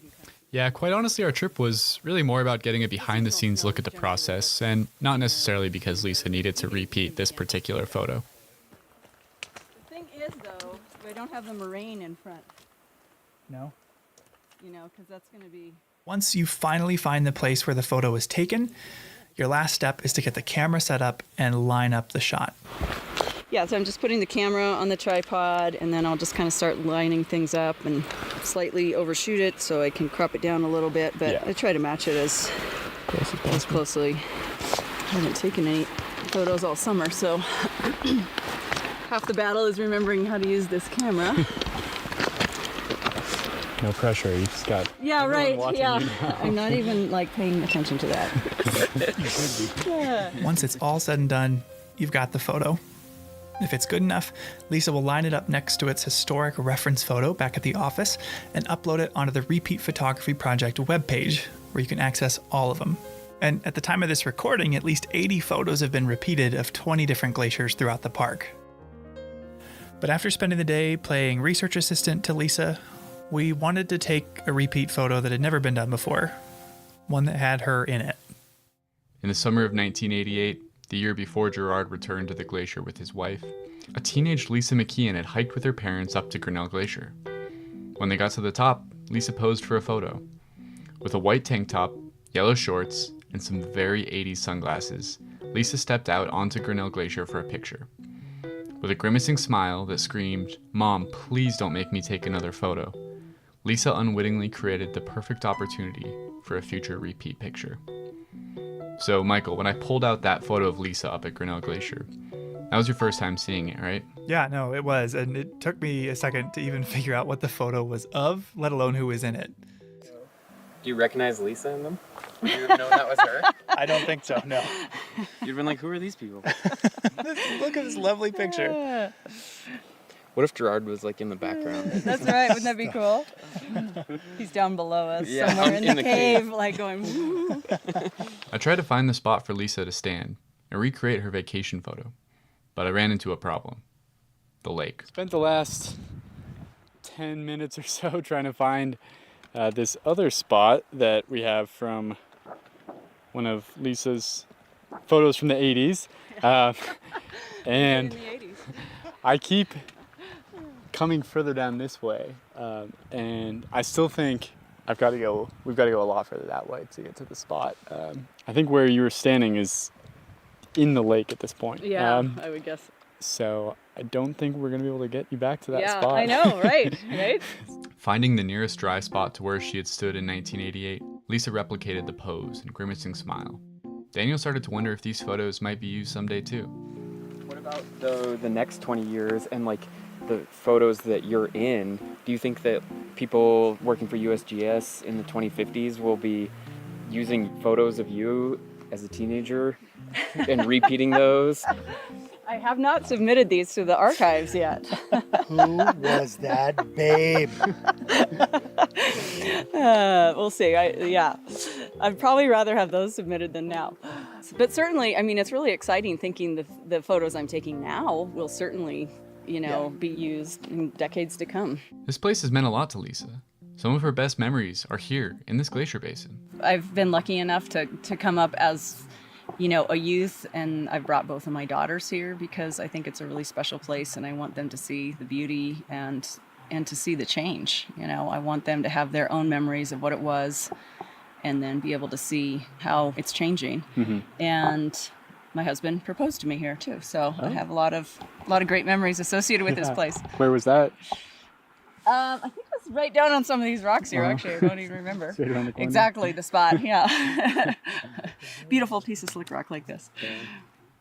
Over a lifetime of visits, she has seen so much change. Not just to the glacier, but to people's understanding of it, and to our understanding of the changing climate. Well, our glaciers are going. They're on a track to disappear now, but I think what we've done is helping the world understand the connection between climate change and what's happening on the landscape. Mm-hmm. Yeah, a little piece of that. This happens to be a really visible piece, but there's so many other ways that climate change is impacting this park that are not as visible as a glacier melting away. They get people thinking about climate change, and I love that maybe it begs the question of, wow, what else is happening in this park? And there's scientists out there figuring that out, and there's people maybe looking a little more closely for it in their own experiences here. It made me wonder, when did Gerard learn that the changes he'd seen up here were part of a wider, global phenomenon? Yeah, that's something I was wondering too. And I asked him, were you aware of climate change when you made that trip up to Grinnell? I was aware that something was taking place because of humanity or how we were living. Because when I come back that 3 years, I was like astounded. I was just so impressed that we could get underneath a glacier at that time. And I told my wife, I said, oh, honey, we got to go back in. I got to show you this. This was the coolest experience. And so I wasn't really aware of it at that time. It was 3 years later. So it sounds like you noticed that something was going on just from your experience here. But later, did you read in the paper or hear on the news about climate change science and realize, oh, that's what I saw at Grinnell Glacier? Yeah, then the pieces started fitting the puzzle, and I was like, wow, yeah, I witnessed something there that was pretty profound and didn't know it at the time. With all the good memories from this place, but also all the evidence of melting, I wanted to ask Lisa how she felt about Grinnell Glacier on the whole. Does she have a good or bad feeling from this place? Yeah, I think what you described, bittersweet, is exactly what it is, because it's always a stunningly beautiful place, but the glacier's shrinking. I mean, that's one of the main comments I get back from the repeat photos is people feel loss. But when I asked Lisa if she still had hope, she perked up a bit. I do have hope. Yeah. I mean, like I said, I don't have hope that these glaciers are going to last here, but I'm hopeful that climate change is not going to be the end all for this planet. Before we left, Lisa wanted to walk up to the glacier itself, to let us see what was happening to it with our own eyes, hear it with our own ears. As we approached, the sound of melting water rushing off the glacier turned into a roar. I had to shout just for Lisa to hear my question. Lisa, Where's all this water coming from? It's coming from the glacier, every bit of it. It's melting off the glacier. It's quite a torrent today. It's a hot day in the Glacier Basin, and things are cranking. As we stepped onto the glacier, we reflected on what made this change so meaningful. The Earth has always been changing, and glaciers have advanced and retreated many times. But something about this felt different. Yeah, I guess the fact that these changes that maybe historically happened on like geologic timescales are now happening on human timescales makes it really dramatic. Yeah. Very poignant. Yeah. Yeah. And I think that's where the repeat photography comes into play. That's very visual. You can see that. You don't need to be one political party or the other, old or young. You can see that in the blink of an eye right there. I think for me, I feel part of this change. There's something major going on. That's climate change. And, you know, ice melts when it gets warm. And we're part of that equation. I'm part of this. But I also feel like part of the solution to not necessarily changing the trajectory for these glaciers, but in a larger sense, this brings awareness. It's pretty stark. It's raw. Well, it's such a quick change in geological time. And there was change in the past, but it was thousands of years. I mean, what I've witnessed in just my little lifetime here is incredible. Your grandkids, your great-grandkids won't see this. It's brought an awareness to me for just being present. You know, this is all we have. Tomorrow's not here, yesterday's gone. This is all we have. We're just fortunate to be able to witness the last part of Grinnell Glacier.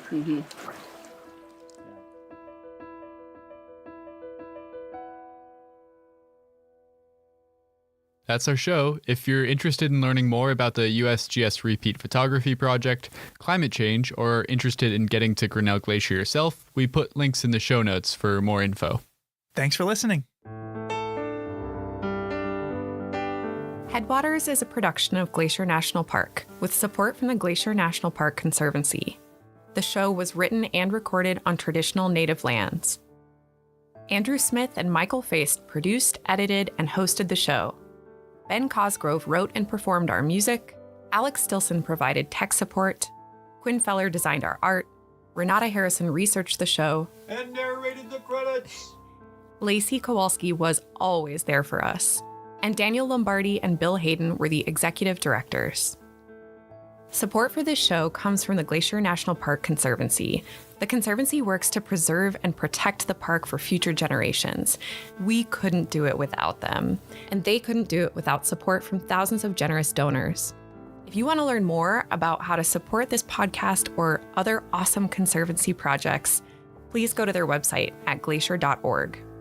Of course, you can always help support the show by sharing it with everyone you know, your friends, your family, your dog, and also leave us a review online. Special thanks this episode to Gerard Bird, Diane Sine, Bob Adams, and Lisa McKeon.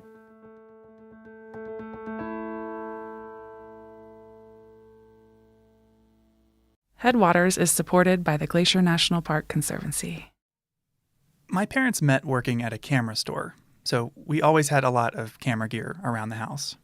But when I was 13, my parents gave me my very first DSLR with a big chunky frame and a zoom lens. I had a tiny point-and-shoot camera before that, but I was convinced something that could fit in my pocket would not be enough camera for our family vacation to Rocky Mountain National Park in Colorado. The Rockies were unlike anything I'd ever seen growing up in the Midwest. And armed with my new camera, I took pictures of everything. The view from every scenic pullout, every wildflower, photogenic cloud, or notably large pine cone. But one picture from that trip that stands out in my memory is a photo I took of a moose. The first moose I'd ever seen, neck deep in a lake, holding its massive antlers above the water as it swam from one side to the other.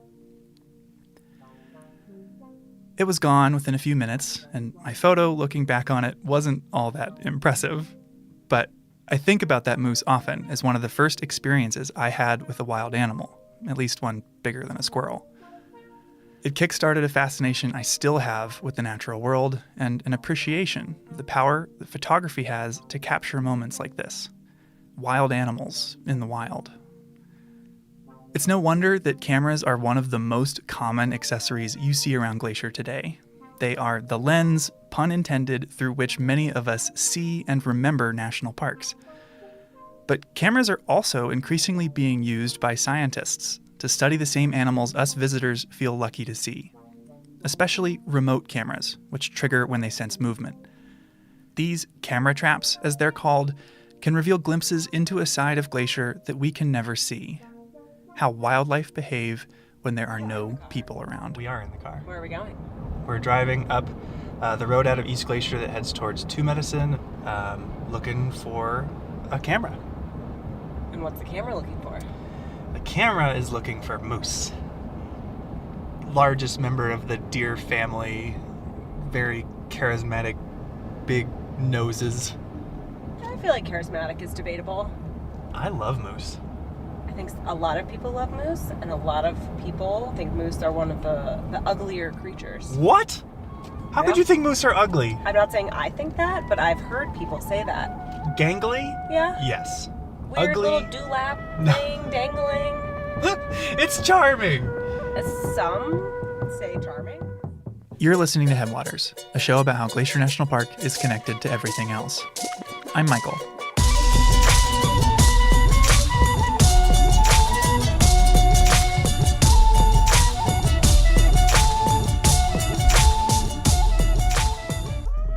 In this episode, we're zooming in on two different animals, one big and one small, one you may have seen and one you may have never heard of.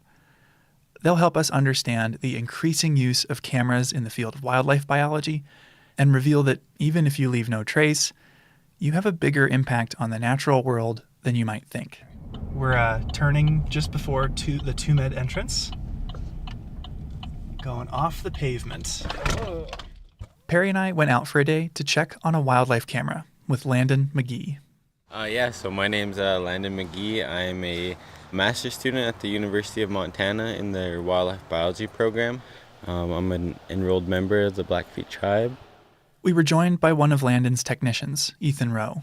The two of them are working for Blackfeet Nation Fish and Wildlife, leading a moose study on the Blackfeet Reservation and the eastern portion of Glacier National Park. You know, they love kind of wet areas. People call them swamp donkeys just because they kind of similar body structure and they like to hang out in the swamps and wade through the ponds and eat kind of some aquatic vegetation. You can find them along stream bottoms, creek bottoms, river bottoms. And Landon, who has been placing cameras all over the place this year, was nice enough to take me and Perry to the easiest to reach camera in his whole study. Start walking. Yeah, so we're just going to head about 50 yards into this big aspen stand here. So. Great. Sweet. We'll follow your lead. I mean, this looks like moose habitat. Yeah. Now, I find moose to be really interesting and not even slightly ugly. As the second largest mammals in North America, they're really strong. Bull moose's iconic antlers can grow up to 5 feet across, and they use those antlers to fight over female moose.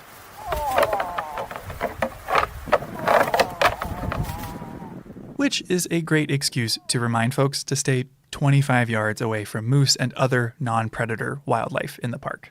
Like any other animal, give them their distance, just let them do what they need to. It's, the added stress of people trying to get up close just puts more stress on them and that they don't really need. But at the same time, moose are seen as gentle giants. We see them as being so friendly that they usually have Canadian accents in movies. Like the Disney movie, Brother Bear. Look, I am sorry. If I was driving, this never would have happened, just stop You never it. let me drive, you never let me do nothing. I'll trample off, eh? I said I was sorry. Let it go. I can't believe you totaled a mammoth, And maybe this blend of strength and friendliness can help explain why moose are so popular. We ran a People's Choice Awards contest on Glacier's Instagram a few years ago, and moose were voted the most popular animal in the park, beating mountain goats and grizzly bears. But despite all their charisma and their massive size, we don't actually know much of anything about how they're doing as a species around Glacier. We really didn't know what their status of the moose population was on the reservation, and then the park hasn't done like any kind of moose study, I think somewhere close to 60 years. So they really didn't know anything about their moose population currently either, and so Blackfeet had listed it kind of as a species of interest. And yeah, I guess snowballed into this project. I checked. There haven't been any moose studies in the park in 60 years. But Landon's changing that. His study is measuring the moose population on the Blackfeet Reservation and much of the east side of Glacier. And to do that, he placed cameras like the one we're at today throughout his study area. And all of the cameras were placed at random. Sitting down and trying to pick, 100 camera locations of where, would be good spots, it would be very time consuming and hard to do. And of course, it introduces a lot of bias. And so having this truly random sampling allows you to get into places you thought you'd never go your whole life. I know there's been a few that I've been to both summers so far. And so we're visiting this easy to reach camera to make sure it's still working. Landon's technician, Ethan, walked us through the checkup. So when we're arming the camera, we like to put it waist high. So it would just sit like somewhere right here. Better view down high there. on a moose. Yeah. So right now we're doing a revisit. So we're just checking up on the camera. Just if the camera was still functional, if we changed the memory card at all, and if we did, the idea of it. The downside of randomly distributing your cameras, though, is that while some are 50 yards off the road and easy to hike to while holding a microphone, others require miles of bushwhacking through areas with no trails. Honestly, it sounds a little heinous, but that hasn't deterred Ethan. Hikes are a big plus of it, Are you sure? So I really enjoy the hike sometimes, even though I like to complain along the way. I think when I'm done with it, I really tell Landon really appreciate it out here. With these randomly placed cameras set far enough apart to avoid double counting the same moose during a certain time frame, Landon can run all the data through a computer model to estimate how many moose live here. And the data isn't just a bunch of ones and zeros.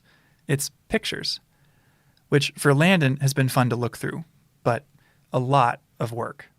With, dozens of cameras out at a time, like how many pictures do you capture over the course of a summer? Last year we did 100 cameras, and I think with all those we had just a little over 2 million photos. 2 million? Yeah. Thinking about that, these cameras are set to both motion detection, so anything that walks by, grass blowing, anything will set it off. But it also takes a picture every 15 minutes, part of a time-lapse function on the camera. So it has both those modes going the entire summer. So 2 million. How do you go through that? A lot of time bent over at a computer.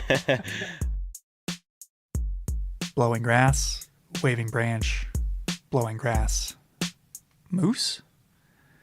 He had some research assistants to help sort through these images, and some companies are even marketing AI tools that promise to speed up the process. But despite manually sifting through 2 million photos, Landon was excited about the results. I guess looking through the cameras last year, there was a lot more sightings than I had anticipated. We were a little worried that we weren't going to get a whole lot of moose detections just because of how, just having these cameras in the middle of nowhere, and what are the chances of a moose, walking by my camera in such a large area. Landon emphasized that one of the things he loves about these photos is you get to see how moose behave when there's no one around to watch. One of the cooler photos or videos we had on the video cameras we had out last year was a moose calf nursing, and you could hear like the sucking noise of the calf just going to town. Oh my God. That's amazing. Yeah, it was cool. It's probably the best video I have. This is the audio from that clip.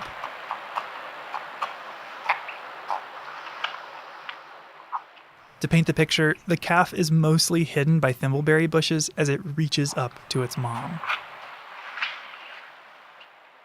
An adult female moose can easily be 6 feet tall and weigh 1,000 pounds, while a newborn calf weighs as much as a small dog, like a corgi. And just getting, that first-hand view into, what their life looks like when nobody's out here.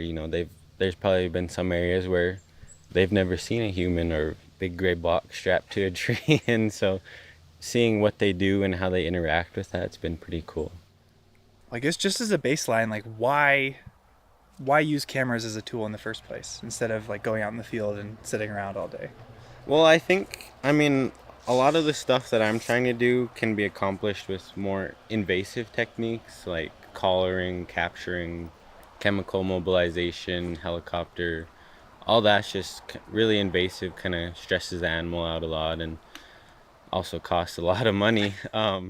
As with so many things, the biggest factor is cost. There are a lot of species deserving of study and relatively little money to go around. So you have to have a good reason to get a wildlife study funded. For Landon's, it's the fact that moose hunting funds a lot of conservation work on the Blackfeet Reservation. Blackfeet Nation Fish and Game, along with Montana Fish, Wildlife and Parks, issue a small amount of moose tags every year. Permits to hunt a moose on tribal, state, or federal land, but to be clear, not in Glacier National Park. They do an auction system, and so they bid on the tag, and I think the starting bid for moose is like $14,000, and we usually get it up to like $35,000 for a moose tag. Yeah. So I mean, that's a huge source of revenue for the department. By better understanding the number of moose on the Blackfeet Reservation, Fish and Game can issue an appropriate number of tags without fear of harming moose populations as a whole. And on top of that, we'll also get insight into the moose in Glacier, which speaks to one of the appealing traits of camera traps. They're pretty cheap. High-quality cameras are getting less expensive every year, and the only expense beyond that is the time it takes to install and remove them. Landon, Ethan, and their small team can realistically study a huge area. You know, moose don't know political boundaries, so, you know, you're going to have moose that are going back and forth, and whether you're going to get them on the reservation during your time sampling is going to be difficult to predict, and so having cameras in the park kind of allows you to understand that transboundary movement. Yeah. Landon's work stands to help Glacier and the Blackfeet Nation manage moose. But his study is still underway, so there's no population estimate for him to report just yet. People always tell me that, you know, how many moose are out there? Let me get back to you in a couple of years. Give me 2 years, I'll let you know. We'll have to stay tuned to see what Landon learns down the road. But you don't have to wait to see the results of a camera study. You just have to look to another animal.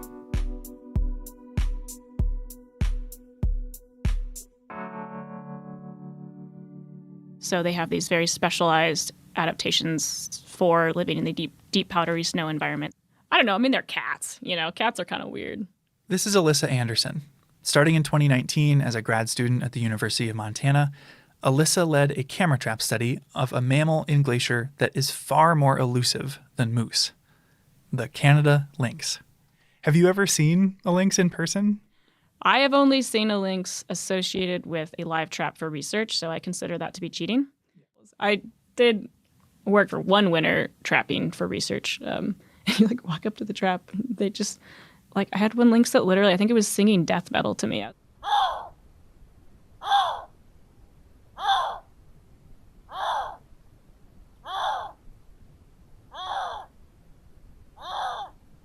It's rare to see any wildcat in Glacier. This summer, after 10 years of working and living here, I finally saw my first mountain lion. And they're 4 times bigger than lynx are.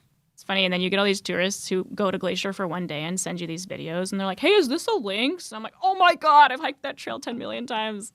You have no idea how lucky you are. But while I'd guess few park visitors have even heard of Canada lynx, they're a really fascinating animal, and they're perfectly suited to live in Glacier. They are a specialized cat species that has evolved to live in what we call the boreal forest. So, you know, mostly across Canada, Alaska, and then the boreal forest does reach down a little bit into the lower 48. Part of their specialization is that they specialize in eating snowshoe hare. It's the vast majority of their diet.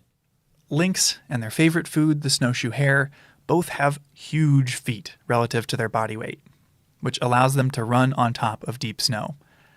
I found a great example of this in a 1976 documentary called Day of the Lynx. In the clip, filmed in the winter, you see a coyote sneaking up on a snowshoe hare. A coyote has been diligently following the trail of a snowshoe hare. It flushes, running in the direction of the big lynx. Then you see the lynx. Tall tufts of black hair on their pointed ears, comically large feet, poised and waiting. It can run atop the snow, unlike the coyote, who breaks through the crust and travels slower. The coyote stays doggedly on the trail, but he's too late. The lynx has made the kill.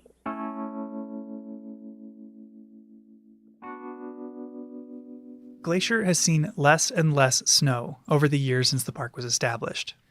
The park gets 30 fewer days each year of freezing temperatures compared to 1980, the equivalent of a month that used to be freezing cold that now isn't. So for lynx, this cold-adapted animal, climate change is a huge concern, big enough that they were listed under the Endangered Species Act. Their threatened status encourages groups like our very own Glacier National Park Conservancy to fund lynx research, like Alyssa's. The main facet was what we call an occupancy survey. So where are we detecting them? What kind of areas are occupied by lynx? Landon is studying moose by counting them, since he's doing a population estimate. In contrast, Alyssa's study wasn't designed to count lynx, but to figure out where they live and where they don't. And she focused her cameras on park trails. Like a lot of carnivores have been found to use human trails. You'll have a higher probability of detecting by putting cameras on trails.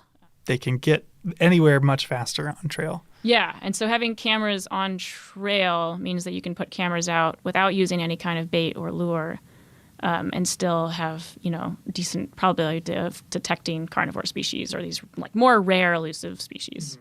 Landon's randomly placed cameras make sense for his population estimate and works well in part because moose are 6 feet tall. Lynx, on the other hand, are just 2 feet tall and would disappear in a lot of Glacier's brush.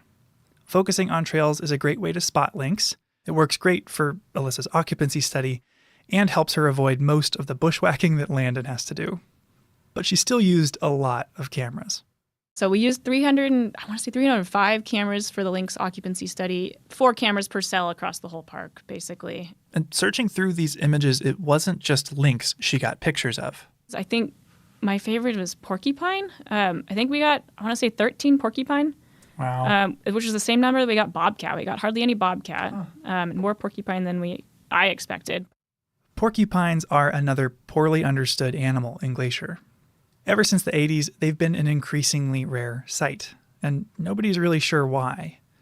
Data from Alyssa's lynx-focused work could contribute to separate research on porcupines or other species in the park. So we also have this big trove of data on every other species of wildlife that happens to use trails in Glacier, which is a really cool and powerful part of cameras, I think. But of course, she also saw a lot of lynx. In total, they captured 404 images of lynx, and the cats showed up on 25% of the cameras she put out throughout the park. Many images were simply lynx walking by, but others were more unique. We did get one set of photos of a lynx walking by with 3 little kittens running around in front of her with their little tails sticking up and just looking cute. So that was cool. We got one photo of what looks like to be a juvenile snowshoe hare of the year running in front of the camera being chased by a lynx, which was super crazy.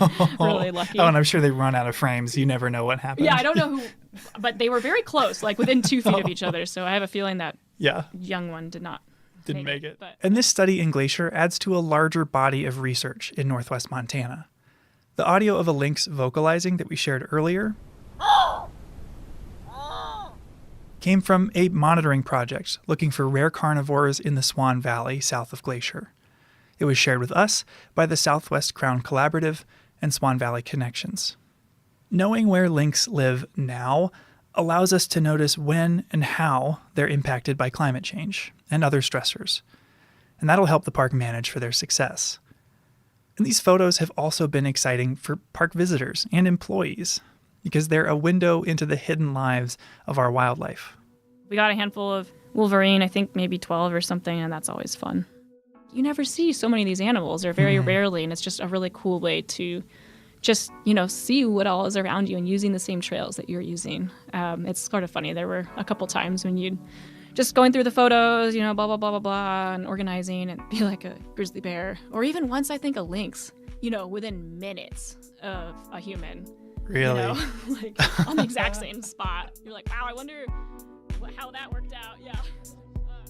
The Day of the Lynx, during what we call The Day of the Lakes.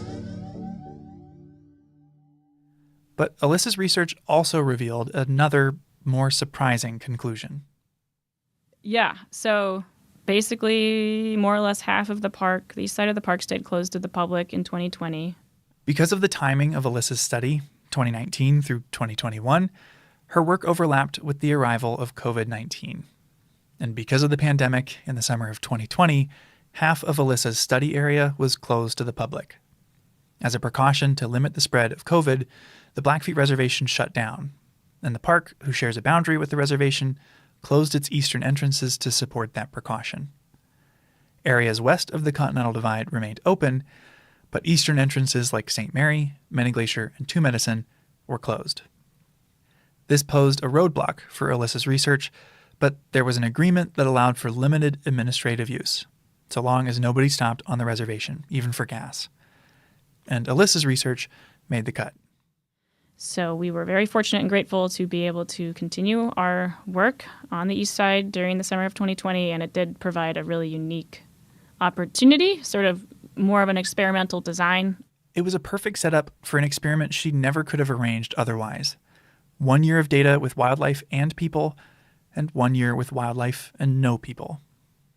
We had cameras out in the same exact location during the same time period, different years, but June 15th till August 15th or whatever in 2020, and also in a year when the park was open to the public and there were thousands of people and hundreds of people every single day walking in front of those locations. Mm-hmm. So we were able to compare wildlife activity and presence and detection in those two different scenarios. Right away, comparing the open and closed years revealed a pattern. For the most part, most of the findings were that when there's fewer people around, the animals were being detected more frequently or at more different places. I think some of the ones that were strongest were elk and coyote. Coyotes were seen way more often when there weren't people around. Coyote kind of surprised me, honestly, because, they're kind of a generalist species and they can, get used to stuff. And you see pictures in some communities where they're riding the subway. Yeah, right. So you'd think they'd be more kind of comfortable. Yeah, that kind of surprised me that they had such a strong negative reaction to increased human use. That same trend was observed in a lot of animals, including lynx, moose, bighorn sheep, and black bears. Although it wasn't true of every species. Foxes were the opposite. The probability of detecting a red fox was higher in the summer with people on trail. So, one theory could be we found more foxes because we were finding fewer coyotes, and coyotes are dominant over foxes. And so that's, an explanation. I think that's super interesting. This is something I feel like I and a lot of folks have an anecdotal understanding of. It feels like deer like to be around people, whereas you're encouraged to make noise on trail so you won't run into a bear, as bears generally don't want to be around us. But when that personal experience becomes a statistically significant research conclusion, it made me reconsider the impact I have on this place. It's tempting for me to imagine if you're following all the principles of leave no trace, hiking up to Avalanche Lake, you're not disturbing anything. The park is kind of behaving as it would be if you weren't there. And your paper seems to imply that that's not true. Even if you don't hit an animal with your car, or you're not hunting an animal, or you're not throwing rocks at an animal, or your dog's not chasing an animal, simply by existing on the landscape and walking on trails, we do have an influence on wildlife activity patterns and space use simply just by being there. This hits at the core of the Park Service's mission, to preserve and protect the natural world here while also providing for the enjoyment of visitors. Two goals that seem to be in tension with one another, a dual mandate at odds with itself. So it's a really interesting conundrum. I think you were saying sort of the dual mandate of the park, right? I'm certainly not going to advocate for closing the park forever to people. I think that's insane. Right. I think it is kind of interesting to imply that that's necessarily bad. I don't want to say that that's necessarily bad, like humans have existed on this landscape with all of these animals, forever. It's interesting, and it's something that I think, now we certainly need to think about and consider a little bit more carefully, because we have millions of people hiking down some of these trails, over the course of just a 3-month period. I've talked for years with visitors and colleagues about this tension in the NPS mission, but I'd always pictured it applying to large-scale management decisions, like wanting to build a new parking lot. It felt like something I could avoid on a personal level by doing the right thing, which, in hindsight, feels a little naive. I like working here because I felt like my work can have a positive impact. But Alyssa's study left me wondering if the best thing I could do for lynx and moose is leave. But at the same time, the reason I care about wildlife is because of experiences I've had in nature. Experiences in national parks, like that mediocre photo I took of the first moose I'd ever seen. And it's unlikely so many people from around the world would care about this remote corner of northwest Montana if they'd never been here, if they'd never had the chance to connect with it on a personal level, to go hiking in the mountains, to see wildlife in the wild, forming memories that'll last a lifetime. Finally, the only way for Glacier to responsibly manage animals like moose and lynx is to understand them, which takes research. Sending passionate, curious people out into the park to learn more. Yeah, that was my first camera I did by myself, I guess it's just the bird leaving the nest. People like Ethan, the wildlife tech working with Landon on the moose study. After 2 summers with Landon, Ethan is pursuing a degree in wildlife biology this fall at the University of Montana. I always wanted to be out here and doing this type of work, and I think that's a big motivation for me is that, not a lot of people are out here, and that, as me and him just trying to make a new step into history. Moose pioneers. I guess it's the idea of, do we only care about species for the viewing enjoyment of the public, or do we care about them for their intrinsic value on the landscape and also for their important ecological roles? And if you care about that, then you care about every species. Alyssa's research suggests that even treading lightly, we will have an impact on the natural world here. It's unavoidable. But if we can accept that, it encourages us to think about the kind of impact we would like to have.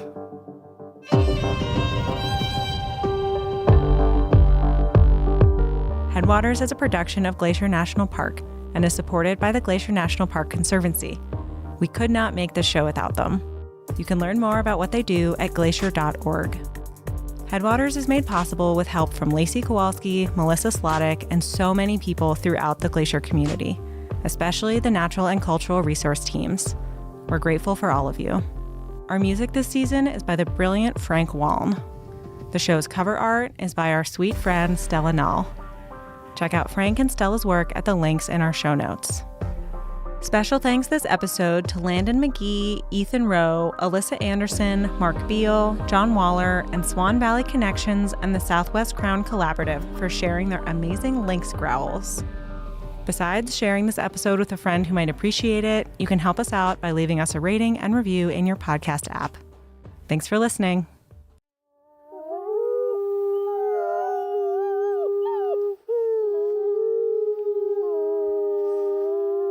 From Yellowstone National Park, this is what we do. I'm Jake Frank. And I'm Brett Rayburn.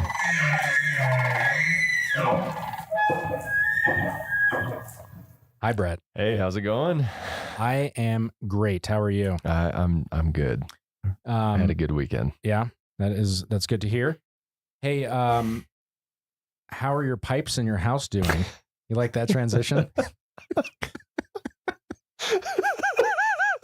Have you flushed your toilet today? My pipes, I think they're good. Do you know something I don't that I don't know?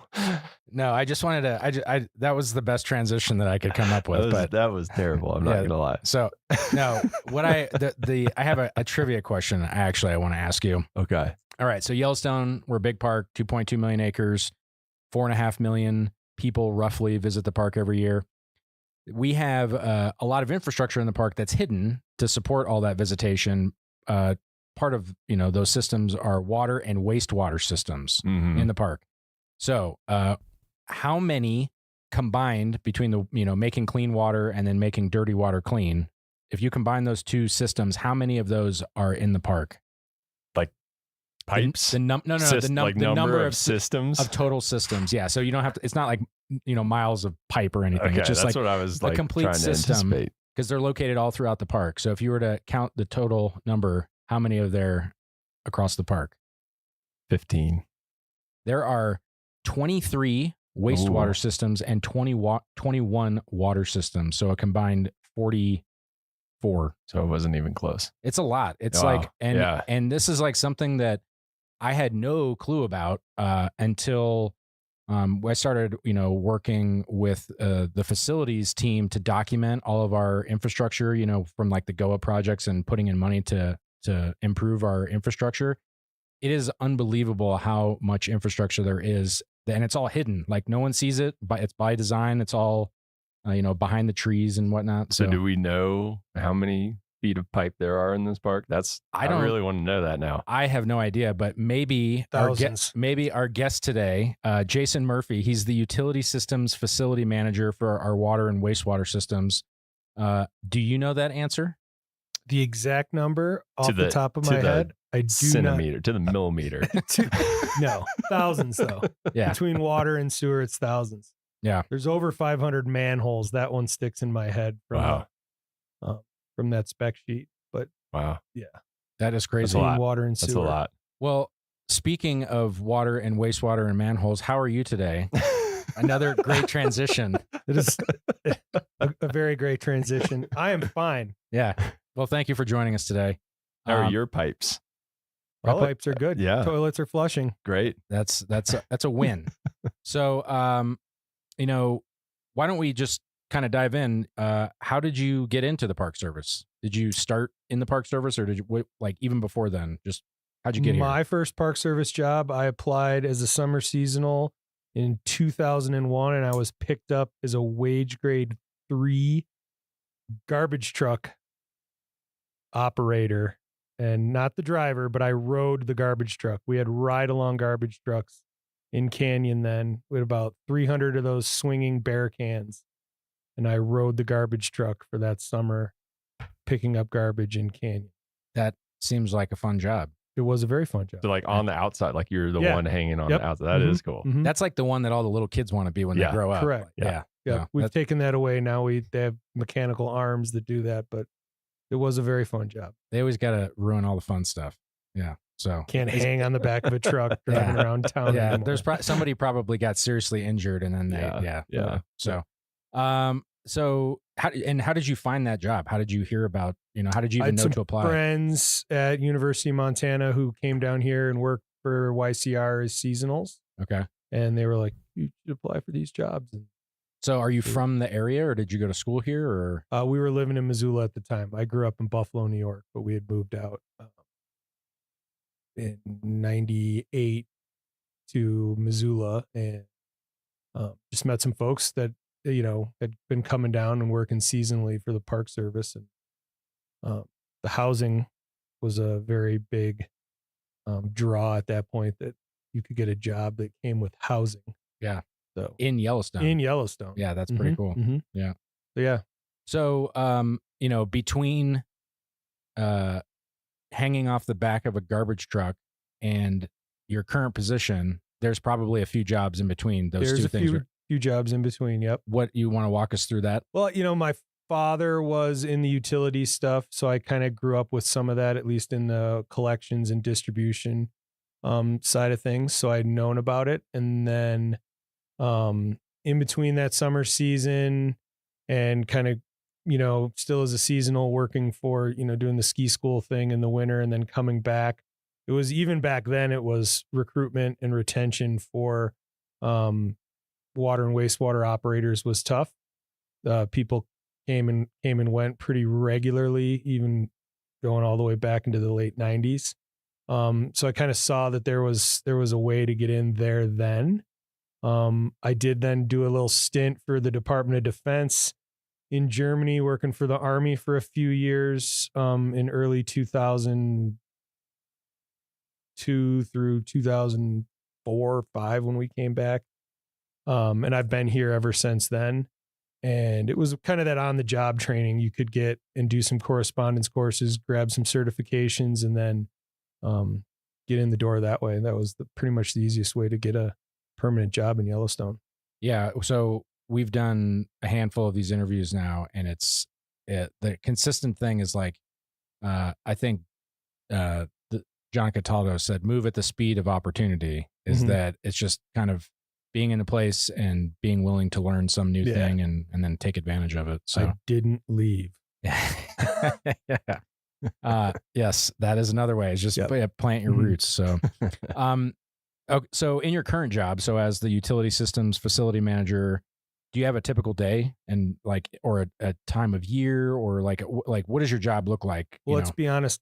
There hasn't been any quite typical days since June 2023. What happened then? There was a flood. Oh, there was a big flood. Yeah. Yeah. So been pretty wrapped up in that project, getting the wastewater plant up and running here in Mammoth, which it's been up and running since July of. Yeah. So did I get the date mixed up? Was that 22? 22. Yeah. So for folks that don't know, we had a big flood in June of 22 that washed away one of our roads. And in that road was a wastewater line that would take our sewage from Mammoth out to the town of Gardner, where it was processed. And then when that line severed, we basically had to build a temporary wastewater facility in Mammoth. We resurrected a facility that was last used probably in the late 60s, within a matter of 48 hours after we lost the main line down to Gardner. It was like a zombie facility. Yeah. Came back from the dead. Mm-hmm. Got a lot of chainsaws and weed whackers out, and thanks to YCC and a bunch of other folks and fire crews for getting some stuff cleaned up, and we were able to utilize some existing infrastructure actually to great success for a while, to keep the community of Mammoth here. And then over the course of that year, I got those dates mixed up. So June 2022 to July 2023, build a biologically processing wastewater treatment facility here in Mammoth. It's been that wasn't on your radar either. It was just like, oh, by the way, I know you have this to do, but this is a new thing that you have to do starting now. Yeah. And living in Lower Mammoth, looking down and seeing that thing go up, and just how fast, there's always speed bumps in the road, but I mean, with the government building things like building a wastewater facility in like less than a year isn't a typical timeline. No. Yeah. So, so I'm guessing that's been your primary thing to take care of, is it here? Being on site. There's a few other folks like Molly, our park civil engineer, who's very critical in getting that up and running. We got great support from Denver Service Center, and then the contractors and stuff that stepped up to get it all going. So with, all of the things that you're mentioning, is there like a skill set that you have that you found that has like kind of allowed you to be the most successful in your position? I feel like I'm pretty adaptable, flexible, kind of got to roll with the punches. And you need to be creative and use what you have around you. Like I said, there's some folks here who have been here for a while. So when the flood happened, and we reached out to a few people that have been here for a while, and they were like, you do this, and you got to have a good network of people to get all that information across and then implement. So being able to strategize quickly and then implement that plan. And that's kind of the general thing with utilities, is stuff's going to happen and you're going to need to figure it out kind of on the fly. And you don't always have those parts on the shelf, or even whatever it is. If it's a water main break or something like that, you've got to really be able to react quickly, but yet systematically, and approach to keep everyone safe and to get the job done. Yeah, it's one of those things too that's like everyone's looking at you, waiting for you to figure it out too, because they're like just holding their pee over there, waiting to use the toilets again. Like, yep. It's a high stress. I think situation. The park had a great team response too from the whole flood. That I don't think anyone was holding it too much. I had my wag bags ready. Yeah, right. You bust out the groover. We're going on a raft trip.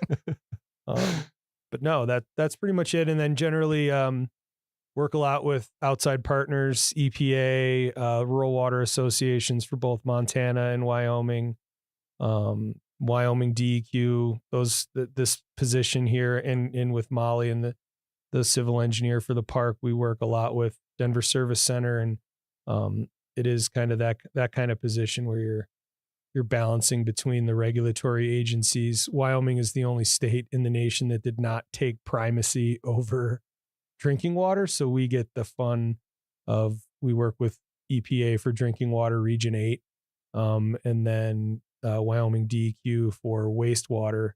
But yeah, and Wyoming DEQ also has everything to do with construction and permitting and things like that. So well, that's also the benefit, but the majority of our infrastructure is in Wyoming, right? Like we do have a little bit like that does bleed into Montana, but the majority of it's Wyoming. So, what do you have a favorite part of the job? Like what do you wake up and enjoy doing? You know, I like pumping sludge. Yeah. That's kind of like my favorite part of when I get out of the office, or, you know, those kind of things. Pumping sludge is very rewarding.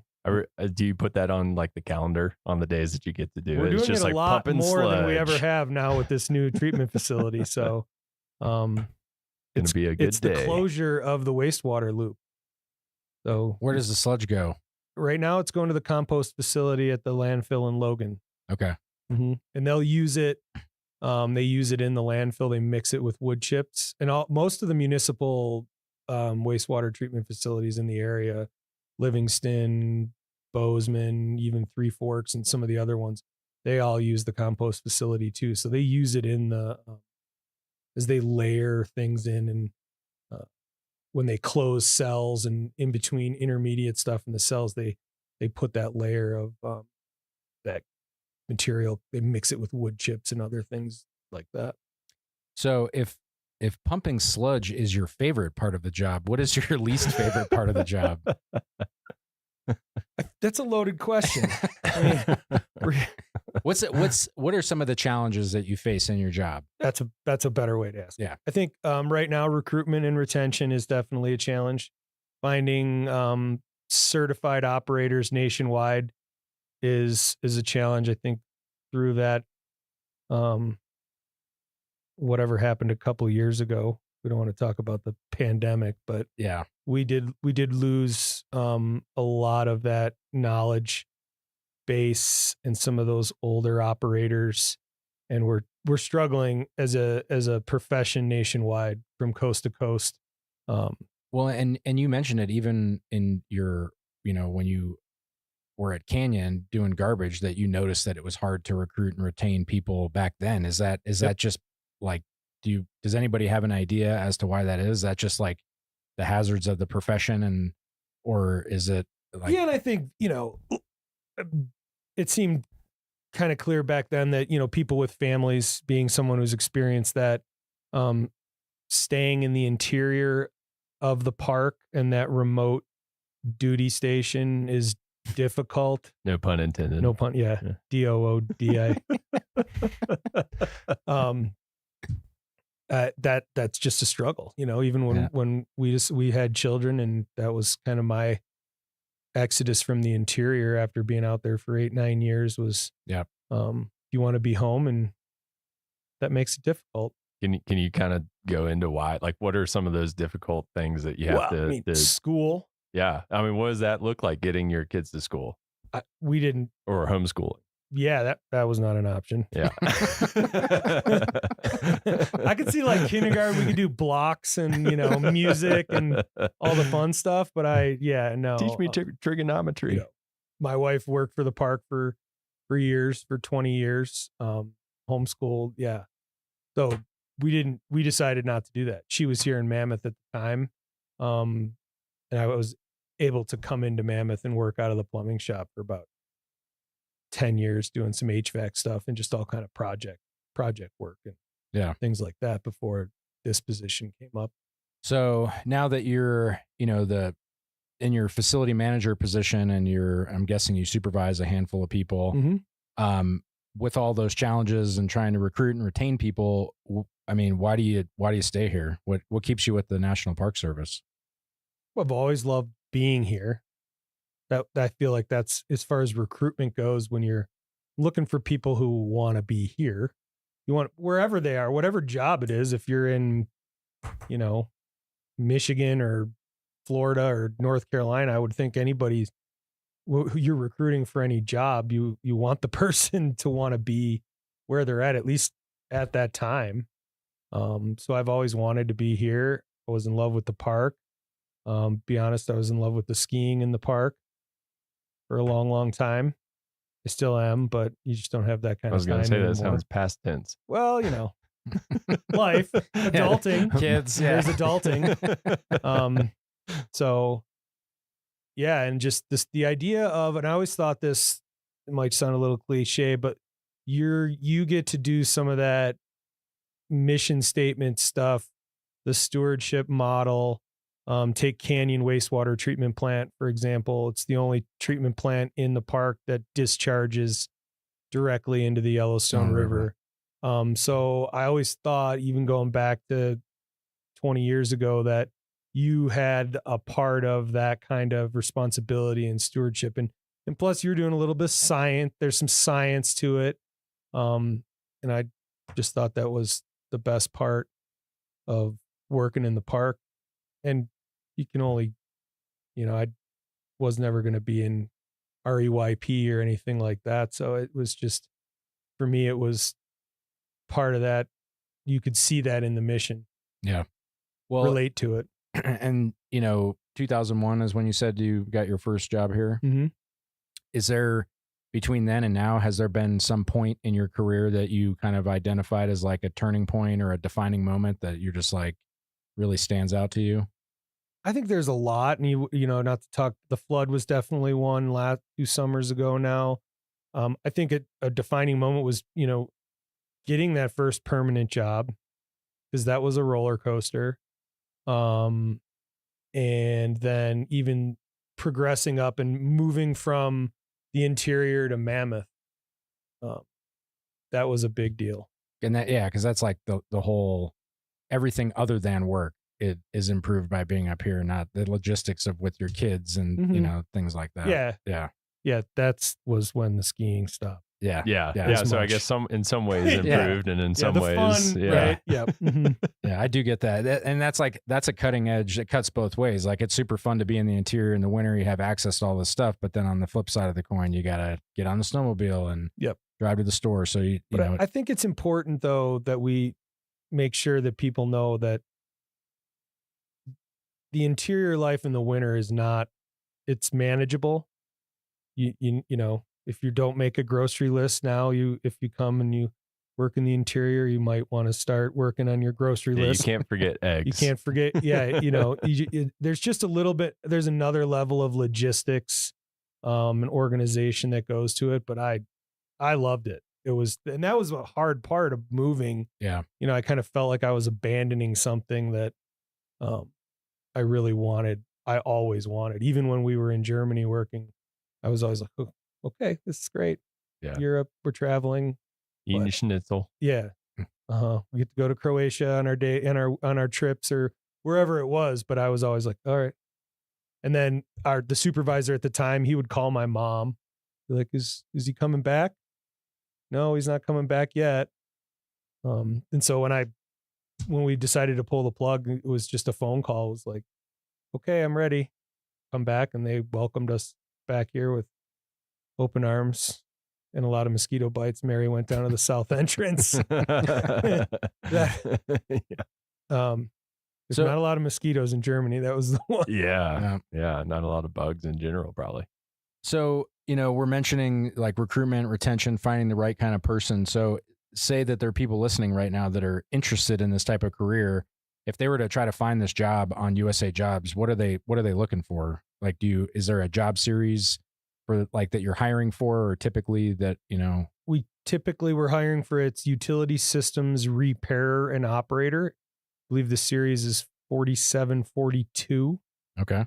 And we do hire. We have some higher graded positions that are open right now that would come with, being more certified at the beginning, but more and more we're opening positions that are entry level positions, We hope to do, in this recruitment push, we hope to do some other things. I don't want to, say things and never be able to implement them. So yeah, this is recorded. So then right, it's like, no, you said you would do this. Say-do gap is huge in this one. Yeah. But I think we want to get creative and work and talking to Wyoming Rural Water last Friday, and just reach out and try to come together with other organizations that are having the same problem and try to just pull together and work through this. Cause this is a nationwide kind of thing for us. In this field. And it's one of those things, it's one of those professions that no one notices it until something isn't going right. Mm-hmm. And when it is going wrong, it's really bad. Right. Like it's like an emergency type of a thing. So yeah. Do you have any advice for people? Like if they wanted to get started in this, like if they have their certifications and everything, it sounds like they would just apply for a job. But Correct. if somebody is brand new, like what do they start with? I think you could start with, like this is going to get edited.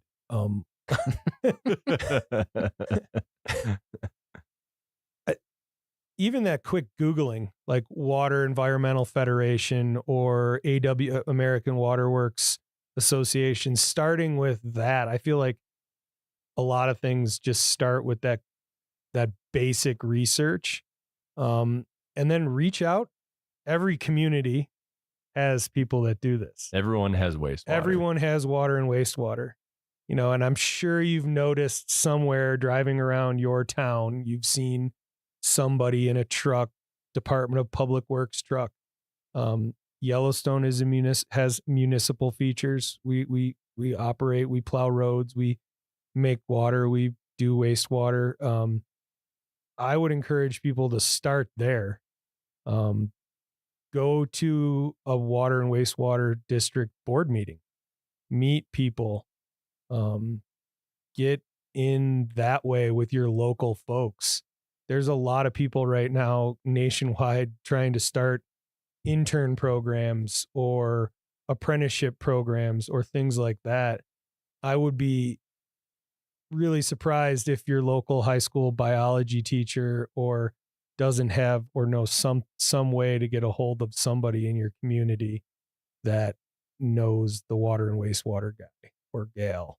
Yeah. And going on a tour, like I went on a tour of a wastewater treatment plant, and it was like fascinating. Like I didn't really know what I was getting into, but it was like, I want to know more about how this actually, do you have like a really nutshell presentation of how that process works? Yeah, it all depends on fascinating. On the treatment facility, right? Or whatever, if it's for wastewater, if it's a biological or a mechanical treatment facility, water, what the source is it groundwater, is it surface water, those kind of things. So pick one, and like it sounds like we have all the flavors in Yellowstone. That's kind of an interesting. Yeah. So if you were to say, it. What's the most complicated one? What's the wastewater facility here that's giving you the hardest time, and like kind of explaining? Well, I think we deal with some of the aged infrastructure that gives us a harder time. I think some of the ideas behind, you turn it off and you turn it on every year, that wears on a system more than the thought of maybe, well, you only use it 6 months out of the year. It should last double the time. Yeah. No. And just in the learning of bringing this facility here in Mammoth online, it's a more modern treatment process than we have anywhere in the Park Service. Teton, we went down to Teton. Patrick Larson down at Teton has an MBR there at Moose that they've had probably maybe inside 10 years. We went down there and we talked to him and we learned about some of that. And I think what was good for us is we had that Great American Outdoors Act push already going. So we had a lot of this stuff we had a year under our belts of planning for building Old Faithful and Grant Village and Canyon. So we had some of that experience with the engineering firms already to kick this off the ground. And one of the things I learned, going out with you guys is when you said aging infrastructure, a lot of our facilities were put in like 40 or 40 plus years ago, Mhm. right? And what's the average lifespan of a facility? Well, I think that the average lifespan of a facility is if it was maintained. And we've struggled with that for a whole host of reasons. But I struggle with the idea of putting a number on it. Gotcha. Like I don't want to sit, it's going to last for 50 years. It's going to last as long as we need it to last if we take care of it. Yeah. We're lucky here. We're not in a situation like a municipality that's going to put in another 15,000 homes. So we can cap our capacity for the most part. So we don't need to worry about having another 1,000,000 gallons of capacity when we might do some lodging updates and infrastructure stuff like that. But we're not going to have those same issues like a municipality, like a Bozeman or somewhere else. But even like, so if these facilities were put in 40 or 50 years ago, visitation was much lower, and were the facilities kind of built that there was room to grow them, or are we kind of now? We run everything, even from my time here, everything that's on when it's on. I always go back to the campgrounds were full in 2001 when I showed up, and the lodging was full in 2001 when I got here, right? Like, yeah. Those plants were operating the same way then as they are now. They're on Mac, 14 hours a day or 24 hours a day. They're running at that capacity that they were designed. Gotcha. Well, yeah, admittedly. So this is an anecdote that I like to say. When I was a little kid, you'd always drive by the wastewater plant and you'd get the smell. And my mom's like, "Oh, that's the wastewater plant." And in my mind, I thought it was like the pipes dumped into like a plant with like leaves. And there was like a plant that just like ate Absorbed all of the all. waste. And I was like, wow, that's a really cool plant. Like just like trees, they take the carbon dioxide out of the air. Well, plants don't like No. tomato plants grow out of the sludge because we can't like process tomato seeds or something? Or am I just like, did I dream? That's a weird dream to I have. think I've but- heard something along those lines. Yeah. But I mean, wetland treatments is a very real process. Yeah. I mean, so it's not far off. Thank you for not making me Yeah, feel so thanks. silly. Yeah. No. He's winking at us Yeah. across. You guys Yeah. can't see it, but he's like, we'll make Jake feel better. Yeah. So the last question we like to ask everybody before they go is, do you have like a favorite story or memory in Yellowstone or some other national park that's just like a fun thing to share with our listeners? I just think I was really lucky for the better part of 12 years to have my family here, raise my kids here in the park, and just have that experience. I feel blessed to have gotten to where I'm at today, and I look forward to taking the challenges head on and getting to where we're going to go tomorrow, and then all those great powder days at Canyon over the course of 9 winters are always in the back of my head. Do you think your kids like fully grasp the fact that they grew up in like that's not normal to get to grow up in Yellowstone? Yeah, I think I do actually. Cool. Yeah, I think they do. As much as a teenager can grasp. Yeah, I mean, she didn't have a phone then, so yeah. those are those like icebreaker things that I think they can be like, I grew up in Yellowstone, Mhm. Yeah. Good story. Well, thank you so much for taking the time and to talking about water and wastewater with us. It's one of those things that again, getting to go out with you guys and your team and seeing what you do, it's really very interesting. Also, I think everyone in Mammoth and the hotels and everybody that's here, like the fact that we can even be here because you guys got that facility up and running as fast as you did. We really appreciate that as well. Appreciate that. Thank you. It took a lot of people. Well, that's it for this week's episode of What We Do. Thanks again to our guest, Jason Murphy. If you like what we do, rate and review the show wherever you listen, because every positive review helps new listeners find the show. If you have questions or you want to learn more about a particular job, contact us using the form at go.nps.gov/whatwedo. Thanks for listening. For Yellowstone National Park and the Acoustic Atlas at Montana State University, this is telemetry.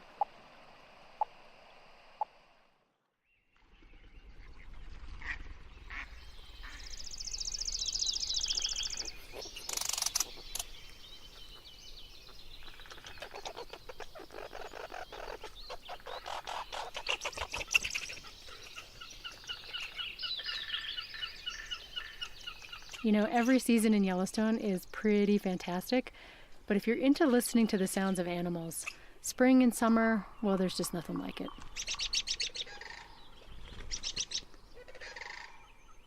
And while most creatures in Yellowstone are busily singing their hearts out this time of year, there's one animal that actually gets a little quieter in the spring and summer.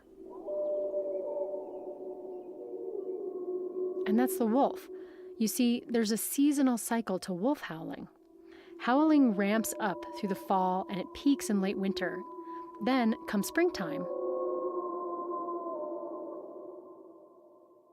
Howling abruptly drops off, and this is caused by the female choosing a place to den that they really want to keep secret, if at all possible. That's Kira Cassidy, research associate with the Yellowstone Wolf Project.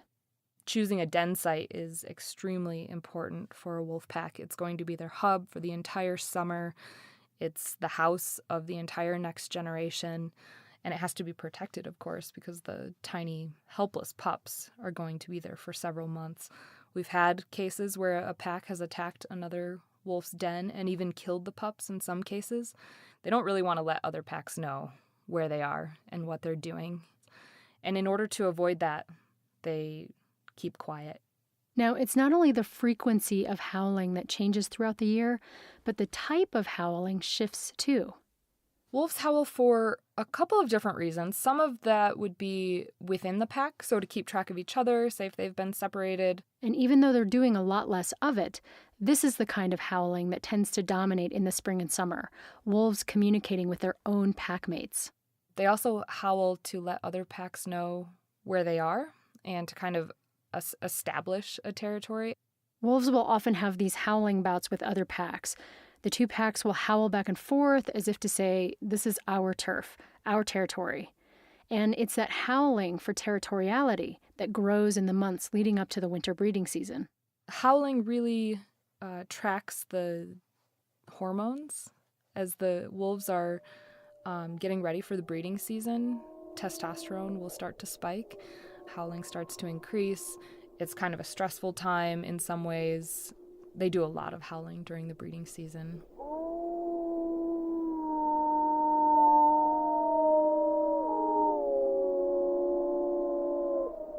They also probably use howling as a way to advertise the number of wolves they have in the pack, the type of wolves they have in the pack. If they have a lot of big male fighters, that's going to come across in a howling bout with another pack.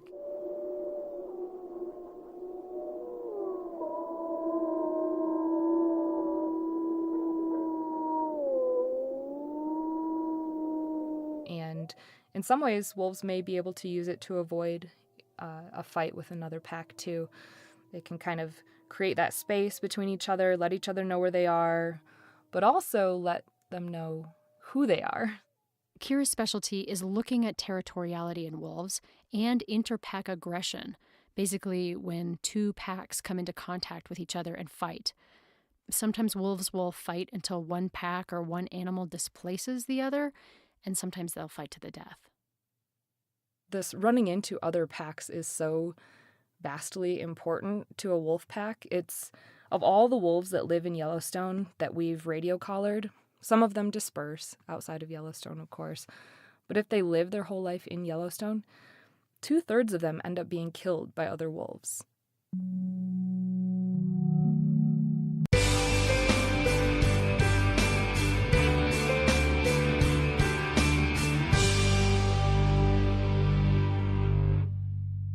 This site high above the lake was once the location of the Going to the Sun chalets. Built in 1915 by the Great Northern Railway as part of a network of hotels, chalets, and tent camps, the chalets sat high above the lake on the rocky promontory called Sun Point.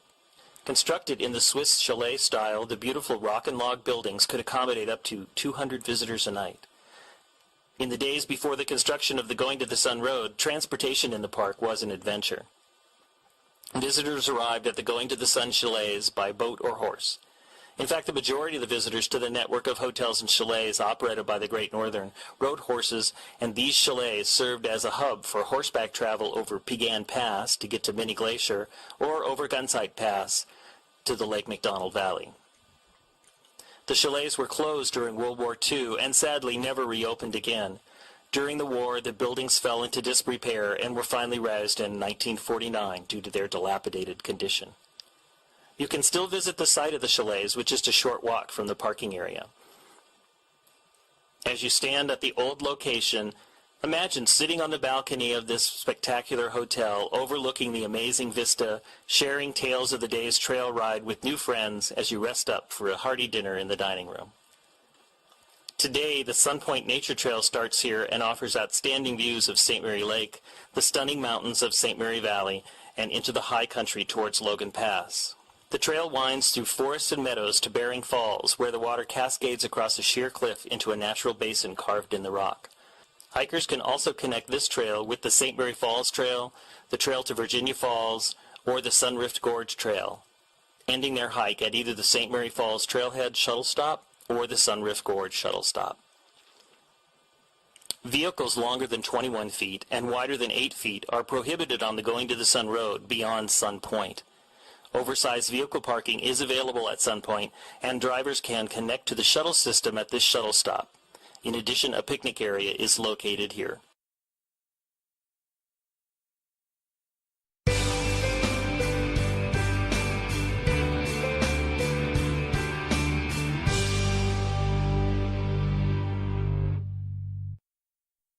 Welcome to Apgar Village. Apgar sits at the foot of Lake McDonald and is the hub of activity on the west side of the park. You can find all services, with the exception of gas, in Apgar Village. There are several gift and souvenir shops located in the village, and Eddie's Restaurant offers casual dining. Looking to spend a night? The Village Inn has cozy rooms overlooking picturesque Lake McDonald, and the Apgar Village Lodge offers cozy rooms and cabins.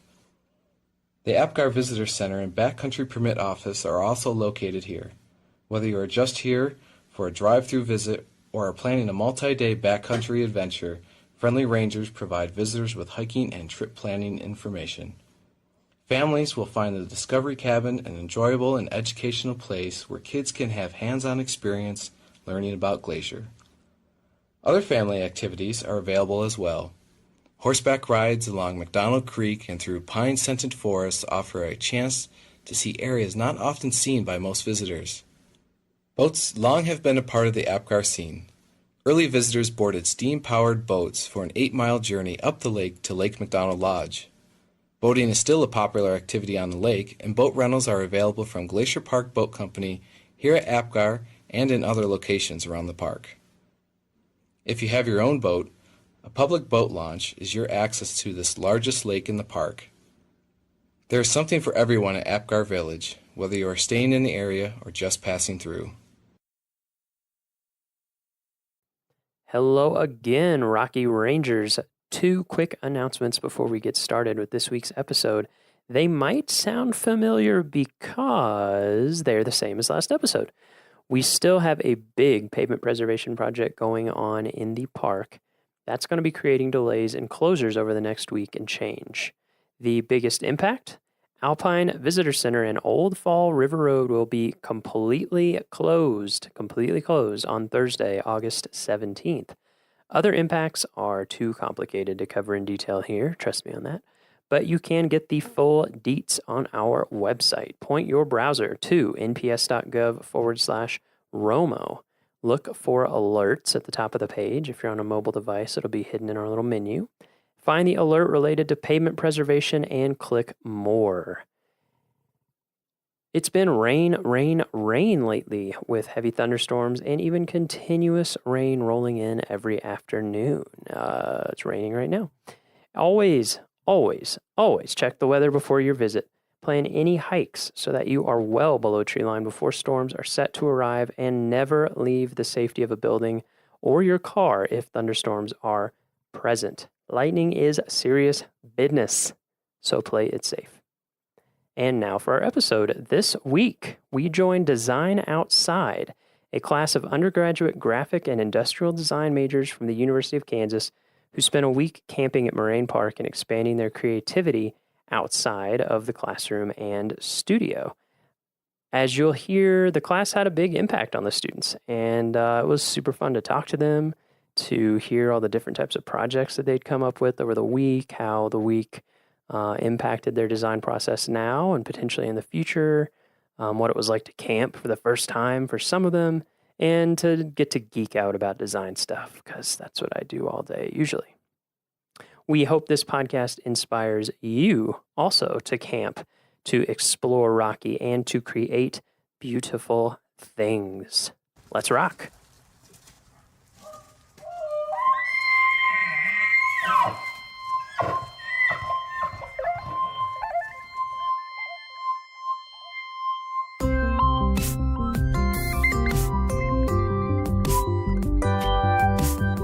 How's it going? Good. How's your week been? Very good out here. Thank you very much. Yeah, you're welcome. So, how about you introduce yourself? Okay. My name is Jeremy Shellhorn, and I'm Associate Professor of Design at the University of Kansas.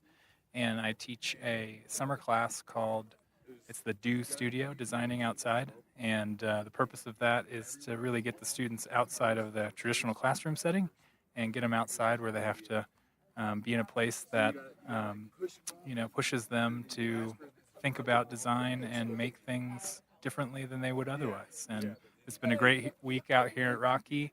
The weather's been great, but it's just a good time to get them out of their comfort zone and have to deal with things like climate and elevation and not being able to run into studio every 5 minutes to print stuff out. Yeah, so great. Yeah. This is year 2, right? This is year 2, yeah, second annual. Yeah. So I was certainly a little bit better at preparation. And yeah.